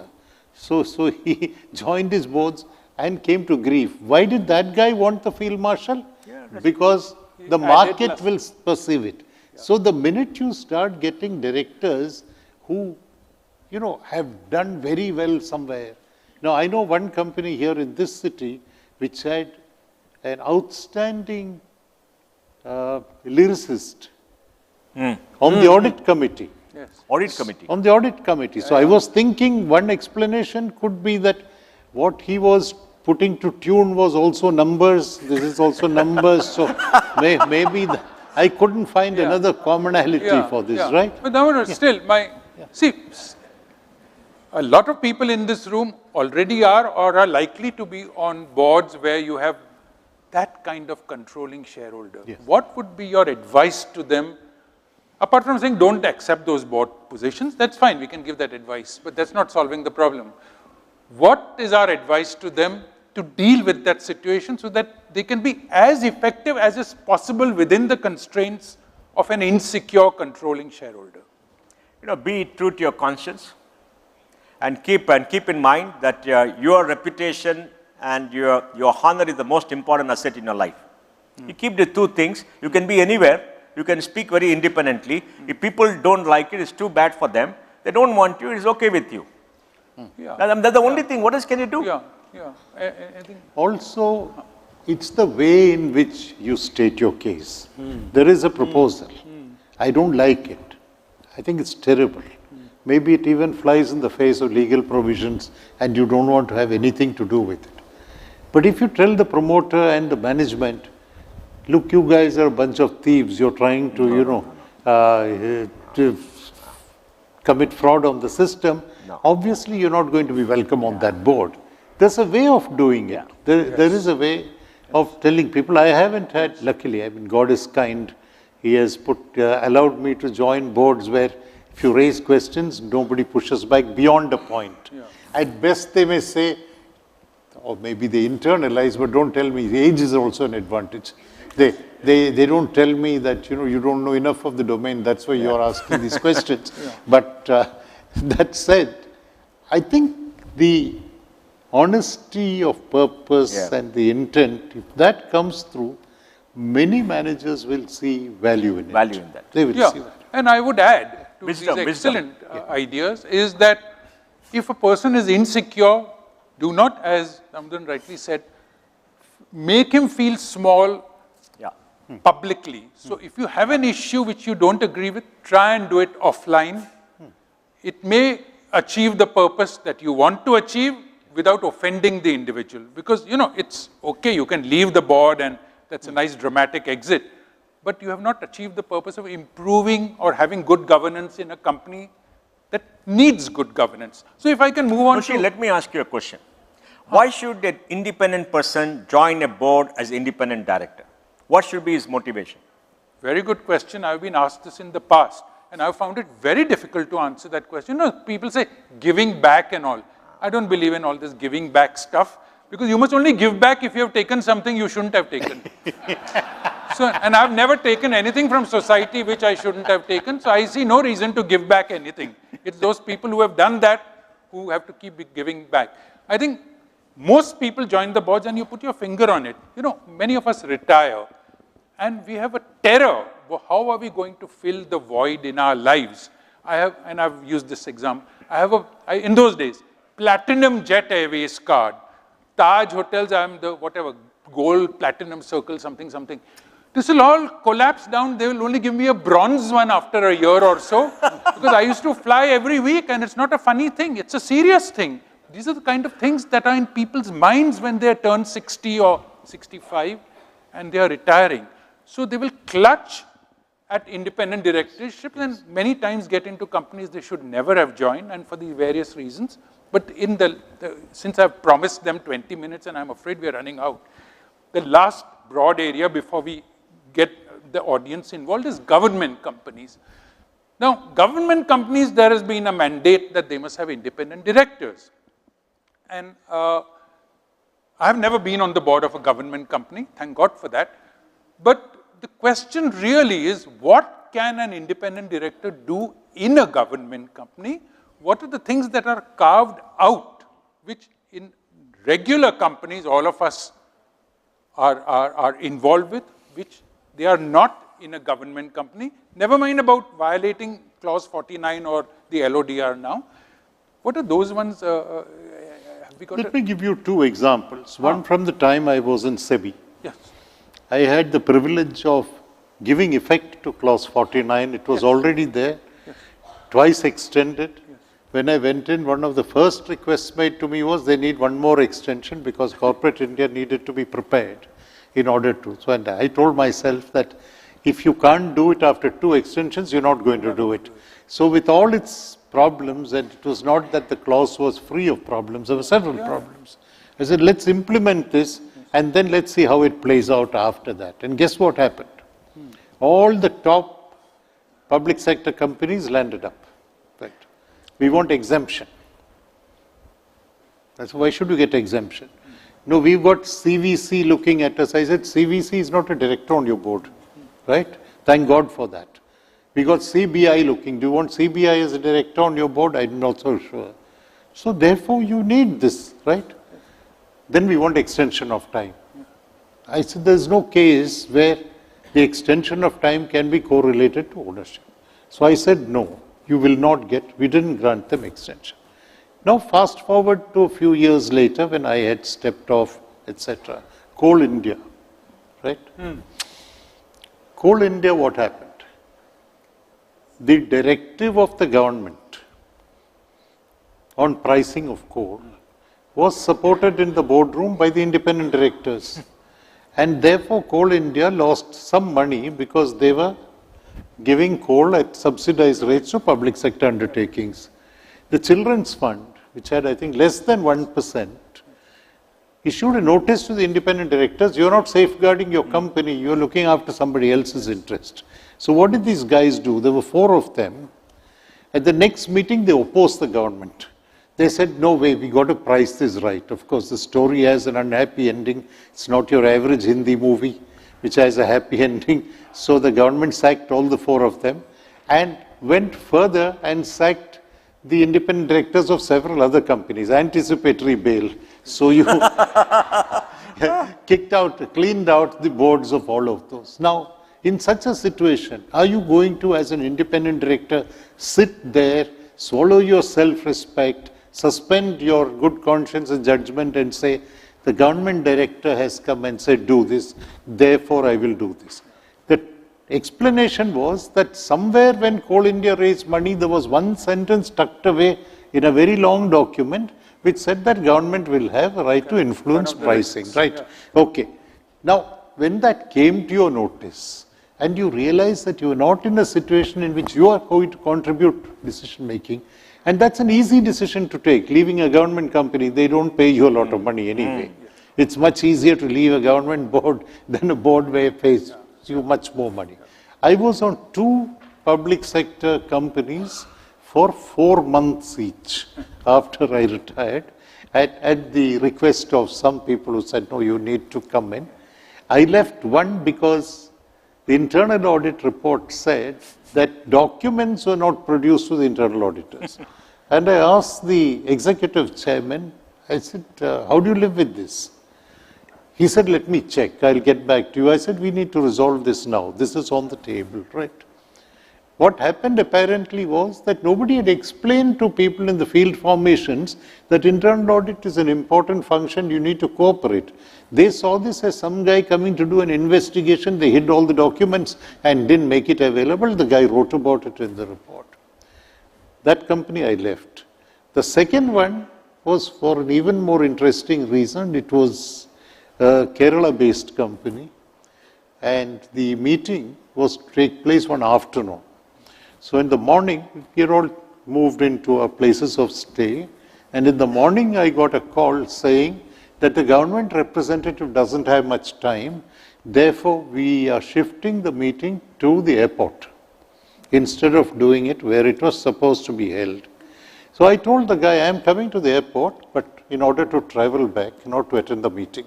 And that's the last meeting I attended there. Correct. So I left that. So I think you need to also somewhere realize that you shouldn't be treated like some pawn on the chessboard that somebody moves, Acha, you stand here, you do this, and then you say, okay, I'll get some money at the end of the day. Yeah. Self-respect is critical. And if you do that, sooner rather than later, you'll be paying a price for something. Yeah.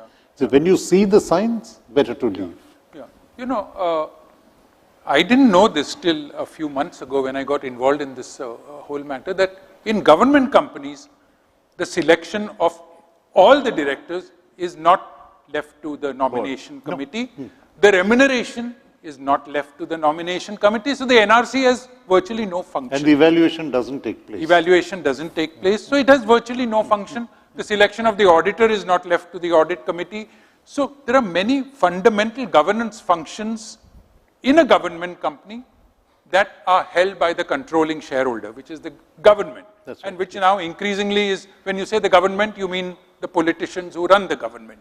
So we have taken away from government companies. So the question really is, should government companies have independent directors at all? Why have this sham when they have no function or I think role? the answer from the government is, you are faulting us for appointing the independent directors.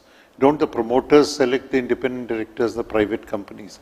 At the end of the day, the majority shareholder, whether it's government or not, I'm not defending it. Yeah. This is what you get to hear when you say, how can these guys be independent? Because the question is, independent of whom? Yeah.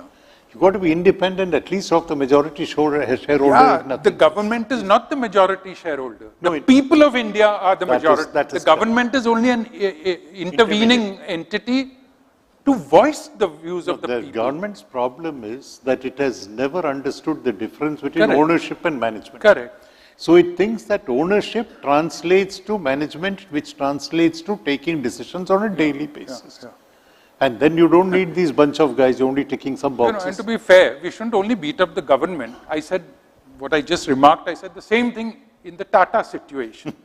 Mr. Tata doesn't control the group. The people of India control the Tata trusts because they were created. The beneficiaries are the people of India, not the family. That may not be true of other family controlling trusts, but certainly in this group it's not true. And so the Tata trusts represent the people of India. They don't represent Mr. Tata or any particular segment of that family. So really coming back to the question, why have independent directors in government companies if they are serving no purpose and making a complete sham of the thing?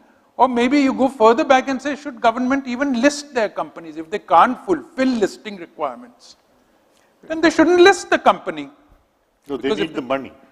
If they need the money, they need to then bow to what applies to everyone else, including the directors who appoint their own crony, controlling shareholders who appoint their own cronies. But at least you have the compliance. Okay, now we have only 15 minutes. I'm sorry I didn't give you all 20 minutes. Now we open it up to looking to the future. And there are, what we agreed, two broad areas we look at. One is, how do you see the future of independent directors in the whole world, I would say, why just in our country? And the second one is, this is something which you are all asked to put your thinking caps on a little earlier. If we were to remove the institution of independent directors, they haven't served their purpose. they've been a complete waste of time and money, and they've fooled us all these years. So remove them. Has anyone a different idea as to how we can achieve the purpose that independent directors are expected to achieve in government? But if I come to the first one, and Mohan, around the world today, there is a change, a social change, in that in society after society, we are beginning to see a reversal of or if I may use the word, regression to what societies were like earlier, where you had a person on a pedestal. Everyone revered that person, whether he was a king or he was whatever he was, and what he said was gospel truth that could not be challenged. Today we are beginning to see this happening around the world in society after society. I'll not say country after country or nation after nation. It's a social issue. All of us grew up in societies where we were encouraged to question the persons above us, much as our own culture. In my own family, I would never have questioned my father. I didn't question, not never have, didn't question my father. I was afraid of him. Perhaps the true of many of us. But at least in our education, in our schools, and in our total surroundings, we were told to challenge what was said to you, to not accept what was said, to question, and to accept only after questioning. Increasingly, we are seeing the opposite, where you are not expected to question. Accept what you are told from on high, from the pulpit. Do you fear, therefore, that a generation that's growing up with this orientation will not be independent in their role as independent directors 20 years from now or 30 years from now, when they reach that age when they were going to lose their platinum cards and have to... Naushir, throughout history, a small number of people have always sought to control the minds of the larger population. Yeah. They did it through education, reverence for authority, and by creating some kind of a narrative and role models, etc. Now, in the last 10 years, because of the internet and social media, all that is going for a 6. The same set of people are not able to control. 2, another set of people are trying to brainwash the young people into the woke culture and all kind of stuff to say, you have to be politically correct, you have to have extreme form, there is no individuality, blah, blah, blah. And a new generation is growing up, which is irreverent to everything, more self-dependent and looking inwards without the broadness to think what has to be done. But the good news is, the ability of people to control the narrative is gone. That's gone forever. Because the MIT and others don't control narrative. You can always say they're lying, and we know they're lying. So what is going to happen in the future is, in my view, very simple. We've got to find a new normal. I don't know what the new normal is. I have to talk to 13, 14-year-old who are the digital revolution. We are the analog generation to find out what is going to happen. But I'm very optimistic. Why optimistic? There's a greater flow of information, faster flow of information. People are much more concerned. More society's concerns are coming in. More people can group and control the narrative. So I think let's open up. That's the way the world is. I think things are going to get better and better and better. And that's my personal belief. Very interesting. I endorse that entirely. Young India, or the young world for that matter, is irreverent and impatient. And these both are huge virtues. On the surface, somebody might ask you, how is irreverent a virtue? Irreverence a virtue. How is impatience? But because they are driving change, they're not respectful of someone ex officio. They might make, go through the motions. There's no genuine respect, there's certainly not fear. I think this generation, if the institution of independent directors continues, will throw up much better independent directors than our generation has thrown. And one last point on this, with all its infirmities, do we have an alternative for independent directors? Right. It is like the examination system. Everyone and his uncle finds faults in the examination system. We still have the examination system.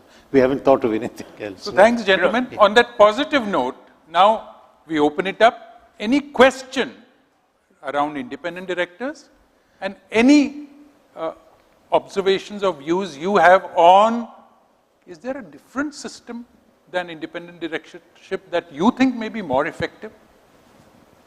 Yes? No, he's got the mic. Mike, he got the mic first. Well, yeah, in the middle. He Yeah. has a mic. Good afternoon, everybody. Surya Narayanan here. Yeah, Surya. And my question to the panel, I mean, it can be taken up by anybody. Would you advocate, if you get a good person, you get a good independent director also. But I think today the basic flaw in the system is you don't have a recognized or time-tested way of selecting independent directors. So could you give some thoughts on that? How can you get good people onto the board? There are a lot of very good people. I mean, come on, a lot of very good people, a lot of good people are doing. You got to look around. You got to look around. I'll tell you where not to There find could be them. 100 people in this room. I'll tell you where not to find them. Don't go through the list of people who have qualified in that examination of the IAS. Yeah, there's thousands of them. That is not where you will find independent directors. You certainly will not get the kind of people you're looking for because they don't test behavioral aspects. They don't look at whether you're a team player. They look at which form to fill in what contingency. And that the company secretaries can take care of. You don't need a director for that. Keval, you had a... So very good afternoon to all of you. I'm Keval Handa. It's really a pleasure to listening to the stalwarts. And my first introduction on an board as an independent director was opportunity given by Notice in a listed company. Okay. Now, you talked about what is the relevance of an independent director in a government company. I've worked as a chairman non-executive chairman in one of the banks, public sector bank. The first day I went to the MD's office and told him, look, I'm not here to take your job. I'm here to support and help you. My job is to strengthen the organization. My job is to make the organization more professional and effective. That set the tone. There are, of course, certain things you can't do anything about it, the HR things, probably the salaries and nomination committees and all. But there are many other things you can make difference. I think we should not get lost on what you can't do, but what can you do? I think that's more important as an independent director. And then areas of culture, areas of strategy, area of what the agenda should be for the meeting, area of what discussion should be on the table, reviews of the individual people. Nobody had come there on a board to make a presentation up till now. I was the first one asked a vertical guy to please come and make a presentation. That made the difference in the culture. So you can do a whole lot of things. And things which you can't change at the board, like salaries and evaluation, you go and dialogue with the government. You bridge with the government and say, look, there are things that you need to strengthen at the board. And things have changed. Evaluations are now happening by the board of the MD and the management committee. So those things you can change. Just a comment on the controlling promoter. I was carrying a resignation like my friend Pai said in my pocket when I joined one promoter company. And very first day I realized I'm not going to last more than 2 days in this company. Anyway, I said next board meeting, then I went to his office, had a chat with him. I said, look, I mean, we are coming from a different field. I've also worked in a promoter company, but a board is a board we need to manage, we need to respect, and we need to listen to others. Things changed. And today is one of the most professional company. Excellent. Well I think that changes we can make as an independent director. Therefore, the value of independent director is very relevant and it would be relevant in future. Thank you. So two non-cynical comments, because I'm a cynic in most of my life. Any other Just question? one comment on what Keval said. The problem is the difference between the chairman and the managing director. Many of us don't understand that the chairman is the chairman of the board, the managing director is the managing director of the company. If you recognize that, part of the problem solved. The lady there. The lady there, Jocelyn, yeah. Yes, hi, good afternoon everyone. I'm Jocelyn, I represent CRISIL ESG. So I have two statements. One is a fact and one is the observation that Mr. Mirza sort of asked for. The fact is that when CRISIL started the analysis of ESG scoring of companies in FY20, we saw that a lot of PSU companies did not have independent directors. They were essentially non-compliant to the government, to the regulatory regulations. Cut to 1 year later in FY21, we see a upshoot of appointment of independent directors. But when you look at the nitty-gritty of who these independent directors are, they are all of them politically affiliated. And despite the fact that you give them the credit, okay, maybe they have the agency, as Mr. Pai said, that to be independent, they can be independent. If you look at their skills, they are honestly not qualified. So there is a company where the chairperson of the audit committee is a social worker. That's their only qualification. Or there is a GP on the board of an NRC. So, so these are essentially in-spirit tick box exercises, and it's kind of appalling in many ways because the regulator is saying something and the government companies is doing something else. And it's disheartening to see that nobody is really actually talking about it in the media as well. So that is one statement. And the other observation I find, and this is my observation from global companies, is that independent directors as a function and an entity is very important. But how do you make them more answerable? So globally, we are seeing more shareholder activism. For example, now proxy voting agencies are voting against the reappointment of some of these non-independent directors. But when it goes to the AGM, they are all being passed. But globally, you are seeing much more sort of shareholder activism that is actually pulling up these independent directors and asking them the questions of what are you doing and why are you not answering the difficult questions. So I think the solution to it is to have more shareholder activism through institutional investors voting with their feet, actually raising these questions in AGMs and to the board of directors through stewardship and engagement, because otherwise everything is just going as status quo and the independent directors are not actually really answerable. So I don't have a question really, but maybe if you have any thoughts on why we are not really talking much on why the PSU companies have a different rule book altogether than the private companies, I think that would be... Well, on your second one, even in India now, the proxy advisory firms are becoming very active. And I think there is an increasing amount of disagreement that they voice to resolutions put forward by board. So it's good to see that is happening. That's a very positive development. Naushir, eternal vigilance is the price of liberty. Correct.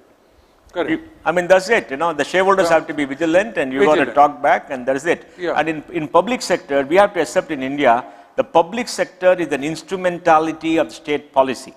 So maybe put a caveat, public sector companies are not prone to follow the SEBI guidelines on corporate governance. Put the caveat to all the investors and get along. It's okay. Mohan, I agree with you, but I think what the lady said, and I endorse it, because in the last few months, I have trained 400 public sector board independent directors.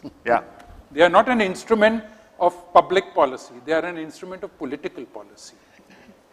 So that is the problem. I was about to say that the question about, the number of people now being appointed and that they're the wrong kind of people, no one knows it better than Naushir. He attempted, I did that. I'm choosing my words carefully, he attempted to train them. Right? Good news. I attempted. He attempted to train them. It's true. And then things took a different turn, right? Anyway. Well, different turn means it was a waste of everyone's time. The gentleman there, yes. Somebody's hand is up, I can't see. I thought I heard you say that when an independent director is not able to get his point of view across, he should leave the board. Well, that's certainly true insofar as matters of legal affairs are concerned. You can't go against the law. Somebody making money on the sly, you can't do that. But every time you disagree, does one have to leave the board? No. Absolutely not. Only on critical issues where your independence and conscience is impaired. Exactly. For example, on strategy, you can differ, but you have to go with consensus. Exactly. On remuneration, you have to go with consensus. I thought that didn't come out clearly, so I wanted to reiterate. Very good point. Agreed. Last question. I'm afraid we have half a minute. You should not always vote with your feet. Sometimes you should vote with your hands also. Very rarely with your feet. Agreed. The last question, the gentleman in the middle. I can't see whose hand it is. Gentleman there.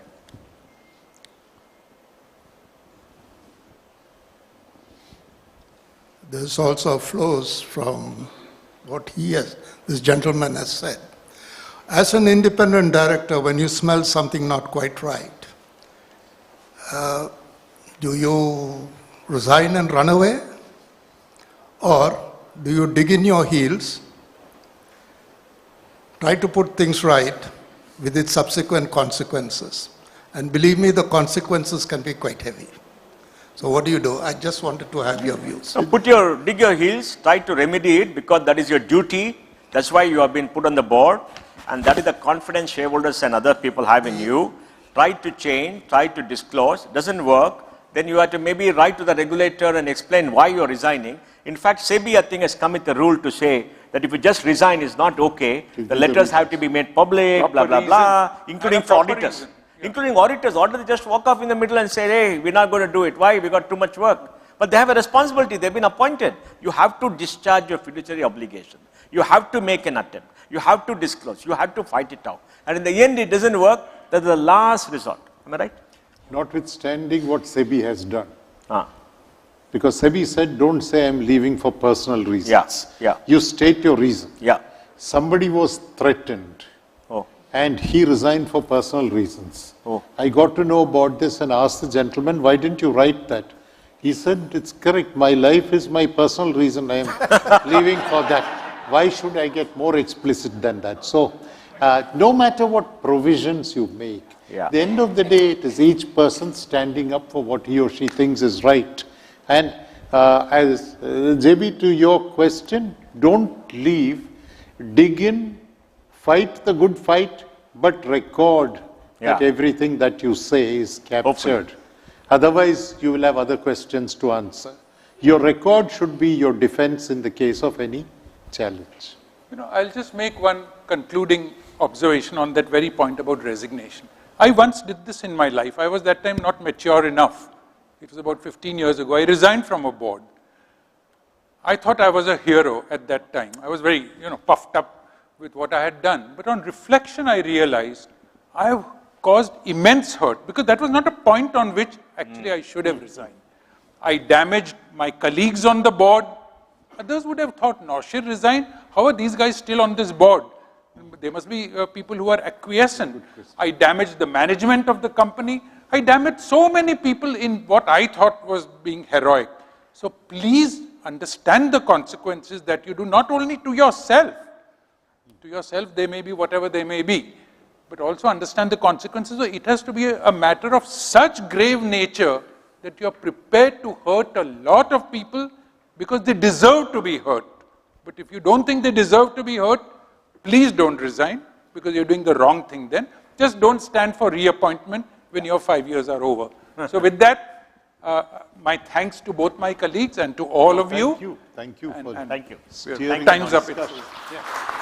Thank you very much, Mr. Mirza, Mr. Damodaran, and Mr. Pai. May I request Mr. Prasad Chandran, Independent Director at Coromandel International, to please do us the honors of presenting tokens to all our panelists.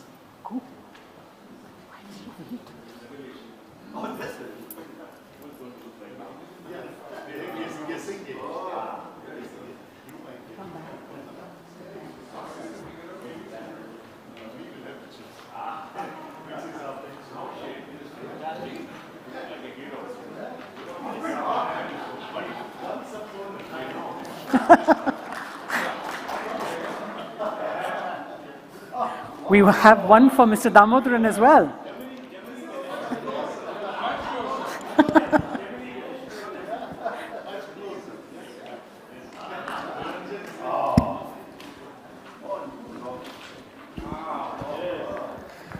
So apart from the caricatures that our speakers are getting, they also have certificates stating that 10 trees have been planted in their names in the Sundarbans.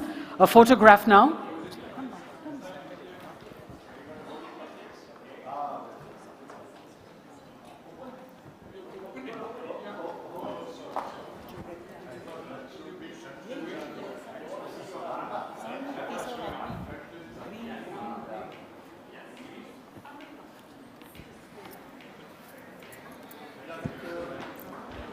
Thank you very much. We're moving straight into the next session.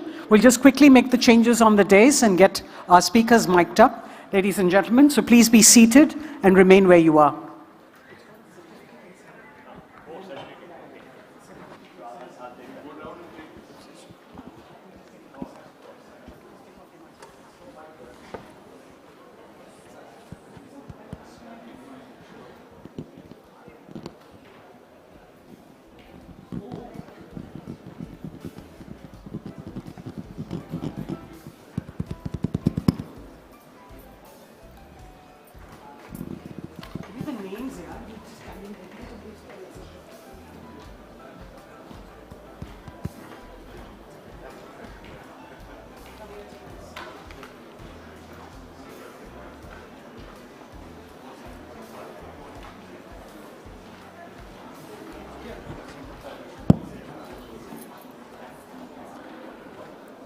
So we are on to our session that looks at the challenges facing auditors. If I could request our speakers to please come up and take their places, and the opportunities that reside therein.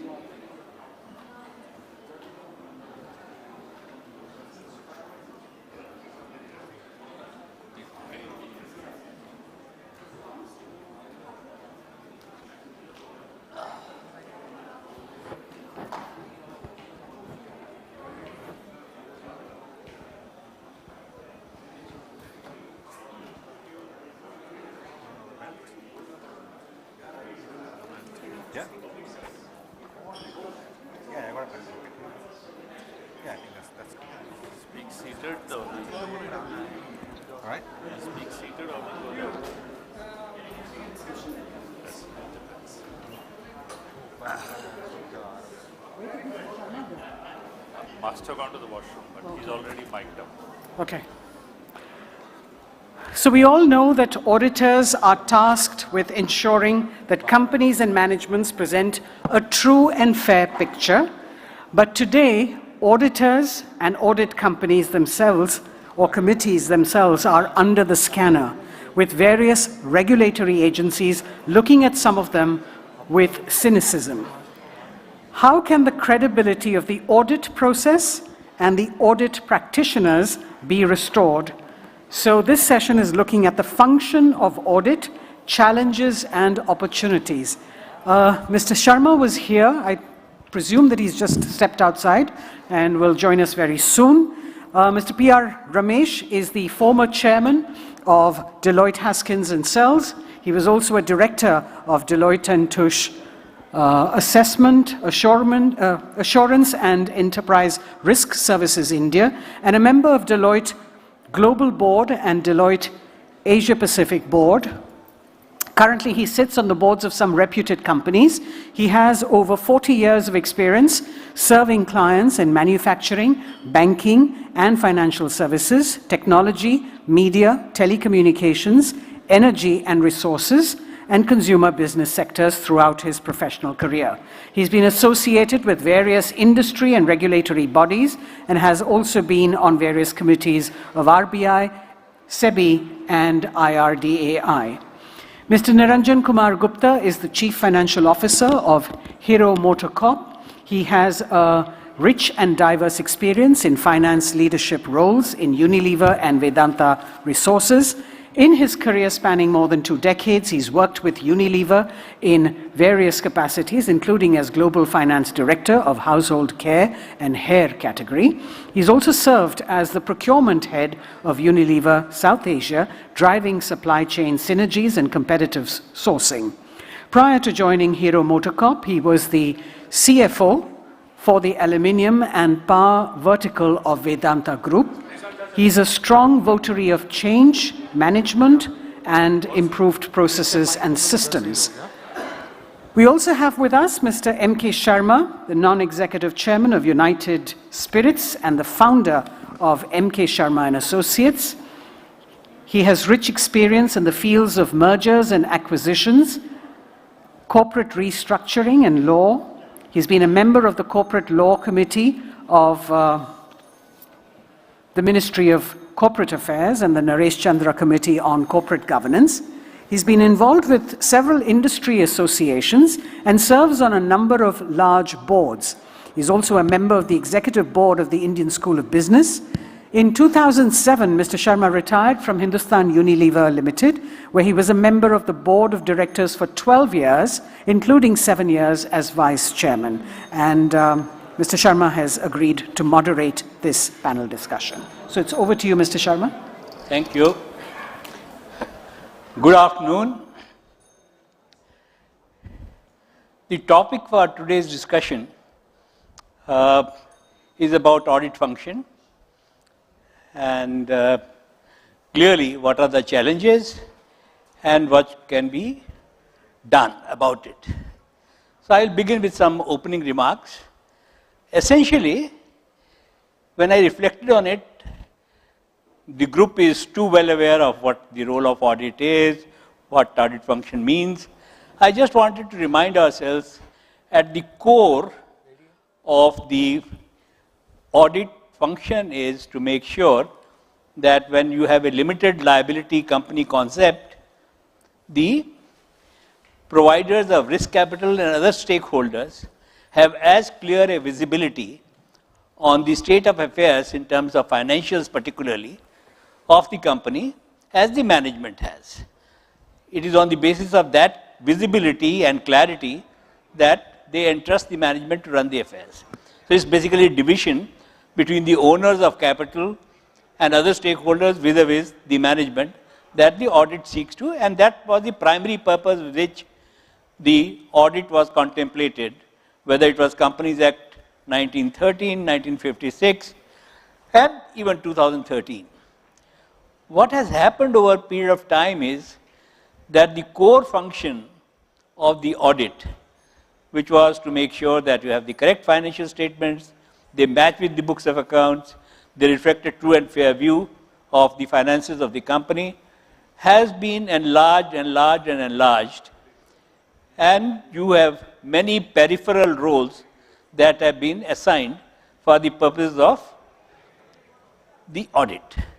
And some of them very well meaning, whether TDS has been made on time, deposited on time, ESI payments have been made, or EPF payments have been made for employees, and a whole host of what I would call routine. There are some material, meaty questions which are also there for the audit now, related party transactions and things of that sort. But at the end of it, what I call is that core over a period of last, say, 100 years has tended to become weak or less important. Peripherals seem to be getting more importance as a part of the audit function. And that's something, to my mind, is a very disturbing trend. We need to be mindful that at the core is really the requirement of total transparency and matching of the books of accounts of the company with what you present to the shareholders, particularly providers of risk capital. That, to my mind, is getting diluted today. We need to restore. And can we find a mechanism where these peripheral functions of audit, which are no doubt relevant and appropriate, I'm not saying why it should be done, can we have another mechanism which deals with them and serves the purpose and does not distract from the core function of the audit? That was the one thought that I wanted to share with the group, and I would say I would welcome comments and observations and do that. Second, what are the opportunities is the second facet of this session, and that has to do, to my mind, with last 3 years. The COVID period led to, I think people are saying it was not a black swan event. We'll continue to have such black swan events now more regularly. But it was treated as a black swan event. And then I think the business and industry, the auditors, all came together and found ways and means of conducting audits, presenting to the shareholders audited accounts and balance sheets of the companies. And that led to a lot of what I'll call innovation. Some in India may call it jugards, but at the end of it, I personally think that in the last 3 years, we have been extremely innovative in terms of doing what was being done physically is being done remotely. And thanks to, I think, the digital knowledge, IT knowledge that India has and the lead that India has, that has enabled that to happen a lot more effectively. My proposition is, there is a school of thought which says, no, this was fine as long as the physical verification, physical visits were not possible due to COVID. We must go back to the old methods of working because they are very robust. My proposition is that the right way forward, or should we not look at it as an opportunity and say, having achieved this, do we need to really spend so much of time, effort in the field? Can we fine tune it? Can we refine it to make sure that we save on a lot of time and cost by continuing to do what we have done during the COVID period and make it more and more effective? and more, so to say, stable and reliable. And that is something which would really bring enormous amount of efficiency to the audit process. The issue there again is in terms of how do you achieve this in terms of making it more efficient and progressive. My proposition would be first a formal recognition. A lot of these things were even done by the government as a part of what they call special dispensations. Circulars were issued saying this could be done, that could be done. I think they should become permanently enabled in a manner of speaking. If you wish to do it, and you can do it. The only criticism of this is, as all of us know, that during this phase, the number of frauds also increased. And people say, don't get blindfolded and walk into this trap of everything being done remotely. There can be number of incremental frauds that could happen. I'm really saying that would be like not doing it because potential risk of frauds has gone up. Frauds were happening even earlier. So they have increased indeed quite significantly. Can we not look for ways and means of making sure that we prevent those frauds rather than discard this method which has been evolved so well because there is a potentiality of frauds? And can we really strengthen it to that extent? That's the proposition from an opportunity point of view. I don't think that's something which is being explored at this point in time, but I think we as professionals need to explore that quite a bit. And having said these two propositions, in terms of getting back to the core of audit and making more out of the digital audit processes, I see many other opportunities. We have as a panel discussed some of them. I would now like to pass on to Mr. Ramesh to talk about and present his perspective on the issue, and then Mr. Gupta, and we would then take questions and answers collectively. So, Mr. Thank you, MK, and good afternoon, everybody. I'm truly delighted to see so many still in the hall for this topic, the audit function, challenges and opportunities. I'll be provocative in what I say in these 10 minutes. This is, of course, a topic which requires several hours. The audit function today is at the crossroads. It has an existential crisis. It has a crisis of relevance. And I'll tell you why also. The first is what was discussed in the last session, where Naushad Mirza talked of, public, etc. Auditors still believe that they owe a duty to those who have appointed them. And I am reminded of the book by James Comey, the former FBI director, against whom Donald Trump wanted to take action. He wrote a book called A Higher Loyalty. There has been a big shift where auditors are expected to have a loyalty not just to the companies which appointed them, but to the society at large. That the profession has failed to realize, point number one. The second shift, which auditors keep battling about, is what they call expectation gap, whereas within that expectation gap, there is a performance gap. What they profess to deliver, they are not delivering. You touched upon frauds, and I'll come back to that. But really, the first core issue is the purpose of audit.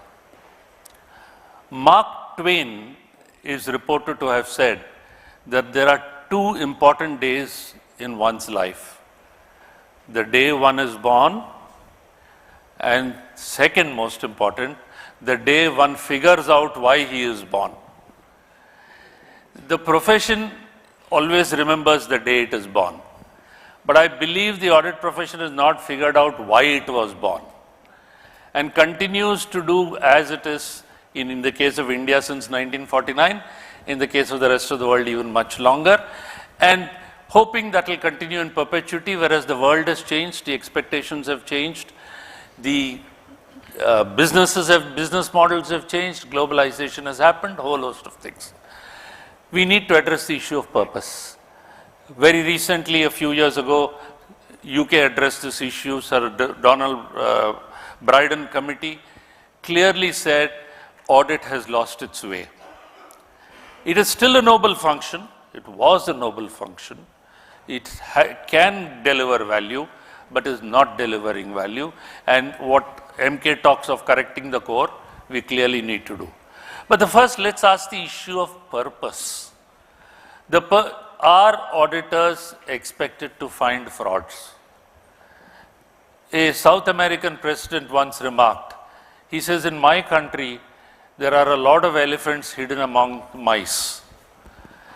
The auditors seem not only not finding mice, they are missing the elephants amongst the mice. So real issue therefore is, the auditors say we are not responsible for frauds. Surely you are responsible for detecting elephants in the room? And that is exactly what the MCA secretary said some time ago. Now this battle is on as to whether they are responsible for fraud. But I have a bigger issue there. Are they capable of finding frauds? I believe that auditors are more likely, as much likely to find a fraud as you can get sunstroke in a blizzard. Second, the auditors' tools which they use are archaic. They are not designed to detect frauds. It's almost like trying to pick a lock with a spaghetti. And that's exactly what auditors are trying to do. So that's the issue of purpose. Then let's come to the challenges before I come to the core and the opportunities. The challenges, the biggest challenge today is technology. What an auditor does, technology is capable of doing. An auditor looks at data. He interprets data. Technology today can do that. Does an auditor decide how much provision should be made for doubtful debts based on looking at the debtor's face? No, he looks at data. Just in a bank, that's what you do. So data coupled with AI, coupled with use of technology and analytics can do all what an auditor is doing. Unfortunately, the auditors are not seeing the writing on the wall. I question, why can't Infosys or TCS do an audit? Because it's their systems, their tools. More likely, what exactly does an auditor does in addition to interpreting data? That is, first, technology is one challenge. Second is a challenge of exclusivity. Exclusivity is disappearing everywhere in the world. An auditor says, I am the only one licensed to verify. The question is, this was the same issue which you would ask a cashier or said, I was the only one licensed to dispense cash. When ATMs came in, his job disappeared. Today, what an auditor does, others can do with the aid of technology. And that I come to the third challenge, which is the emergence of paraprofessionals. Today, if I have to check my blood sugar, I prick myself, put it in the machine. Am I a qualified pathologist? No. I am a paraprofessional. So paraprofessionals with the aid of tools can do exactly what a qualified auditor can do, or most functions can go away. You may not require an auditor at all. And in many countries, they have done away with audits of small and medium companies because they say there is no value. Those set of companies are not material to the country at large. Why do we need an audit? Whereas auditors said, we want not only exclusivity, the biggest challenge is they want by right. It has to be in law. Your law must mandate more and more different types of audits. Imagine if the medical profession were to say, there should be a law where everybody has to undergo a cardiac test, or everybody has to undergo an MRI after a certain age, because the medical profession has to survive. That's exactly what the auditing profession is trying to do, saying for 300,000 professionals, you want a law to say mandate these services. And they are further representing to the government, saying, oh, if you want to eliminate frauds, once in 3 years, every company should undergo a forensic exam. It's almost like saying that each one of us, our houses should be raided once in 3 years just to prove that we have no black money. What rubbish is this? So this exclusivity, work by statute, then there is Uberization of audit, that's a different subject. There is commoditization of audit. There is competition from other service providers. We have 3 institutes, one a costing, one a company secretary, CA Institute, all claim they are very good at everything. So the question is, why can't they get together? They will never get together. But all of them don't see the writing on the wall. So that's insofar as, and there are many other challenges which come. Globalization is a challenge where, so how do we address these challenges and how we address the core? There are 6 building blocks to address the core. I can't go into all of it in the interest of time. First is structural factors. The profession as it is structured and the constituencies it serves, there is a mismatch. You have 300,000 professionals, let's say in India, of which 175,000 are in practice, of which 90,000 are sole proprietors. And look at the entire constituency it serves. They are huge companies. There are very few large firms, which is wrong. There is concentration. So those are structural factors which need to be corrected if you want to address the core. The second is environmental factors, which will be whether it's internal audit, audit committees, laws, regulations, etc. Third most important is the execution issues, which is the core. The methodology is outdated. The methodology needs, auditor still does sampling, where today tools will enable you to run through the entire population and come out with outliers which you can test. Whereas an auditor says, I have tested 25 items out of maybe 10 million items, and I have found nothing wrong in the 25, therefore everything is hunky-dory. We need to build forensic into an audit process. Otherwise, you will never discover fraud. We'll still be checking those samples. Auditors are barely scratching the surface when they're dealing with sophisticated banks, where there are millions of transactions happening real-time online. Auditors, on the contrary, say, I want branch audit, I want to do this. They look at some paperwork. That's not audit. So the core has serious problems of methodology. Then you have output factors. One of it is the audit report. Auditors say, we have done an audit in accordance with auditing standards, and that's to the user. The user doesn't know what auditing standards are. Who wrote the standards? The auditors themselves. Who understands the standards? The auditors. In that is incorporated, they are not responsible for fraud. Auditor's report says, the management is responsible for the account, for everything. We are only responsible to carry out an audit in accordance with auditing standards. It's not even a speaking report. If one person spent 1 day doing audit, another person spends 1,000 days doing audit, both audit reports will look the same. Both will say that it shows a true and fair view. And part of this core, sir, is the approach. Auditors today walk in and verify numbers which are given to them and then say these are okay. They don't walk in with an expectation of what they should see. They only confirm what they are shown. Is an auditor prepared to walk in and say, I think the profit should be 1,000 crores, whereas you are actually giving me financial statements of 800 crores? No. He goes up and starts verifying the 800 crores. And let's say he compares last year's figure with this year. Last year figure is 100, this year 100. Oh, very good. No significant variation need not be investigated. The question is, should it be 100 or should it be 150? It's as it was in that Sherlock Holmes, if I recall, the dog that did not bark. That is what an auditor needs to address. What auditors have happened is, in the shift over the last few decades, because of oversight, an audit has moved away from a thinking audit to an inking audit. They first start with doing the paperwork because they are subject to oversight. Yeah, I'm almost through with the last 2 points.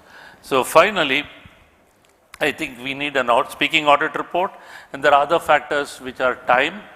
If you have given very less time to an audit, you can't get quality, and of course fees. So I'll close with this. In terms of opportunities are enormous because of use of technology, but you the opportunities are not the same as in the past in the way the audit was required to be done.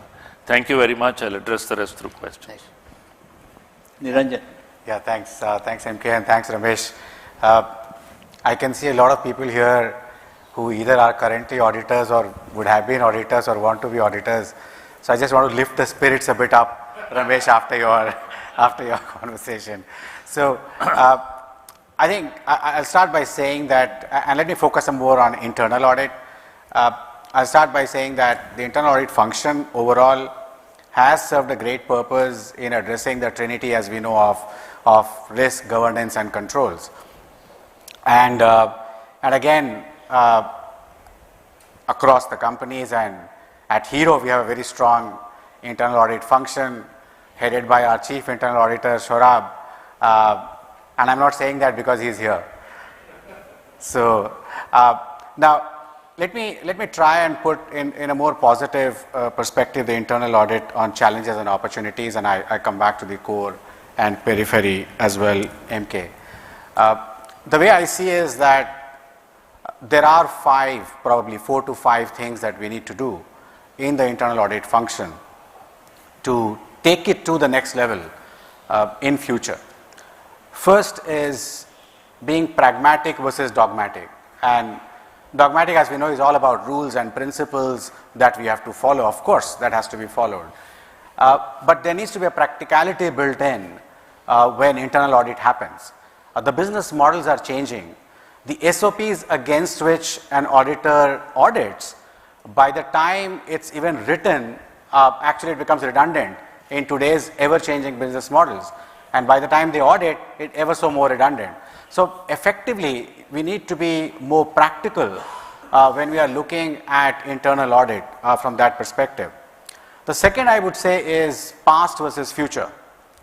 More often than not, it's historical based, which is that we audit the transactions of the last 12 months. The audit takes another 6 months. By the time it's 18 to 24 months gone. It has to be a future perspective. The assurance that my past was right actually is no guarantee for the future. Mr. Damodaran talked about it in terms of the ability or capability, the mutual fund disclaimer. Same goes for internal audit. And I take since I'm from auto industry, take an example. If somebody says that I assure you that last 2 years the brake has not failed. Now I don't think that gives more comfort that what's going to happen in the next 2 years. Maybe it's worn out enough that now it's going to fail. So I think compared to the rear view mirror, there's an importance of looking at future in terms of how the assurance systems will take care of the future framework, future control mechanism. So that's what I call past versus future focus. Third, I would say is visible versus invisible. Again, very often the audit function focuses on what are the symptoms. So there will be leakages, they'll say, okay, correct this, or we need to modify this, or SOP, or design, or transaction. 80% of the time, those are just the symptoms. We have to go underlying into what's invisible. If you look at, let me take an example. For instance, paracetamol versus immunity. So you can give paracetamol for fever, but what you need is immunity booster.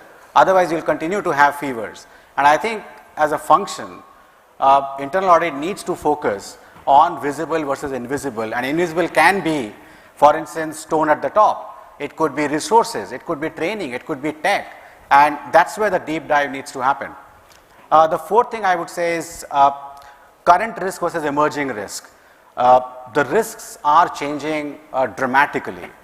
We look at cyber security, we look at social media.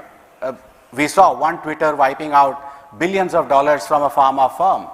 Brand reputation gets impacted. So a lot of these have big impact vis-a-vis some transaction somewhere where a document was not found or an SOP was not followed. So I think it's the emerging risk that we need to follow. And then I come to a couple of areas how it can be done as a function, which I would say, for instance, we look at expertise versus experience. So this I am coming to a couple of solutions in terms of how a function can gear itself up.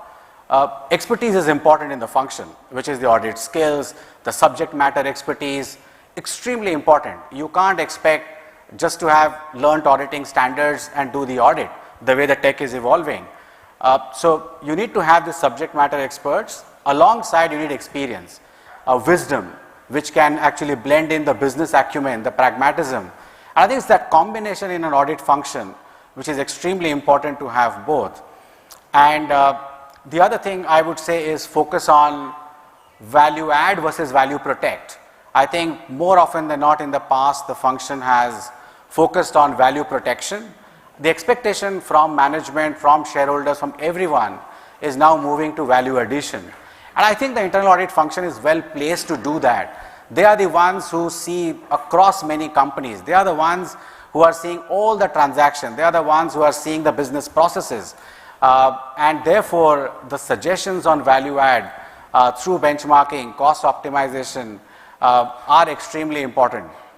So I think some of these things in terms of the way it can be done, all these challenges which I talked about, obviously once the challenges are solved, they can be converted into opportunities as well.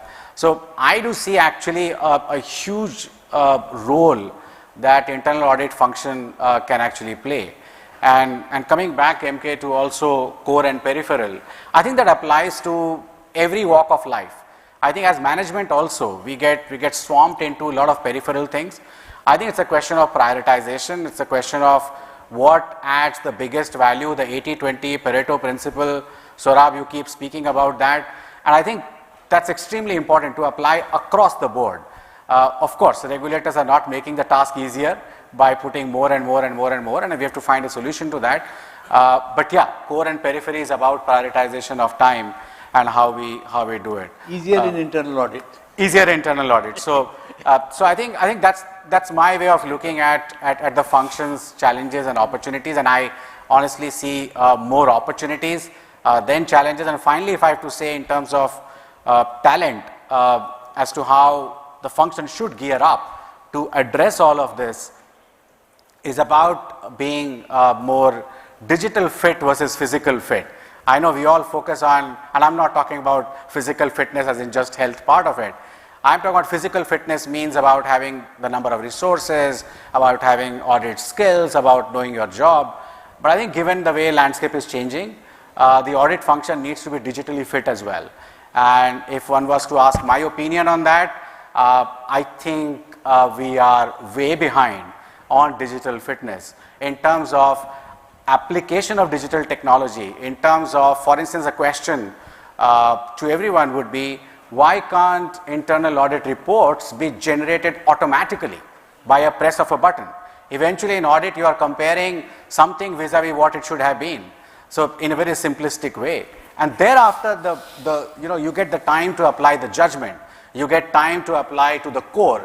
So therefore the peripheral, the audit report generation should happen digitally automated. We need to think about that, touchless audit reports.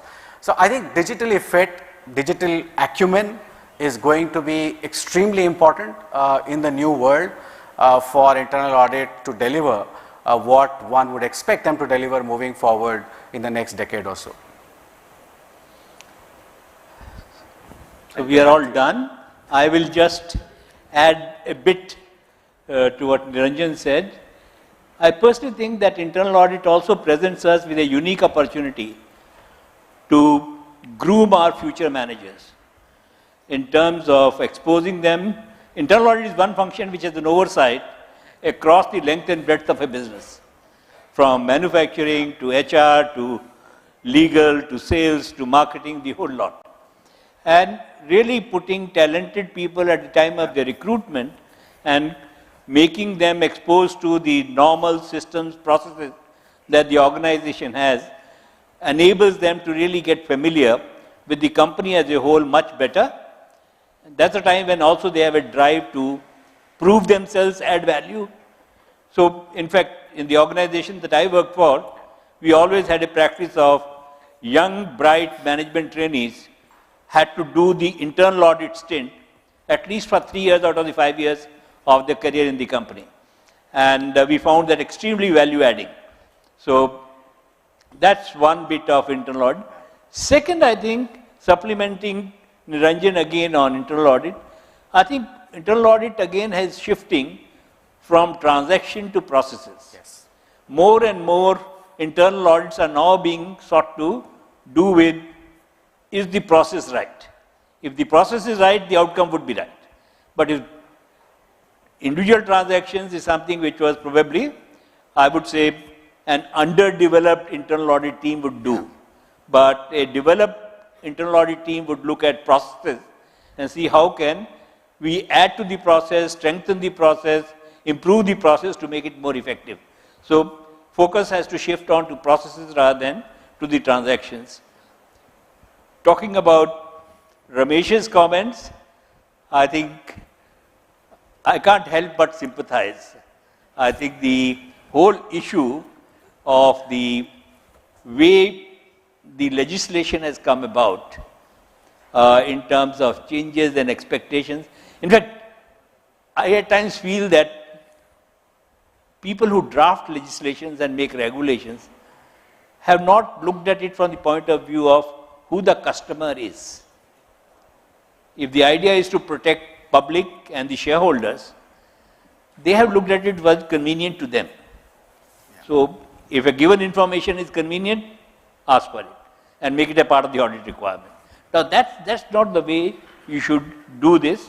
And I think there is need for us to really get back to the basics and say, is it true and fair view? Is it something which matches with the books of accounts? And so on and so forth. And the last comment I wanted to make again was in the context of intangibles of a company. And I personally think that the present status, the way the intangibles are dealt in the books of accounts compared to the tangibles, we have very good record of what plant, equipment, machinery we have, what raw materials we have, and we monitor it. In case of large, highly market capitalized companies, they, even though may represent under 10% of the total market cap, 90% is really speaking what I'll call intangibles, be it trademarks, be it patents, be it formulas, be it business systems, be it business contacts, you call it by whatever name. I think there is a need to really reconfirm and verify and find a way of more appropriate representation of intangible assets in the books of the company, which is today not there. All that we get to hear in the audit report is that company has title deeds for intangible assets, which is basically trademarks and patents. But are they at fair value? The other thing that you do is whether there has been erosion in the value. Then, of course, there is a process that you undergo. But I think going forward, as the gap between physical assets and the intangibles widens, I think we need to find ways and means of getting a fair representation to intangibles in the books of accounts and as a part of the audit process. I think, Ramesh, you want to make any observations? Otherwise, you can throw the session open for our question answer session. No, very quickly, I just wanted to respond to your issue on intangibles. The problem is the accounting standard. Companies have very valuable intangibles like brand, trademarks, a customer list, in an airline, a route network, etc. You are not permitted under the standards to recognize self-generated intangible assets. However, if you do a merger or even if you sell any of those, the buyer is entitled to recognize it, or the merged entity is entitled to look for all the intangibles, revalue them and bring it into the books. So if people want to do something, they do it through these ways. So the challenge really between what you're saying as market capitalization and a book value gap is significantly intangibles, is because of the way accounting is today, the accounting rules are. But should we not really challenge the accounting rules? Oh, there are many more things in the accounting rules which we need to do. No, I'm only saying that. Yes, I agree. Yeah, for example, reserves in a mine, which is the most valuable asset, it is not in the books of a mine or in an oil company. Can I just, sure. MK, adding on this slightly different take. I do agree the point, but I think the way even tangible assets valuations sometimes in some companies get stretched, the moment you put intangibles, then one can imagine what will be the fate of the of the balance sheet and assets. The other thing, of course, on a lighter note, the difference between market cap and the real asset value. As we see in a lot of startups, it's not intangible, it's an illusion, as we have seen it. But I think that doesn't take away from the fact that there needs to be a proper recognition of intangible in one way or the other. Absolutely. Questions? Any comments, questions? Yeah. Thank you. It was quite insightful. I come from the banking sector. We have a concurrent audit, we have an internal audit, and then we have the regulatory audit. Despite which we see that there are issues. So what is I would like to sort of and there are of course the risk-based internal audit process also has started off, and audit is seen as the third line of defense. So I just wanted your opinion, sir. Is there something better we can do? And sort of, otherwise what we feel is that we are completely over-regulated, and you're not pursuing your actual business of doing banking, but we are rather facing the auditors time and again. And actually, if you ask any banker, it's a period, full year is full of audits. It starts from March and ends in December. And it's either your internal audits or your head office audits, etc. So what in your opinion could be a better way to manage this? I think, Ramesh, you should take this, but I'll just start by borrowing your quote of Mark Twain and just give a twist. 2 important days, one when you are born, other when you join the banking sector. Back to you, Ramesh, on that comment. No, I think, yes, first is yes, there is an overdose of audit. Second, is that overdose generating some value or curing the underlying ailment? The answer is no. Third is the issue of who does it. Are they competent? Are they paid adequately? Do they have adequate time to be able to do it? Again, the answer is no in all of this. Because if you see the whole branch network, there is concurrent audit, there are auditors who have paid 5,000 rupees to do an audit. And they do the audit also. If you do that analysis, then as somebody said, if you throw peanuts, you know what you will get. Exactly. So there is a clear need today using technology. A lot of what those things do can be done by aid of technology. And that is unfortunately something which the profession needs to address. I can speak from my experience as an audit member of a bank, and I found it extremely onerous. At that point in time, and I'm going back 9-10 years ago, and we would spend, you wouldn't believe, 3 full days for every quarter's audit committee meeting. And we ultimately had to divide the work between compliance related issues and the finance and account related issues. The chair of the audit committee would one day, without a formal meeting, sit with the management, look at finance and accounts. I would on the other day sit with the internal audit team and the compliance team of the bank and understand the issues related to compliance and internal audit. And then we'll brief each other and then sit formally as an audit committee, which used to take 2 days. One day was virtually gone in what the regulator prescribed had to be presented to the audit committee every quarter. And we have to go through them and say, we have studied it, noted it. Now, it is a very, very clearly, the regulator feels if the audit committee is given the responsibility, it is nirvana from their point of view. And second, again, talking about when a mandate comes, look at this. In fact, there have been mandates from regulator based on what they observed in this one section of the banking sector to say this, others must also do it. Internal audit as a function is not allowed to be farmed out. We attempted to do saying there is better expertise available X, Y, Z.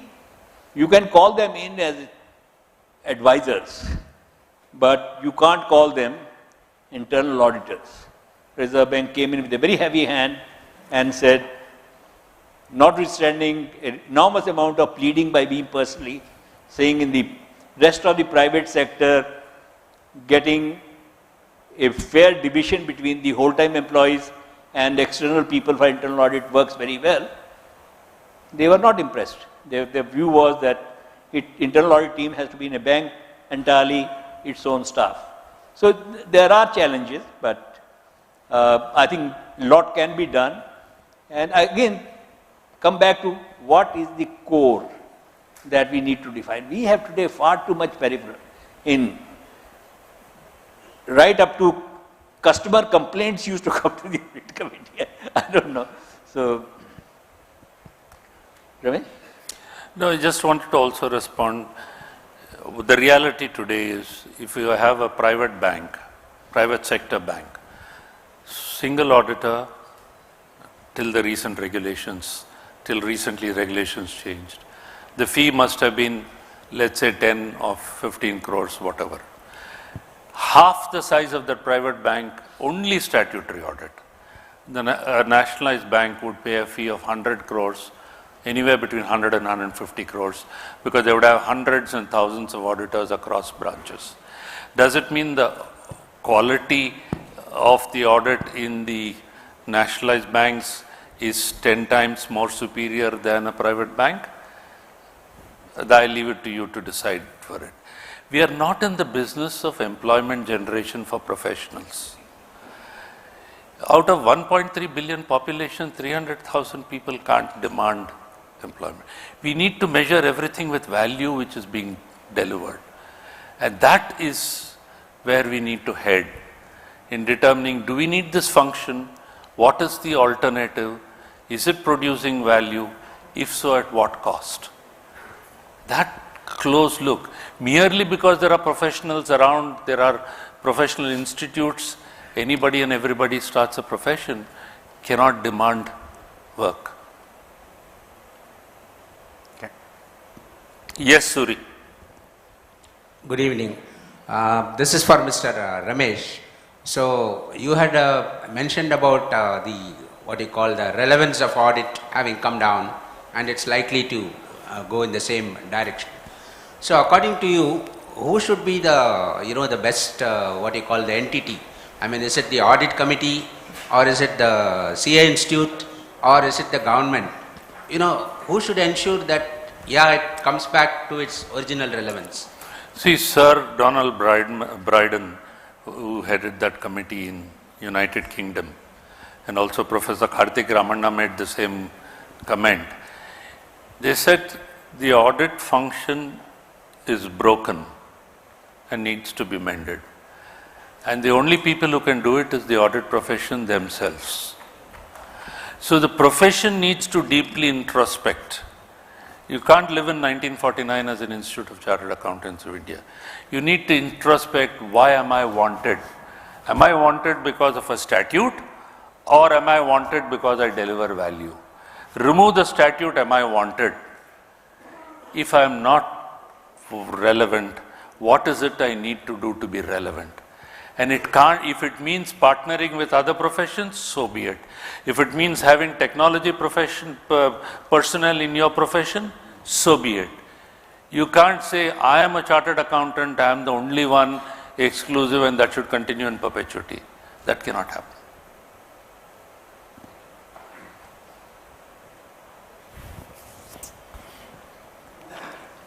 We still have 15 minutes. We still have some time. I'm surprised nobody has asked on auditor independence, which is the pet topic normally to beat up auditors. I think they got tired or overwhelmed with the independent director's independence. Yeah, I think so. So,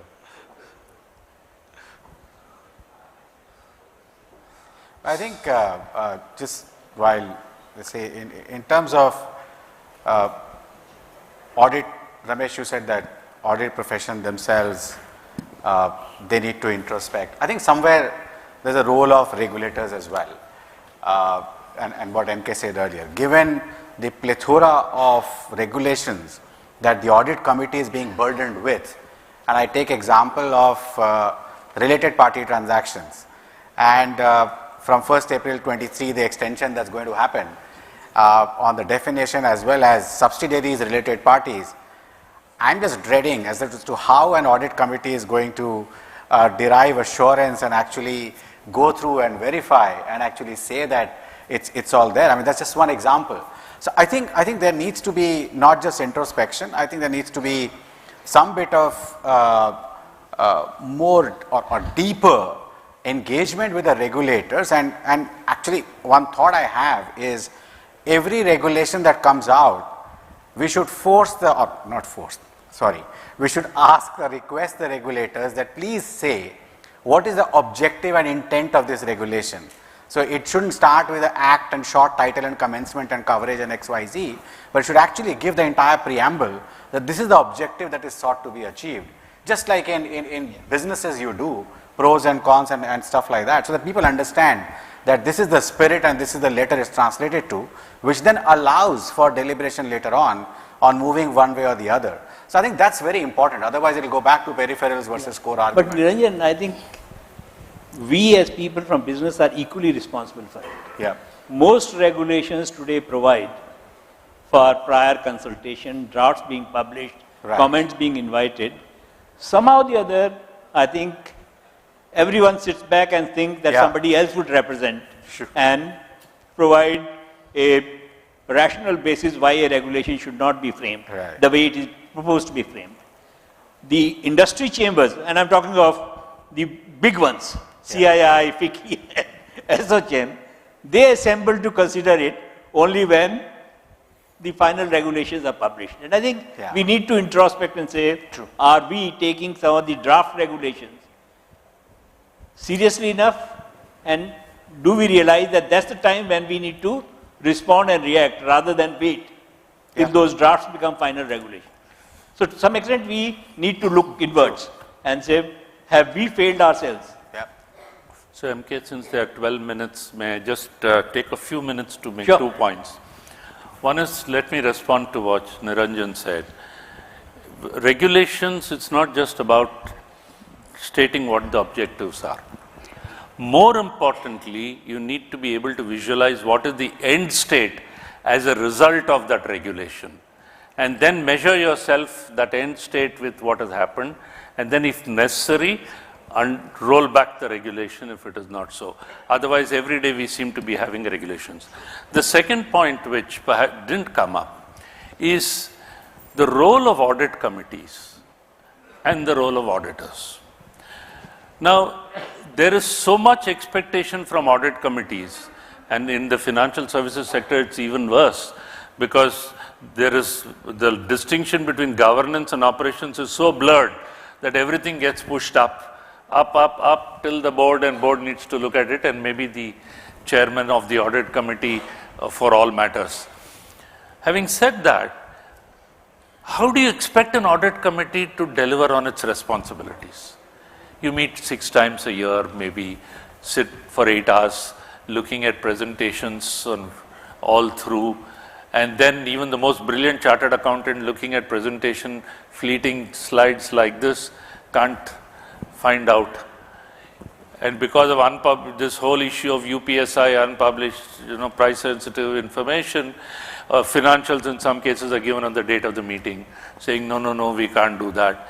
And then there are tons of pages of financials, which again the most brilliant chartered accountant cannot make out anything. Who is inside the company the longest? The auditor. Who has access to the books and the details of the transactions? The auditor. Who works through teams of tens and hundreds of people for several days? It is the auditor. But when you read the audit report, you will find that he claims that this is the responsibility of the management. Our responsibility is only to carry out audit in accordance with auditing standards. And then with the accounts show a true and fair view. We need far more accountability of the auditors. I have been an auditor for 40 years. I have been advocating the same standards. Of course, I am guilty of the fact that I have also been maybe singing the same tune. But in reality, as we see all of it, and today we are talking of relevance, I think we need to ask ourselves, shouldn't we expect more from that function? Or should we expect more from the audit committee and independent directors. I think. Yes, Ms. Damodar. I want to start with where Ramesh ended, the audit committee. At one point of time, not so long ago, I was on 6 boards and I was a member of all the 6 audit committees and I chaired 3 of them. To think that the audit committee does its work is what, Mr. Sharma is here, he is a lawyer, I am not, but I will use lawyer speak. It's a rebuttable presumption that the audit committee does its job, right? You have to actually look at the evidence and then you'll see that that presumption is way, way off. Take, for example, related party transactions Niranjan talked about.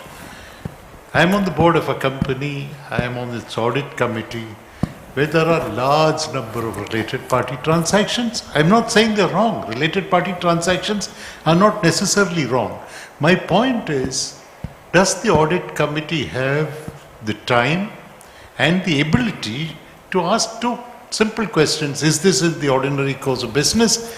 Is this an arm's length transaction?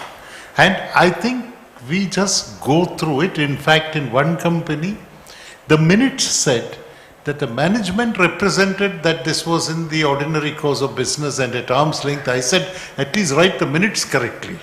Don't say the management represented, at least say that you applied your mind to it. Nobody's going to hold a gun and ask you what you looked at because you didn't look at anything. Otherwise, you'll take 3 days for that. But my question is, Mr. Sharma mentioned the consultative process. And you said rightly, and I've stated this publicly, nobody responds when a paper is put out for discussion. It's only when it takes final shape you come back. But there's another element to this. Even those that respond, are their suggestions considered at all? I have in fact made a request and I want to share it in this forum. What did the draft paper say? What were the suggestions made? And what was it that you got in the final product? And what are the reasons why some of these suggestions got discarded?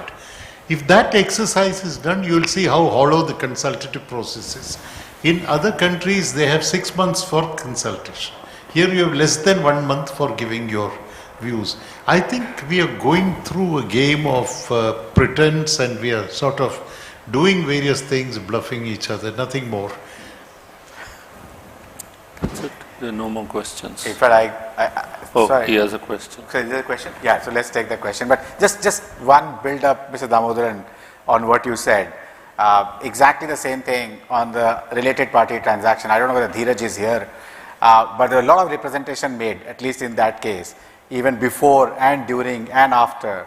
And if the process what you're suggesting is followed for all these suggestions, actually that will be a very transparent way of actually understanding even the regulator's mind, and they can be more accountable as well in terms of the final impact, Ramesh, that you were talking about. The point is, don't take all the papers. Yeah. Take 1 or 2 and then see how. Exactly. Very good. We take the question. I'm Thomas Matthew. I have 2 simple questions. One is, as per the SEBI guidelines now, the credit rating agencies are to interact with the audit committees of the rated companies. What's the rationale and how effective it is, and what is your comment about whether it has come to stay? Secondly, there is no statutory restrictions on the chairman of the board also being the chairman of the audit committee. And I know in some of the companies, the chairman of the board also is the chairman of the audit committee. What's your comment on the relevance or the appropriateness of this? Thank you. Just one fact before you respond. Out of the top 100 companies, 2 companies have common Doesn't really deserve too much of a debate to say the 2 roles should be segregated in an ideal situation. Okay? And we should not really have the chairman of the company acting as the chairman of the audit committee. There is a system of what we'll call checks and balances that the 2 roles bring in, and that is completely lost if there is a common person playing both the roles. Having said that, I would say in rare exceptional situations, where A, size of the board is such, the size of independent directors is such that the other person that you have on the board has skill sets in a very different area and would probably not be able to do justice to the role of an audit committee. So I would say that in some exceptional situations, as a stopgap arrangement, I'm again saying stopgap arrangement, it is acceptable because it is permitted. But as a policy matter, as a perspective matter, I would say certainly most avoidable. I must confess, I have myself done that role for 6 months in United Spirits. After Mr. Malia's departure, I was the chairman of the audit committee, and when he resigned, I was also appointed the non-executive chairman. And we didn't have anyone in the board who could take over from me at the audit com chair. So we looked for a director, brought him in, and 6 months in he was there, and then I relinquished my role. But at that point in time, it was imperative that Mrs. Shani was extremely, she's an educationist. Now she found it very difficult to do the audit committee chair's role. He requested her. So it's at times could be more a compulsion, but as I said, more as a stopgap arrangement, it may be worked out, but not the right thing to do. I was also asking about the SEBI's guideline. The credit rating agencies are mandated to interact with the audit committees and audit committee chairman of the rated companies. The rationale, effectiveness, and the relevance of it, whether it has come to stay or not. Well, it has in any case been being done. The investigating agency haven't refrained from doing it when that was not there. They called up the audit com chairs, they interviewed them, they questioned them. It has happened to me many times. So it's not that it didn't happen otherwise. And they have very wide past. And I personally think that you have nothing to hide. Yes, it looks a little bothersome, but I must confess to their credit, they are duly courteous. They call you, they ask you questions, and you respond to them, and you come back. I personally think it's only fair. I don't think we should put constraints on the investigating agencies. Sir, I didn't ask about the investigating agencies. Credit rating agencies. Oh, my apologies. I thought you talked about investigating agencies like CBI, Enforcement Directorate. No. Credit rating agencies, of course, is a matter of their drawing comfort. They are rating you based on that. People are investing in your debt securities and otherwise. And if they want to interact and engage on, let's say, control processes, control mechanisms, I think again, CRISIL, CIBIL, they should certainly be able to engage with the audit com chair. I don't think there is anything improper even there. My apologies, I understood it as initially investigating agencies.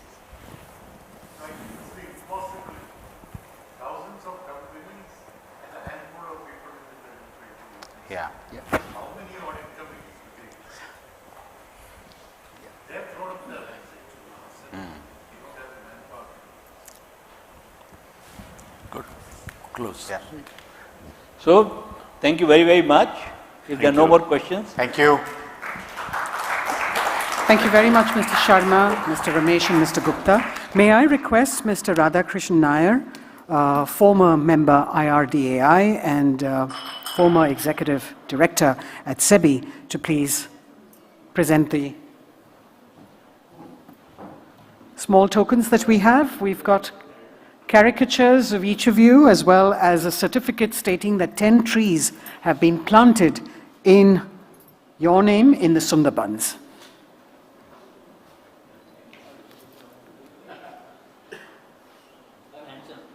Yes. Completely endorsed, sir.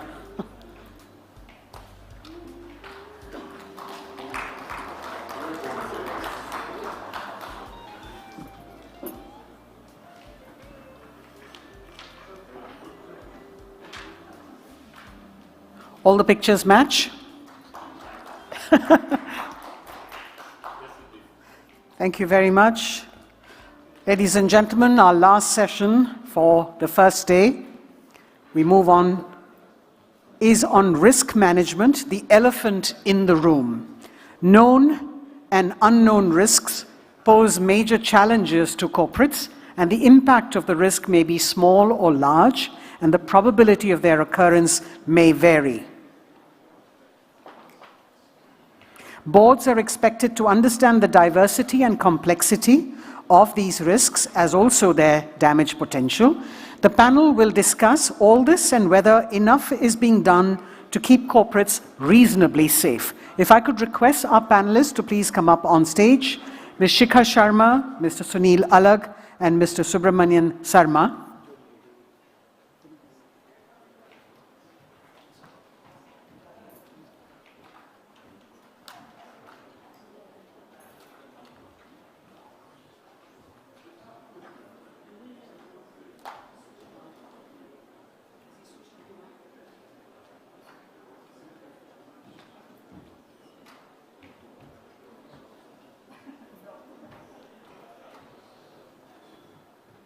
Please be seated, ladies and gentlemen.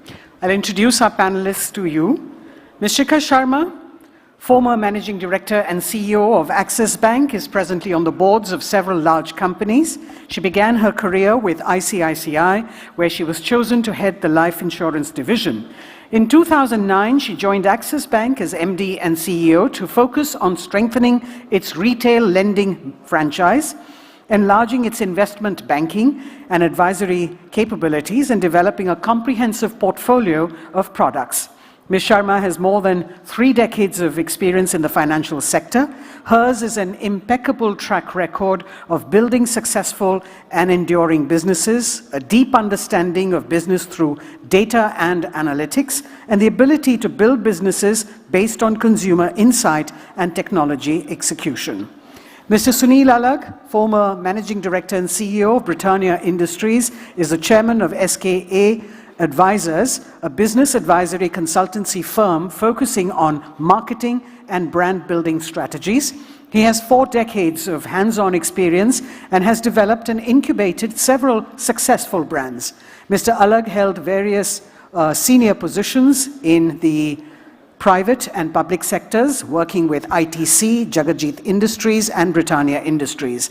His rich experience in multiple stakeholder management helps him mentor leading executives battling with business objectives amidst conflicting personal objectives, fractured governance, and challenging needs for succession planning. He sits on the boards of some big companies. Mr. Subramanian Sarma is the whole-time Director and Senior Executive Vice President Energy at Larsen & Toubro Limited. During his career span, Mr. Sarma has handled the complete oil and gas value chain, including executive management, business development, project management, and process engineering. He is the person overseeing the risk function in L&T, India's largest infrastructure group. L&T's hydrocarbon business rose from the depths to great heights under his stewardship. To moderate this panel, I'd like to request Ms. Shikha Sharma. Thank you. So I think all of us come with quite different experiences and backgrounds, and I thought I'll just start with maybe some of the key risks that I've experienced in my life in financial services, and I'm probably going to hand it over to Mr. Sharma to talk about his experience with large project management and complexities around that. And then Sunil, who probably has the most colorful stories to tell us about his experience with a lot of consumer sector companies. So mine is the most boring, and that's why I thought I'll start first. That in banking, you know, we are kind of generalists, so we try to know a little bit about all sectors and don't have enough depth around any, which is why it's good to get these 2 experts to come in later and talk about their specific sectors. But the key risks that we talk about and, you know, have probably developed expertise on over the years, most importantly, of course, is financial risk. So whether it's credit risk, liquidity risk, forex risk, all of those have been topics of risk management in financial institutions for a very long time. And there's a whole amount of literature in terms of around the metrics, putting your risk appetite in place, putting controls in place, and trying to manage to the financial risk. Despite that, of course, we do have situations of failure, but I think financial risk hasn't been the biggest problem for financial institutions. It's some of the other risks which don't get anticipated and measured so well, which actually end up creating problems.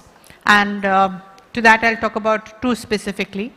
Operational risk. I think in the previous panel, they talked a little bit about operational risk. And what do I mean by operational risk is fundamentally around execution. So, you know, how you define your processes, whether there's process compliance, whether employees are doing the things they need to do, and what goes wrong when something anticipated happens there, because ultimately you cannot program people and they will do what they have to do. Sometimes, again, because we are generalists and we are not experts in a sector, and we are expected to finance all sectors, we do end up with unanticipated situations. So if I look at my experience with Axis Bank, or even in ICICI actually, when we do project financing, the problem that arose was when we started out, the world was a lot more predictable, there was a lot more structure. This was 40 years ago when I started in financial services sector. And as we went along, the world has become more unpredictable. Changes are beginning to happen much more frequently, whether those are policy changes, regulatory changes, or just environment changes, all of which come and impact different sectors. And not anticipating some of those changes has what has created risk, which then translates into financial risk, but it doesn't start there. So for example, if I look at Axis or ICICI or any of the large institutions who played a part in infrastructure financing, you know, we made some assumptions. We made some assumptions on what was customary in the way business was done. And you assume that a project would be awarded and the environmental clearances will come through and the project will happen. Or you assume that if the licenses were given for mining or whatever, that it was a good assumption to make, that those licenses will exist and that supply will come to you. But in many of these projects, what happened was environment clearances took forever. That delayed the projects, that created cost escalation, and there was no way to pass on that cost escalation. And that in turn ended up creating financial risk for the institutions. In hindsight, it looks you should have thought about it, but at the point that we were doing it, you thought that was business as usual and it went on. And similarly, the coal mines got cancelled, and that had a disastrous effect on a lot of power projects. The second risk, you know, again from an operational perspective that I want to talk about is for banking with deep distribution, ultimately the front line does a lot of the interfacing. And so if somebody makes an error of judgment at the front line and does not escalate it early enough, that can create a disastrous situation for the company. And I'll talk about one of those later, which can be an operational risk and create reputation issues for the institution as well. And if I look at just through my career, you know, okay, we started in a period of a lot more certainty when I started 40 years ago. By the time I became CEO of ICICI Prudential, which was about 20 years ago, there was a lot of uncertainty creeping into the environment. Today, when I look at bankers and what they have to do, it's a really tough environment because there's so little you can take for granted that ultimately your ability to respond becomes more important than your ability to identify and manage. Of course, those two are important, but I think the response part becomes the most critical. So before I hand it over to Mr. Sharma, I'm just going to give one example of a small error of judgment that one of our branches made when I was leading ICICI Prudential and the kind of ruckus that created. So, you know, in the life insurance industry, selling happens through agents, and it happens in other sectors as well, I think in the FMCG and pharma sector and many others, that you run contests for your sales team to motivate them to do well on the sales side. So a lot of the contests used to be designed centrally, but there were some budgets for the branches to do their own contests. And one of our branches in UP decided to run a contest where he was trying to be very imaginative and colorful, and you know, the contest was called who is going to be the next Osama bin Laden, who will kill the maximum number of policies. You know, he thought he was being very cute about this, and he hung up posters of guns in the office. And somebody came along, saw that and was wondering what was happened. And I think went and spoke to the police guys, and the police came to the branch, and this guy got scared, and he shut down the shutters, and he burnt the paper guns that he had over there. And then it became a bigger issue, and a police case was filed, and the guy was arrested, and then it came up for discussion in the Lucknow Assembly. And, you know, as a young manager, my dream was that one day, you know, you want to be famous, you want to be known, and ICICI Prudential did get known. It became masthead news in Times of India for all the wrong reasons, and then we had to deal with all the aftermath of explaining how it was innocent stupidity on the part of that branch manager which created all of this. And then, you know, you end up putting more controls, but just ultimately I think it's about managing your people and culture and being able to respond quickly when an issue like that happens, and encouraging people that when something goes wrong, don't try and bury it, bring it up, ask for help, and try and respond as quickly as you can. So I just wanted to talk about those two things, that financial risk, yes, important, but you can put metrics around that, but some of the operational risks, some of the reputation risks, and more recently in operational cybersecurity risk, is where you get a lot of unknowns. You get a lot of known unknowns, and you get a whole lot of unknown unknowns, and learning to manage and respond to that is an art form today. With that, I'm going to hand it over to Mr. Sharma to talk more about, I mean, he obviously has a lot more expertise on large projects and the kinds of things that L&T might have faced. Thank you, Shikha, for sharing your experience. I think for me, being in the last session, the biggest risk is to keep the audience engaged. I'm quite sure Sunil is going to do that with some colorful stories.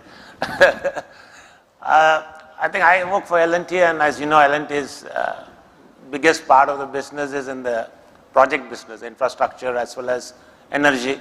Of course, we have manufacturing and services, but the large part of the risk and large part of our revenue comes from the project business. Now, within the project business, I mean, there are several types of risk. I mean, just to name the few, I mean, most of our contracts, what we undertake, be it for government or be it for private or be it for international customer, is mostly fixed time, fixed price contracts. So that means we are sort of, you know, giving them a fixed timeline and agreeing to a fixed timeline and giving them a fixed price. So when you do those jobs, when you undertake those contracts, I mean, we are subjected to market volatility. I mean, today, and particularly in this last 18 months, have been giving a lot of sleepless nights to us because the volatility in the market, the disruptions, what we have seen post-COVID and then the post-war era, I mean, the fluctuations in currencies, I mean, these are something which are very, very difficult to manage, and we need to constantly manage. The second type of risk what we come up with is the change management, you know, as during the execution.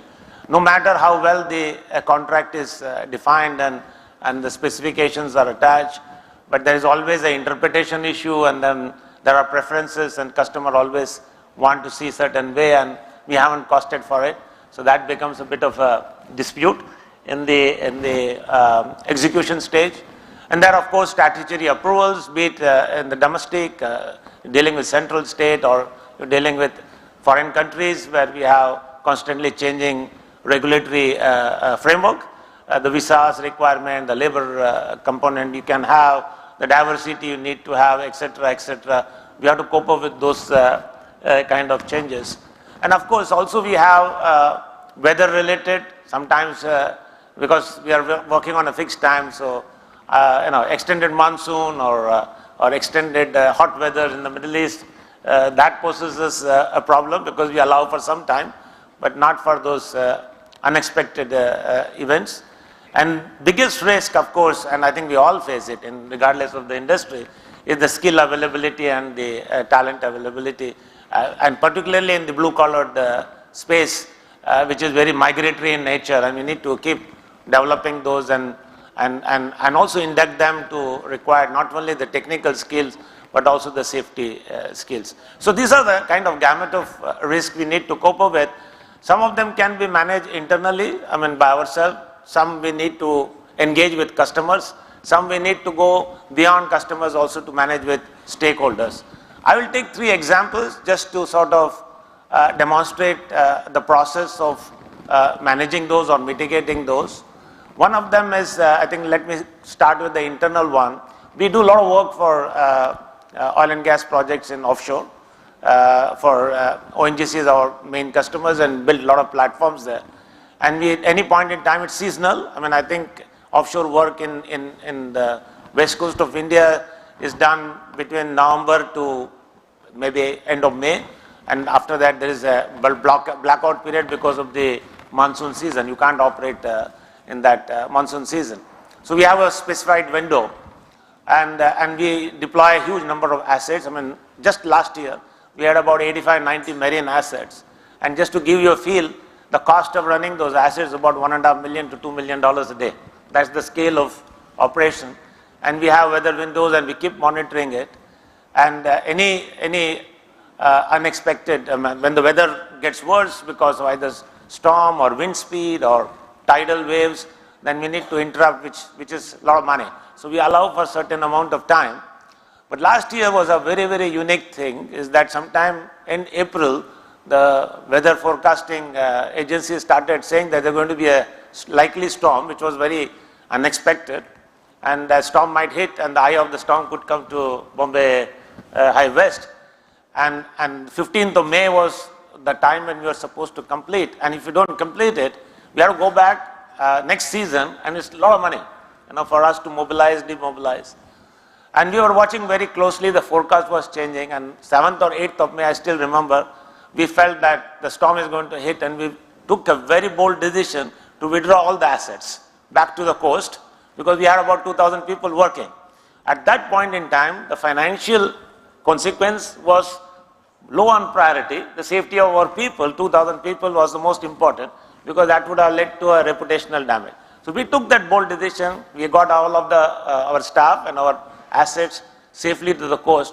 Very unfortunately, the storm hit, and that was, you would have seen in the paper, I mean, there were major accidents, and about 85 people were lost their lives. And that was a judgment error, like you talked about, a judgment error, whether we should, it's a very difficult one, because every day costs you 2 million, and if you come back and you have to spend huge amount of money to do the same job. But at some point in time, you have to take those decisions, informed decisions, based on what is important to you at that point in time. And for us at that time, safety of our assets, safety of our people was nothing paramount, and we took that decision. I mean, that's just one example, which was totally internal. It had nothing to do with customers or nothing to do with the stakeholders. Another example what I have is more on the international project, is related to where the customer was involved, and that was also after the COVID-19 situation, when the oil prices collapsed, and everybody was struggling. And then the customer said that, listen, I mean, with this prices, I cannot. We had already a contract, a large contract, $2 billion, and we are really ramping up. He said, I can't fund it now, because prices have come down. I want to slow down. I will tell you what I can pay every month bill, and you need to readjust your pace and schedule according to that cash flow I can afford. And which means a lot of idling and a lot of assets getting not fully utilized. And he gave us the choice of termination. But I think one important point he made is that please don't exercise the option of termination. Continue with us. We all are facing this problem. When the good days come, we will try to help you. And we went by that. We took that advice. We stayed on. Fortunately, oil prices went up. And trust me, I think on his own, without us asking, he came and gave us a compensation. That's a kind of a risk-sharing model where, you balance the risk. I mean, and that is the kind of partnership model we should have more and more, because some of the things are, beyond everyone's control. And I think good times and bad times, you need to balance it out and even it out by having some kind of a risk-sharing model. The third one, I would say, is a stakeholder-related thing, where we had a partnership again, for a very large international project. We had two of those actually. One is the Mumbai Metro, and then one again in offshore project in the international, where the partner, who had a very specific expertise during the course of execution, went down belly up, and then he filed for Chapter 11 in US and left us in a lurch. So I think that is a counterparty risk we need to manage. Not only we need to step in, we have to step in, but we need to balance the whole process. And there actually required huge amount of skill, because on one hand, we had to keep the customer happy. We had to keep the project going because counterparty risk is ours. We didn't want the customer to get sensitized or take any drastic action. So we had to keep the project team focused on the execution, and we had a parallel team working on how to mitigate this risk which has come because of the counterparty, which required dealing with codes and dealing with coming up with an alternative plans, exercising some of the step-in rights. So I think all of that took 6-9 months, but finally emerged, and I think we came out of it quite well. So these are the type of risk and different ways of managing them, and it is very situational based. So I think the point what Shikha made is, I think as an organization we can always find ways and the knowledge and expertise to build it. I think what is most important is the right culture. I mean, the culture of transparency, culture of openness, no blame culture, and when the situation arises, I think you have to lead from the example and drive it from the top for the bigger risk, so that there's a full inclusiveness in the whole management process. And these are my thoughts. With that, who's probably going to tell us the most colorful stories about his experience. See, I am a Punjabi. My mother was a Sardar, so ex-Sardani, so don't expect any thought-provoking speech from me. Because we Punjabis are known, when you leave a thought with them, when you see them again, they will give it back to you saying you left something behind. But as I was born and brought up in Calcutta, so I have the freedom of speaking about Bengalis also. Never leave a thought with a Bengali because he'll make a philosophy out of it. So therefore, I am just going to talk about the fact that, look, I was telling my colleagues that, look, we Indians are absolutely great in solving problems, but we are very poor in facing them. Like that's where the risk is.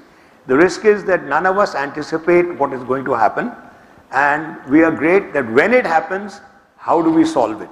And that's when the team gets together. But we can easily have avoided it, and that's what the situation is, that look, there's a new group of leaders emerging, all in their 40s. We are the old lot, and therefore we have to understand that maybe we have solved problems in certain ways, and maybe successfully so, but is there another way of solving it? That's what we need to look at today, and that's what the situation is in terms of risks that we face.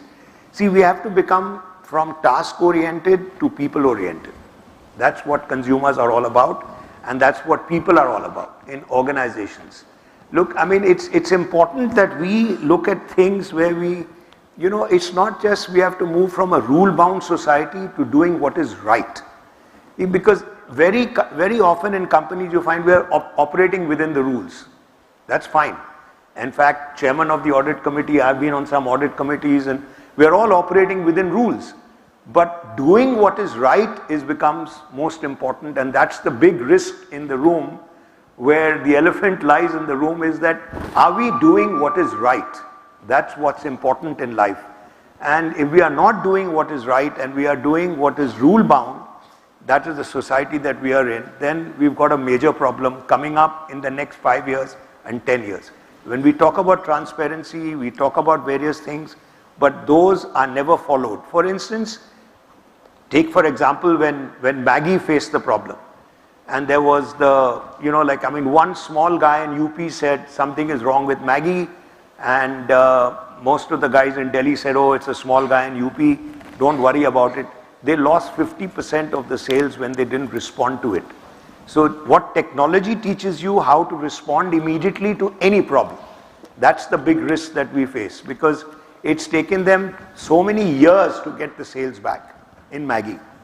And therefore, it's very, very important that we follow the Black Swan event. Look, what Tata Consultancy Services, TCS, I'm giving that example, in Chennai has taught us is that, look, when the tsunami took place, there was in Star News, which was part of the Tata Group, they woke up 1 week later and asked Tata Consultancy Services whether we can be of any help to you.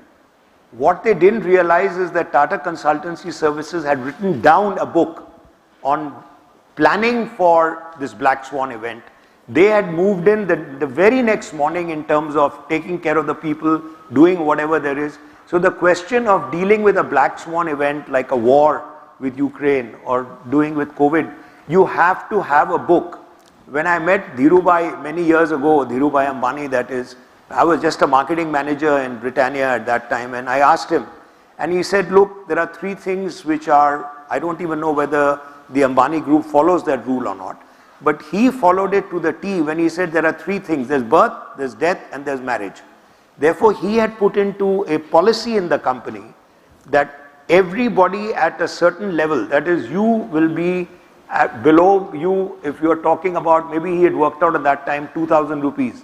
And then as you went up senior, you asked for 5,000, 10,000. You had to buy a gift as soon as you saw there was a birth. You went in and said, hello, how are you? And only person that you were involved with was the people below. That's all. And then the people above you were involved with you. So when there was a death, when there was a birth, when there was a marriage, he had people going across, and that's how he built an atmosphere where you move from task-oriented to people-oriented. And therefore, no matter what risk we talk about, whether you're black swan or any kind of risk, if you are not backing the people, as you said correctly, if you're not backing your people and if you're not training your people to deal with risks, I think you're running a bigger problem than any problem in the world, as far as I'm concerned. So therefore, you have to have new ideas to solutions which you have done before, but there may be technology now says to deal with it, and you have to have a rule book which says not just for gathering dust in a drawer or something. You have to get into saying like the Maggi noodles thing or the entire story which we are talking about, where people are able to act instantly to any risk that there exists. And therefore you talk about an elephant in the room, fine, but many people don't know what to do when they are faced with the risk. For instance, I was the chairman of a risk management committee, and that company used a lot of water. Now you know in about 10 years there's going to be a water shortage in India, there's going to be a water shortage in about 15 years. Therefore, one of the risks that was faced was, is the water shortage going to be imminent? Therefore, what are you doing about it?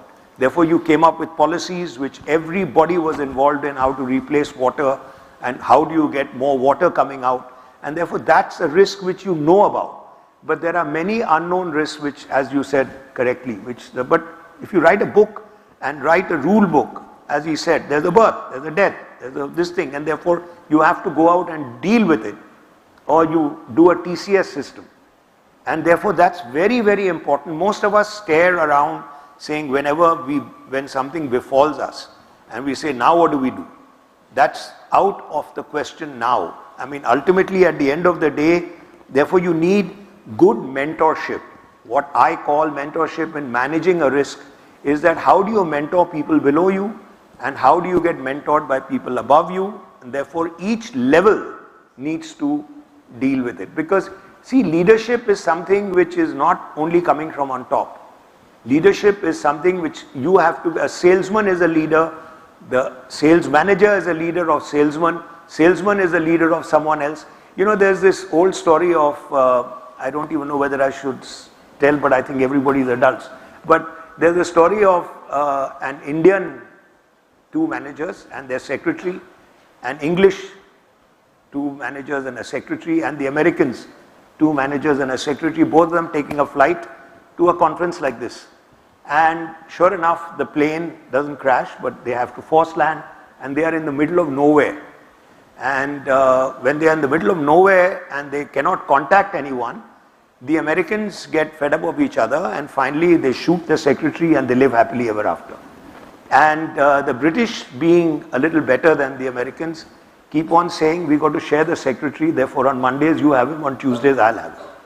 And the Indians are still waiting for instructions from head office. But as far as we are concerned, we have to have leadership which is at each level to deal with the risks.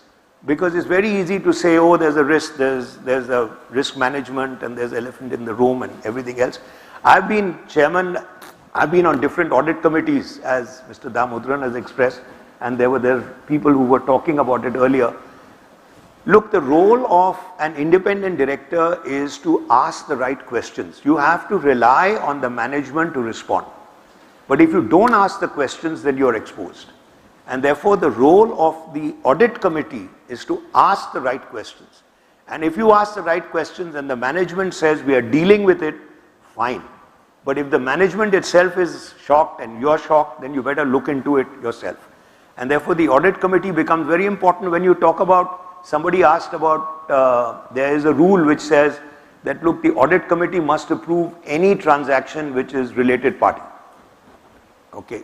So the committee brings all related transactions, whether it's an uncle, an aunt, it doesn't prohibit anything.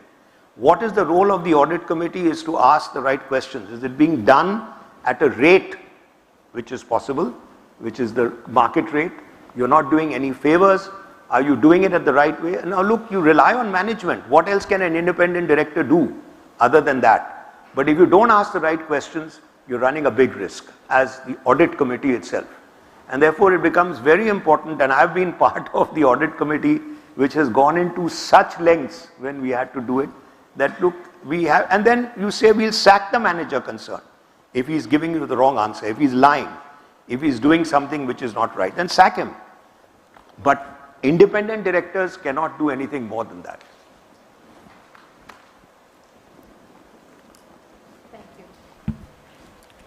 So maybe I'm going to just ask one quick question and then I'm going to open it to the audience for questions. So Mr. Sharma, in your industry, what do you think is the most undermanaged risk or the most, not enough focus is being given on that risk right now, if you had to look forward? Well, I think, if you want to broadly classify the risk, we talked about known, known unknown, and unknown risk. I think it shifts depending upon how much knowledge you have, because everything can become known if you have the knowledge about it. And I think in old institutions like L&T is 8 decades old, 8 years of existence. There is so much of knowledge. We have come across maybe all types of risk what you can think of at some point in time or the other. So as an organization, that knowledge exists, but as an individual currently who is running those projects, does he have that knowledge? That's where the gap comes. And then for him it becomes unknown, but for an organization it is a known risk. So I think for me, the maximum focus has to be that how do we disseminate this knowledge as quickly as possible across the breadth and depth of the organization. And I think technology can be a great tool here, because we have now wonderful technologies and we should use those technologies to accelerate that dissemination, so that the level of knowledge what exists in the organization is quite widely distributed, so that by itself will minimize the risk. Thank you. Sunil, in your industry, which is the risk that you think companies are not paying enough attention to and should be thinking about looking 10 years forward? What we are not paying enough attention to is we have to divide by saying what does the organization want, and if you're working, what does the government want, what do the employees want, and what does the consumer want. Now, it's very difficult for us to say that, look, you can turn around and say, look, what the organization wants is to work within the law. What the government wants is to work within the law. What the consumer wants is something totally new, as far as he's concerned. Okay, they don't care about governments, they don't care about anyone else, and therefore the risk lies in the consumer industry on not only your image and your reputation. What does the consumer think about you? What does he think about the product? And there lies the risk in terms of not dealing with it instantly. When I say instantly, it means if consumers are feeling something, by react with them tomorrow morning. Do not take too long. And therefore, that is something which almost everyone does. So therefore, I am just coming back and turning around and saying, what do we want? You cannot operate within the law. For instance, advertising now. I'll just give you ads which are appearing. We don't want the government to interfere in ads. But Advertising Association of India looks at, are you within the law? Yes or no? Are you advertising alcohol in the name of saying, I'm playing cards or X or Y and all that, whatever you call it. Now, if you're doing that, and if people are complaining, the consumer will start complaining, the ones who are against alcohol and all that. Once they complain to the government, and the government has forced to take action, So you have to avoid that risk by stopping the advertising yourself. That's what you should do, because otherwise sooner or later the government will come out with another law and another law. As somebody said, there will be so many laws, and then when you are combining everything together, then your work, and you very rarely are we thinking of doing what is right. That's what's important. You must do what is right and not what is within the law. Thank you. So with that, should I open it up to the audience for questions? Yes, please. So my question is for Mr. Sarma. I was keen to know in L&T, how do you really deal with the land risk, land acquisition risk for new projects? Because like we know, even if the land is government acquired, the Supreme Court might come and say pay the differential after 10 years. And in case of private land acquisition for more and more projects, we are seeing agitation by farmers who have really accepted the deal in the first place. So that was my first question to you. And the second question generally to the panel is, we are all talking about ESG, but while we handle it in the longer term, in the short term, if your assets are spread out throughout the country, how do you really deal with the climate change risk? Because you don't know when it impacts which asset. And really today I feel, at least personally, the only tool we have or the mitigant we have is insurance, which is not really adequate to cover anything. Forget about the loss of availability or the output, but also monetarily it is not adequate to compensate for the physical asset loss really. Want me to start? Yeah. I think the first one, it's a very, very sort of valid risk, and we face that almost most of our linear projects. I mean, I call linear projects are the projects where we have roadways or rail tracks, freight corridors, and then also pipelines, where it running across various districts or across the country. Now, there are different ways. I mean, I think you cannot be completely avoided. Let me start with that, because there is always be some risk. But there are several ways you can mitigate. I think having experienced this and having gone through that learning process as an industry, as a community, I mean contractors community, and even governments have, authorities are well aware.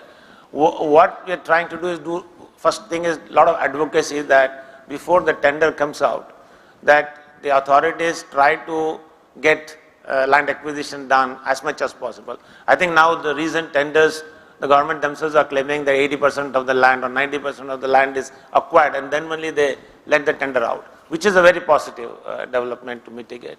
Two is, of course, that you have to build that certain amount of disruption in your planning, and most of these linear jobs, you'll have to build that flexibility of how you manage your spreads. I mean, you have to sort of keep yourself, in terms of assets and people, certain flexibility that you can leave certain part of it, move on wherever the land is available. And there is a cost associated with that. You have to build that in cost. I mean, you have to be realistic about it, build in that in cost. And third, of course, is a very, very, informal way of engaging with the local communities. And you need to have a strong kind of PR machinery working with the community there to try to sort of, I mean, both can run concurrently. I mean, they can continue to have their issues dealt with the authorities. Meanwhile, the work can also progress. But these are the 2 or 3 ways I think we can deal with the problem. You want to talk to ESG as well? Well, I think maybe you can start. I'll come back on that. On ESG, do you want to talk to that question? No, she's asked a question, he's answered it. She had 2 questions. She had one question on land acquisition and the other on ESG risk. How do you manage ESG risk? You did talk about water and how you thought about water proactively and started planning for water. But did you have any other thoughts around ESG? I really, because it all varies, depends upon which industry you're in. And for instance, another industry that I was in, what if another state this goes dry? Then what happens? Your business might be completely affected by it. So you have to prepare for that risk. Not all India is not going to go dry, and Bihar has gone suddenly dry, for instance, after Gujarat. Now the question remains that were you planning for Bihar going dry, or did you set up a factory in Bihar, now you're stuck with it? So that becomes the risk management which you have to deal with, and you must always be aware that in case the government does it, then you must be aware of it, because as I said, what does the government want? What does the organization want? What do the people want? That's how I would define my risk. See, the consumer taste and behavior is changing everywhere. In India today, the younger generation and the older generation, they differ in taste. So when I'm selling biscuits, one of the biggest risks is that will the same brands work or not in the next 5 to 10 years? Will the same taste work or not? So you have to be aware, otherwise you will be left high and dry. You might be number one. Parle's was never number one. Britannia was number one, but today Parle's have become number one, whether you like it or not, because they have been coming up with more and more products than anyone else. But that's a risk which, depending on the industry, you must look at risks outside what is the obvious ones. You must look at risks which are outside what you think are the obvious risks. And that's what's important. So actually, just through my experience in banking and then now being on a couple of boards, I think ESG was very esoteric even 5 years ago, but today I'm seeing people a lot more conscious about it and specific about what to do on ESG. So, one of our board members actually, when I was in Axis Bank, had pushed us to come up with an ESG policy, and we started, very tentatively and said for projects above 500 crores, we will do an ESG evaluation before we go ahead and finance that project. Now, to be honest, we did it because we were being pushed by the board to do it. But if you looked at it practically, it made a lot of sense, because when you thought about the ESG element, you were actually reducing the risk on the project, because the chances of pushback from a regulator or a policymaker or from communities reduced if we were ESG sensitive. So it was actually a good forward-looking policy that was put in place thanks to one passionate board member pushing it, and it was about more than 5 years ago actually.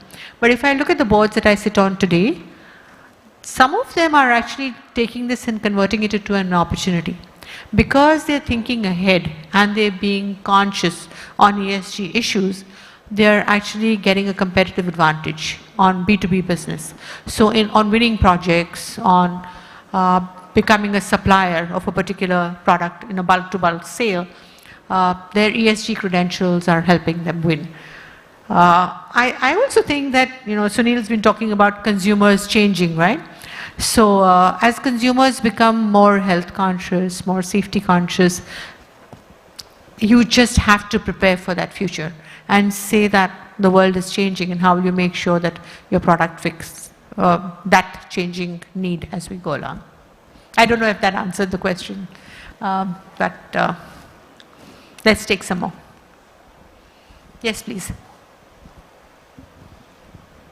My question to the panel is, you talked that the rate at which changes are happening, it is more and more frequent. A lot is talked about knowledge, experience, skill sets, but there are new technologies coming up, new business model, first of its kind. So how do we manage the risk in these kind of disruptions which are happening in the marketplace? Well, I think maybe you want to take me today. Yeah. Anil is a colleague of mine, so anyway. But I think you... There is insider trading. But the technology disruption caused by technology is something which you are going to face it more and more, and it cannot be avoided again. I think what we briefly spoke about is anticipation. I think that's where the answer lies. Is that in your own sphere of work or offerings, you have to have a good amount of intelligence network working to tell you what kind of technologies are being developed or being thought through. And I think that's not that difficult, because there is so much of a network of venture capitalists and private equities who are all sort of approaching this technology through those sources. You can at least get a good understanding of what kind of technologies are being pursued and at what stage those technologies are advanced, how far they are advanced, and then you need to sort of correlate that to what kind of disruption it could cause, and readjust your business model. I think that's the only way I think we can deal with that, because you can't stop that technology is being developed. I mean, that's somebody's freedom, and he'll exercise that freedom.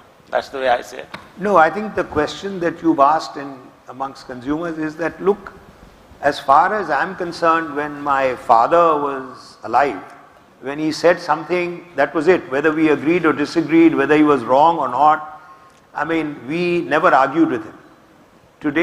My children have grown up now, and the only thing that I've learned is to keep the communication going. Because it's much better for them to talk to you than to go and talk to the neighbor or the uncle. Now the next generation is not talking to anyone, they're talking to the phone. So the question is for you to become alive to it. That's all. Therefore, if you're stuck with your ideas, and therefore you're solving all the problems the way you solved it or the way your father solved it, you're heading for trouble. Because I always say that the same problem could be solved another way now. And there's a new task, and there's a new resolution, and there's the same problem though. But if you're not alive to it, then the risk is not just an elephant, it becomes the tiger, it becomes a zoo in front of you. And then it becomes very difficult for you to manage.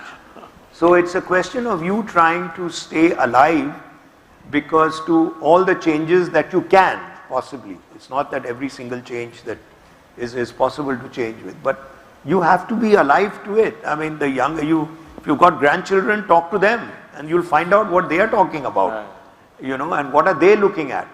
And therefore, consumer taste, consumer behavior, everything is changing for us in the consumer product, in the FMCG business at least. So yeah, one of the things that I learned from one of my previous bosses was there is, and it's been one of my favorite statements, that the pace of change only increases every year. And that's what I've seen, and that's why I think it becomes more and more difficult to manage, because we are not seeing any of that mean reversion theory that people talked about. I don't think we're seeing mean reversion anymore. We are only seeing faster and faster change happening. So how do you learn, and how do you make learning a key skill becomes important? So for a lot of our leadership evaluation, I used to always say that learning agility is the most important element we're looking for in people. And I think Sunil talked to that you can't be stuck in the ways of yesterday. You have to be willing to learn, and learn from anybody. And as I said, one of my previous bosses, he would go out and spend, I think, 30% of his time talking to people outside our industry and learning from them on what are they doing, what are they thinking about, because you're then talking to a non-competitor, and they're a lot more open about talking about what's going on in their head, and you get cross-industry learning. So that's something that we used to find pretty valuable. I don't know whether that makes sense in your sector. Yeah, please. So I have a question. More often than not in corporates, we assess the risks which are there, like you said, visible risk, and some may even go beyond and they do risk mitigation, etc., etc.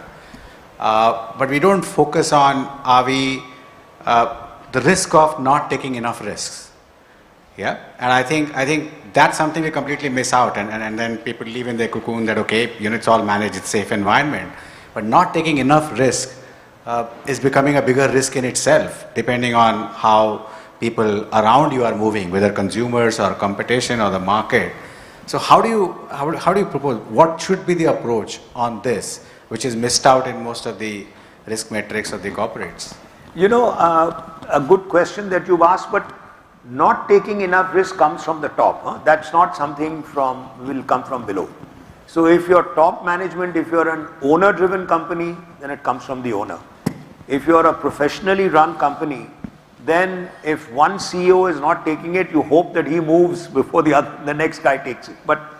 And I'm presuming that every CEO has about 3 years when he's either moved out or moved up or moved out of the organization. But it's important that risk on top, you must learn how to take. You're not something which is given. For instance, when we launched Tiger biscuits, it was against glucose and it was against Parle glucose, just to give you an example. The risk was taken by me when I was CEO. Now, you learn how to take that risk, and if something goes wrong with Tiger, then you're to blame. Buck stops there. And therefore, you must learn within your own organization. I've told all the entire team that, look, you go out and sell it. My job is to convince the board that it's there. But if I wasn't capable of taking it, then they had to wait till I moved out, and somebody else comes in. But it has to come from on top, those kind of risks, not taking a risk and all that. Or the owner, when you had Birlas and all, they were into cement, they were into X, they were into Y, they took into all the industries, they were willing to take the risk. Today you are saying get back to your core, and therefore you will not go into areas which are not yours. So it all, as time moves on, the risk that you take is there, and stop taking the risk on your children. That's very important for owner-driven companies. That look, I mean, as one of the companies which is involved in, they asked him that, look, do you want to hand over your company to your children or do you want to make more money? And they said, we want to make more money, in which case your children will make more money. But if you want to hand over to your children, then it's up to you. So that's the question which has just to add, I think progress means taking risk. Otherwise you are stagnating. That's the way I see it, because not taking risk is really stagnation. And like Sunil said, it also depends upon where that person who is the decision maker is in his life journey, at what point in time. So because I'll just give you an example. We are sort of having a partnership discussion with one of the Middle Eastern entrepreneur who has been very, very successful. He was, now I think his age is around 65, 70, maybe close to 70. But he has been a self-made man and he built a very good sort of business. And when we are going and having discussion with him, he wants to join hands with us, he wants to grow, but at the same time, he has certain perception about certain elements of risk which he wants to pass it on to us. I said, that doesn't work. If you are together, we have to have a equal share of risk and reward. You can't choose that the most risky part I will not take and less risky part I will keep it for sharing. Why that psychology is that because he says, I have been very successful, I have acquired a lot of wealth, now I created a lot of wealth. I don't want to risk that wealth because I want to now secure that. But that mindset happens, people who are starting like startups, they have nothing to lose, so they take more risk. But people who have achieved something, they go into this protection mode and they want to protect what they have created. I think that shift happens. So very important that the board and the organization, if it is like a promoter driven, I think he will continue, in my view, I think he will continue to take that risk because by nature he is an entrepreneur.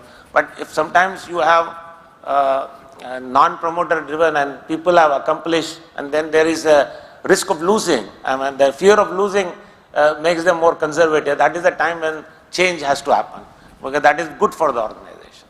That's my view. Yeah, so let me actually just add to not very different but maybe slightly different dimension. So I had the opportunity to work in ICICI when I started my career, and ICICI built a lot of businesses. And I think fundamentally we did that because we had risk appetite. It was a successful institution, but it still had risk appetite. And if I think about why did it have risk appetite and why were we able to take risk? Because fundamentally you were not punished for failure. And if something went wrong, and I remember as a very young officer, I think I'd spent 4 years in the bank at that. It was actually a financial institution at that point. At that time, things were not automated. This was 45 years ago, and all loan agreements, commitments, disbursements used to happen through passage of paper. And I remember I ended up in a situation where we did a double disbursement on a particular loan. And I happened to be going through the files and I realized, oh my God, we've done a double disbursement. And I went to my boss's boss and told him that, look, this is what's happened. We've ended up doing a double disbursement. And he did not yell, he did not frown, there was no crease on his forehead. He said, okay, mistakes happen, now go and see how you can recover that money. And in that particular case, it was a happy situation. We did manage to recover the money. But the point is, look at the impact it left on me as somebody who was young, just joined the bank, who could go up to my boss's boss and tell them that I had made a mistake and not get kicked for it, right? So that was just when I was very young. But through my career, with many people, our bosses would say that, look, if you make a mistake and you come and own up to it, it's okay, because mistakes will happen. But if you are intentionally doing something fraudulent, then that's a problem, and you will get, obviously you will suffer for it, and fairly so. So I think that culture of saying that genuine mistakes are okay is a culture you need to have in the organization to have risk appetite. The other two things is, I think, as I've been thinking about this whole risk appetite issue, because we get asked that question so often, is you have to have a culture of risk appetite, you have to define the no-nos. So what will you not take a risk on? So, for instance, in a food company, you might say that, look, however interesting a particular product is, however successful a competitor's product is, if it is fundamentally unhealthy, I'm not going to do it, because I want to stand for products which are good for the consumer and healthy. So define a set of no-nos, and those will be different for different businesses. But if you don't define those, then you don't define the space that you're going to play in, the space that you're going to innovate in. So I think that is an essential element to create risk appetite. The third, I think, is useful is you don't want to bet the bank, right? So you want to take risk, but you want to take risk which you still have the capacity to deal with. So maybe set aside a portion of your profits to innovate and maybe come up with a product which is going to disrupt some of your core stuff. But as long as you can define some of that, I think you help to promote risk culture. Yeah. Yes, Mr. Damodaran. Just two thoughts arising out of what Niranjan said. The first is what a philosopher said many years ago, that when one is on one's deathbed and your whole life plays out as a movie before you call it a day, what you regret the most are the risks you did not take. Because you can't apply a what-if situation at that time. Had I done this, because the other is straight from Alice in Wonderland. Not to move forward is to move back. If you stay where you are, the rest of the world will go on. You have to keep taking those decisions and those risks. Thank you, Mr. Absolutely. So are there any more questions, or should we give back time to the audience?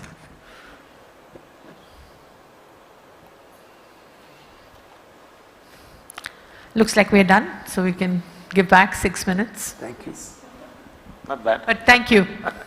Yeah.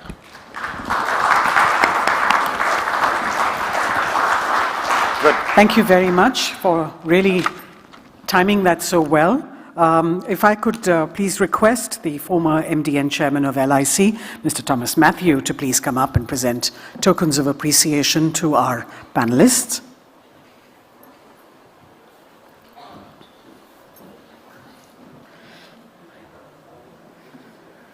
So once again, we've got caricatures of each of our panelists, as well as a certificate stating that 10 trees have been planted on your name in the Sundarbans.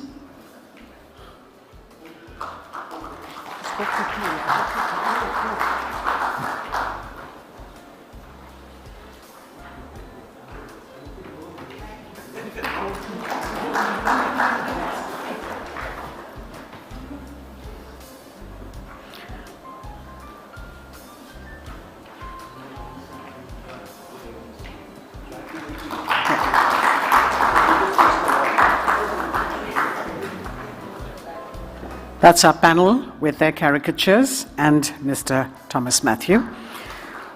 Thank you, ladies and gentlemen, for contributing to a really productive day at the Gatekeepers of Governance Summit. We meet tomorrow at 9:40 a.m. in this hall. Please be here on time.